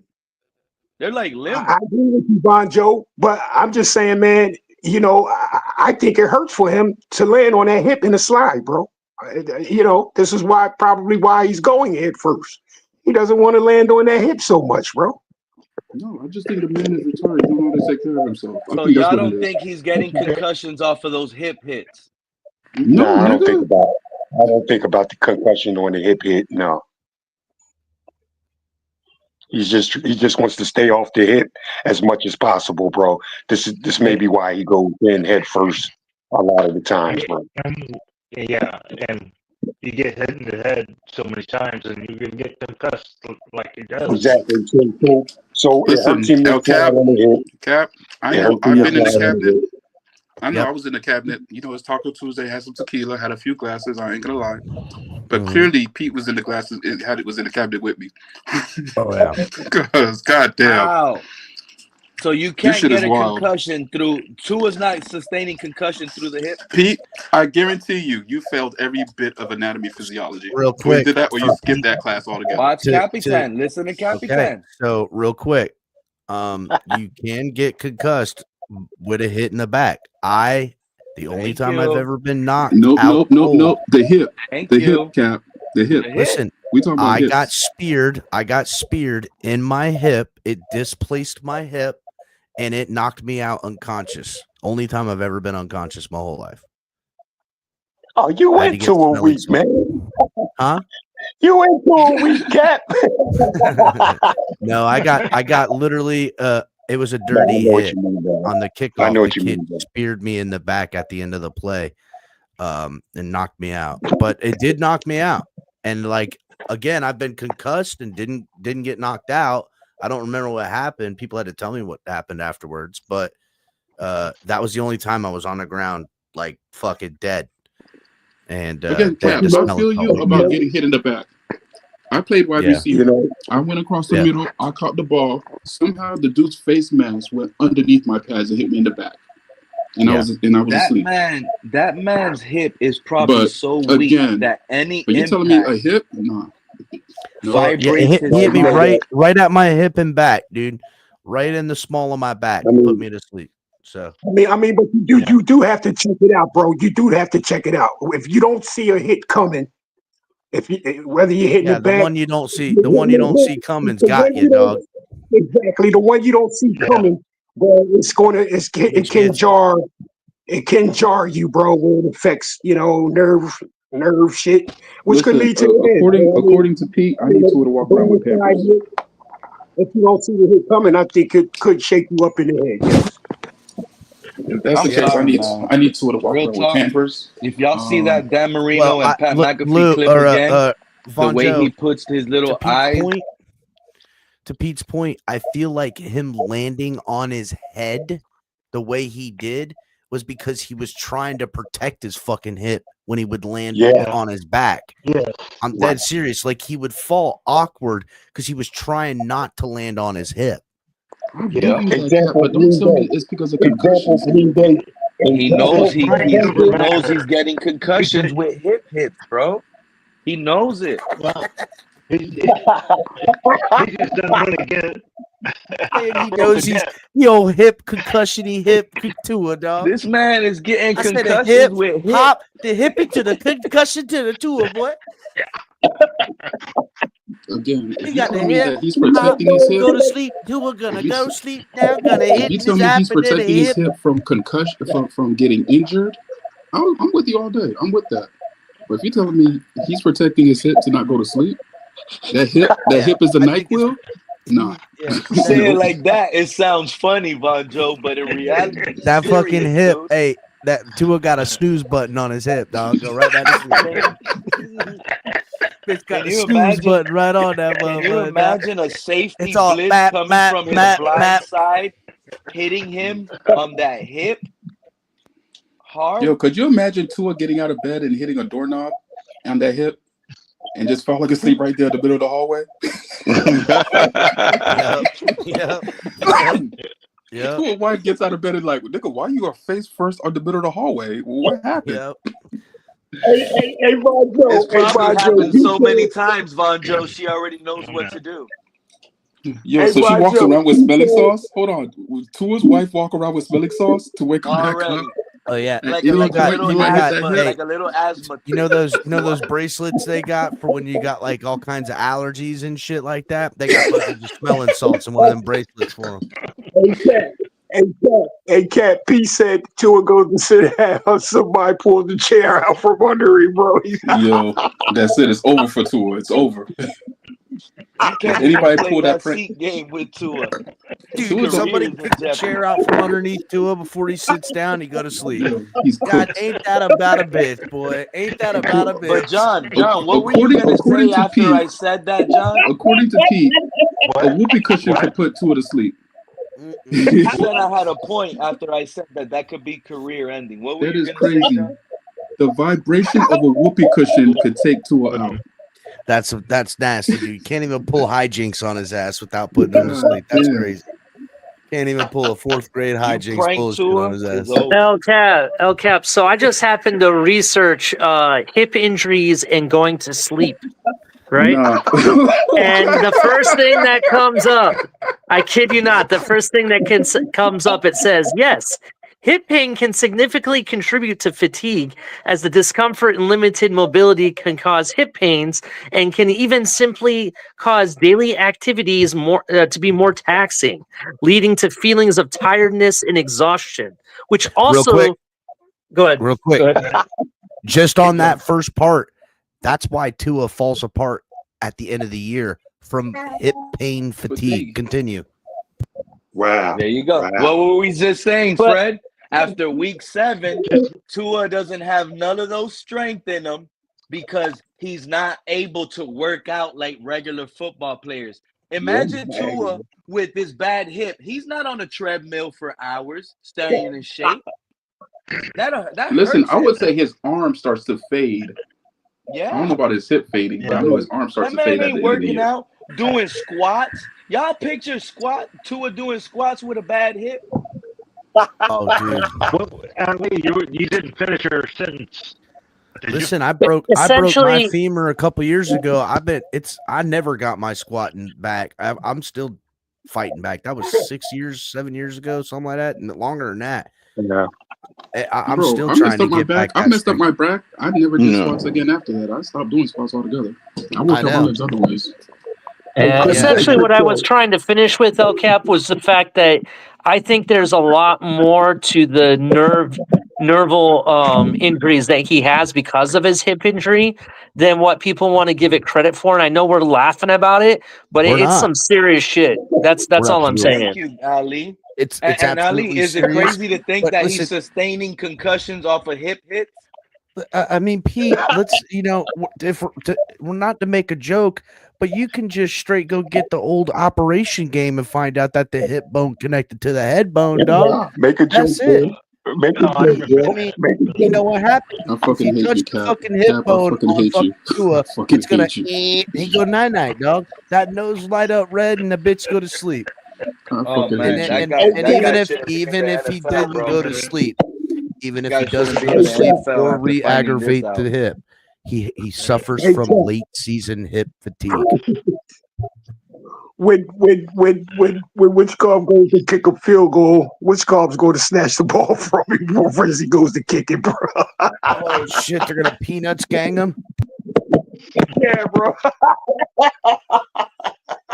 Yo, if he Charlie Brown too, it's over for that. It is over. Hey, Charlie Brown Tua, he ain't never coming back, dog. He might be a fucking quadriplegic by the end of that.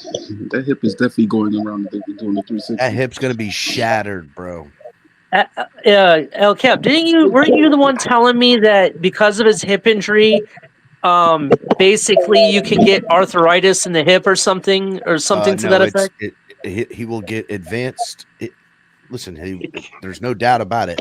He'll deal with management of arthritic pain listen, he's a fucking athlete, right? Like me getting speared in my back, I still gotta like do shit for that now, right? And it'll be like that forever. So he'll be fine, but yes, arthritic, absolutely, and it can be advanced. And if he gets, any of those types of I don't know, bro. Bitch is gonna be getting cortisone shots in his hip at 35. Bet that. Hey, Cap, when Tua takes off to go slide on that hip, that screw's going to stick right in the ground, bro. Damn, dog. Oh shit, this man. Bro, wild. that sounds so painful. It's not even funny. Sounds Yeah, terrible, that shit. bro. Yo. Sounds terrible. Yeah, Fred, you took it too far. You gotta relax. Really Yeah, back in. I mean, listen, we could joke all about it, but I mean, this fucking guy is. Yo, this is serious, bro. I think this Cap, you got to look what we're dealing with. We got a guy that can't go head first, and we got a guy that can't slide, bro. What are we supposed to do with that?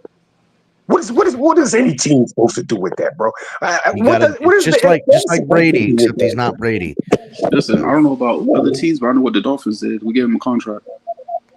Bet that. Yeah, Vonjo. About 100, Vonjo. Would you are they going to restructure his contract? Shit, Miami actually signed somebody today, and I didn't even know about it. Oh, what is it? The passing game coordinator. Somebody from the Texans. Yeah, I didn't even see it until just now. Crap. Yeah, Bobby Slow. Now we got two of them. Ex-Texans. We got two offensive pass game coordinator. coordinators for Tua. Isn't Bev out of here? Is Bev still here? Yes. Yeah. Bev's still here. All that's still here. No title changes. Nothing coming down. Bev's still passing game coordinator and QB's coach. Well, we tried They the just two brought OC. this guy We in tried the as two another. OC. So I know, and I'm just guessing that I don't know what the fuck's going on. They're Don't forget Josh Beck. We're running it back with more OCs. Don't forget Josh Beck too, bro. So we got three quarterback coordinators, bro. No, you got Slowick, you got Slowick, Bevel, and Josh Beck on the side. Josh Beck? Yeah, it's the guy he hired to help him, right? He's still working for Tua. the QB camp John Beck, not Josh Beck.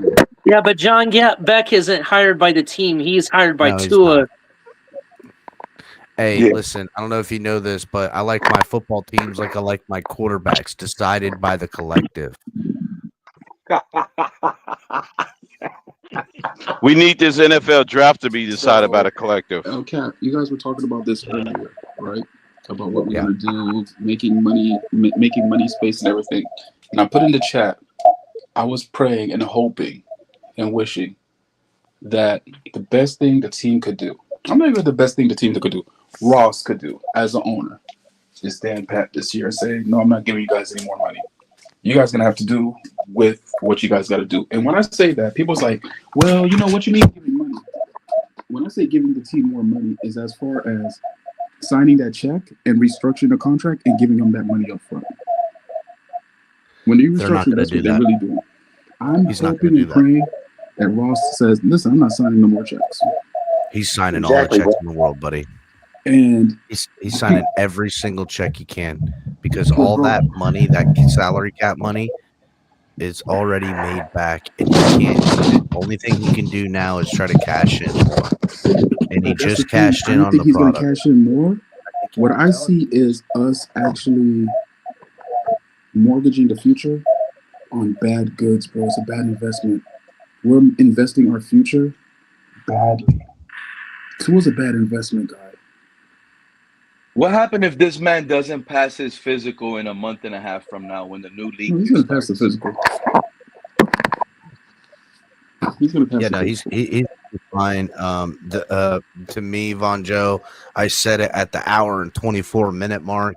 The Dolphins are going to shake down every player under contract, mortgage the finances of the salary cap of 2027 for the year 2025. They're going to shake out.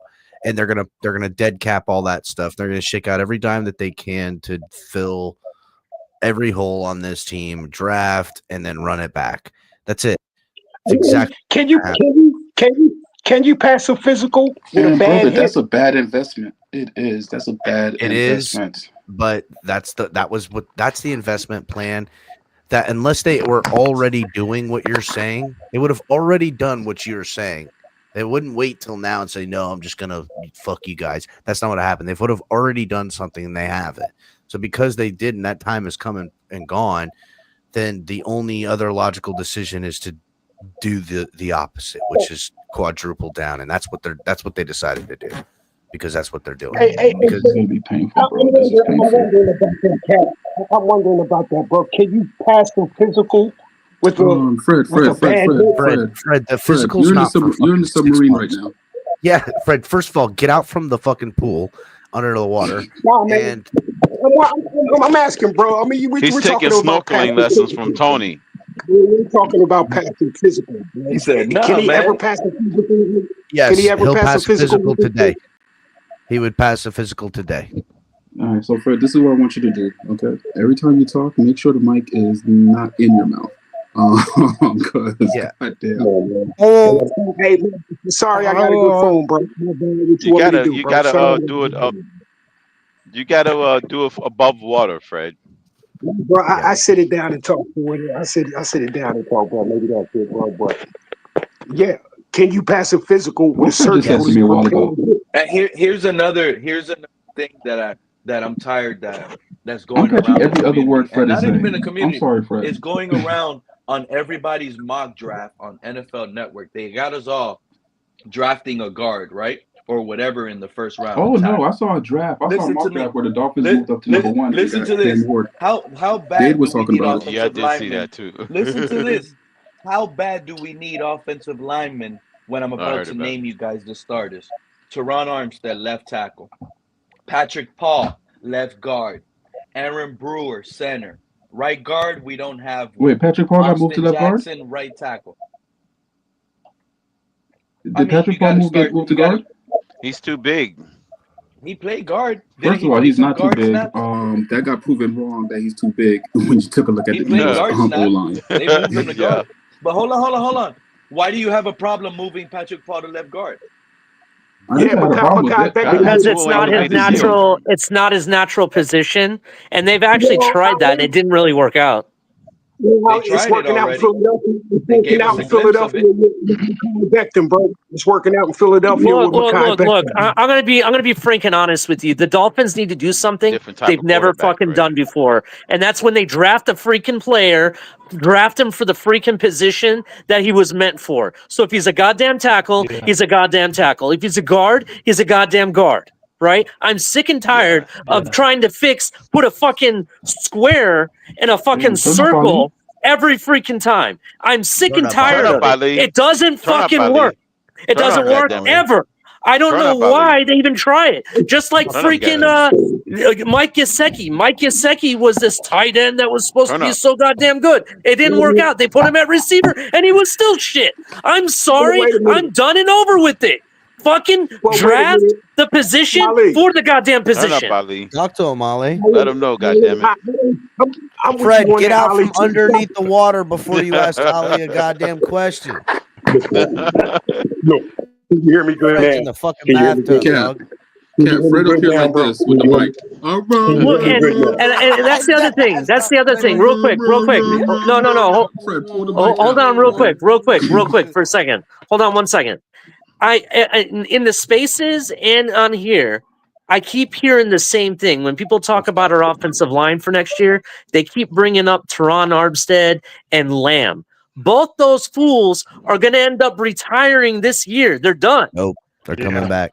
I don't think so, bro. I'm telling you straight up, I don't think so. I'm going to call it right now. Lamb, I'm pretty sure he ain't coming back. Teron, I won't be surprised if he's gone, bro. He's washed. He's coming washed. back. Lamb's going, and Keon I Smith's swear, coming if back. Teron's on this team, I'm not even talking about Keon Smith. I'm talking about those two. So either way, we got Patrick Paul as your left tackle. You got Austin Jackson as your right tackle, right? You still just need to fix the guard position, and I think our offensive line is fine. So real quick, and I'm going to say this quietly at the 4-hour and 2-minute mark. From what I've been told, Teron Armstead is staying with the Miami Dolphins organization. Now, we only won in 2 games. Now, hold up, Crypto. I've asked the speculation of why'd you say it like that, right? With the Miami Dolphins organization, not staying on the team. So I'm waiting to hear back on some shit about what that means. Now, whether he stays in some different capacity, I don't know. That I would totally be on board for. I'm taking the meaning for what it really is that he's going to be still on the team as an offensive lineman, not a starter, and they're going to work out some financial way to make it all make sense. but I am waiting to hear back on whether or not that means him being a part of the team in a coaching capacity of some sort, or in It makes sense. I mean, the guy runs an offensive line camp every year, so I wouldn't be I'm just surprised. saying it's something that I'm trying to get fact checked out, because if I do hear that is on the table, I'll be putting that out on Twitter next. So just say it. Well, if I only had to play 8 to 10 games a season, I'd stay too. Why not? I'm dead ass. Well, they're gonna give him even less than that now. Is what I think is that he will be a backup, and that it'll be on him to be the fill-in guy across the line, or maybe even slide in at guard until the new guy gets along or the young guy gets along. They're gonna keep him as the left guard, right tackle, left tackle at any, the swing guy across the line. And that's who do it Liam cheaper. Eichenberg is going to be when we re-sign him.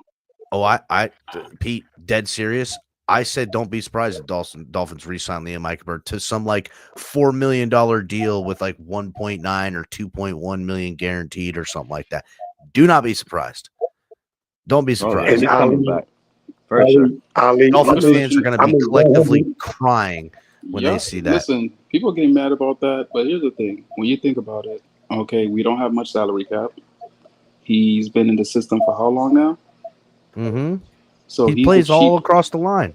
He knows the system. He's a cheap person that knows the system, that could come in and, block sometimes and on the floor sometimes. And what's the worst that he can could be happen? considered good depth. Guy? Exactly. He could be considered good depth as a swing piece, like you said. I need center, the Dolphins. guard, or tackle. I need the Dolphins to send Liam Eichenberg to LaCharles Bentley's offensive line school, right? If you guys don't know, LaCharles Bentley, who was a big-time offensive lineman back in the early 2000s, he played for the Saints, he even played for Cleveland for a good time until he tragically had to retire. The guy has one of the biggest offensive line schools in the country. Tons and tons of talent around the United States hired this guy for training. All of the big-time 49ers offensive linemen that have gotten paid go to this guy's school, right? Send him there. They will beef Liam Eichenberg up, give him muscles like a god, right? And actually teach him some shit, and then come back. If they make that investment, I can get down with re-signing Liam Eichenberg to that $4 million deal that you just mentioned. Hey, Ali, I'm in 100 agreements with you, bro. Stop drafting these fucking offensive fucking linemen. You draft a position that the guy is acclimated to, and you do it from there, bro. Fuck the swing guy. I'm gonna stay with what I said last year, heading into last year's draft, about what they were gonna do that draft and what they were going to do this draft, right? And to me, they're going defensive tackle. They're going to go to defensive tackle. They've always wanted to go defensive tackle. And at the 13th pick, a defensive tackle is a very good value potentially at that. Whereas if you're going left tackle that you're going to put in at fucking guard or whatever type of shit is going to be kind of dumb. And it is a safe, immediate, high return position that you can get right away. They're going to play it smart, and they're going to address free agency on the O-line because guess what? This system is complicated. It's hard to manage. And if you're going to ask a rookie to come in and take in this whole new setup, you're asking a lot, right? And there's always this, what's it called? You always hear it, the growth in the trenches from year one to year two, the growing pain. We ain't got time for those bullshit ass growing pains. So you can get away with a lot more of a young defensive tackle just playing with his hair on fire than you can ask a left tackle that you're moving to left guard now to play with his hair on fire. No, you're playing your hair on fire and fucking the whole thing up. You know what I'm saying? Yeah. So the two names to watch out for at defensive line, specifically the tackle position, the kid from Tennessee, he's really good, and the kid that you mentioned earlier from Ole Miss. Yeah. So how I ultimately seen it play out is that Teron Armstead comes in as the left guard we take in the second round, and that kid gets going along slowly while Teron Armstead's in there, and they'll work him in slowly in there, and they're going to buy the perceptive top 3 guard on the market, whether it's a left guard, right guard, then they'll switch it to that sticker. That's how they're going to play this. Dejected. This conversation. This is what's going to happen. Dolphins fans are going to speculate in every which way direction, but it's going to be a defensive tackle or potentially a pass rusher, but it's going to be on the D line unless they're really sold on Malachi Starks. But I don't know. I think they're going to see one of those defensive tackles sitting there, and they're going to go, "That's a safe pick. It's not going to be a bad one." And Chris Greer is going to go. What's the safety market looking and free agency looking like? The safety mark does not look very good. It does in the draft, though. There's quite a few safeties we can get. Here's the thing. So even if we don't get safety, really worth the fucking value. Is there a Minka Fitzpatrick sitting out there? That they're saying that Starks is that guy, though. They're saying that's him. The guy, but is he? I don't know. And I would rather get defensive line in the first pick, bro, and then turn around and get Latham Ransom later on. I'd rather do that. The reason why I asked that, Captain, is the fact that based off what you're saying, I can see us going D tackle, especially with Calais Campbell moving on. So you go D tackle in the first round, but also we're light on safety, so we're probably going safety in the second round as well. We probably could. We could always go anywhere in that way. I don't know. To me, right? Like, you have Kendall Fuller, who you're going to rework his deal out. You have Jalen Ramsey.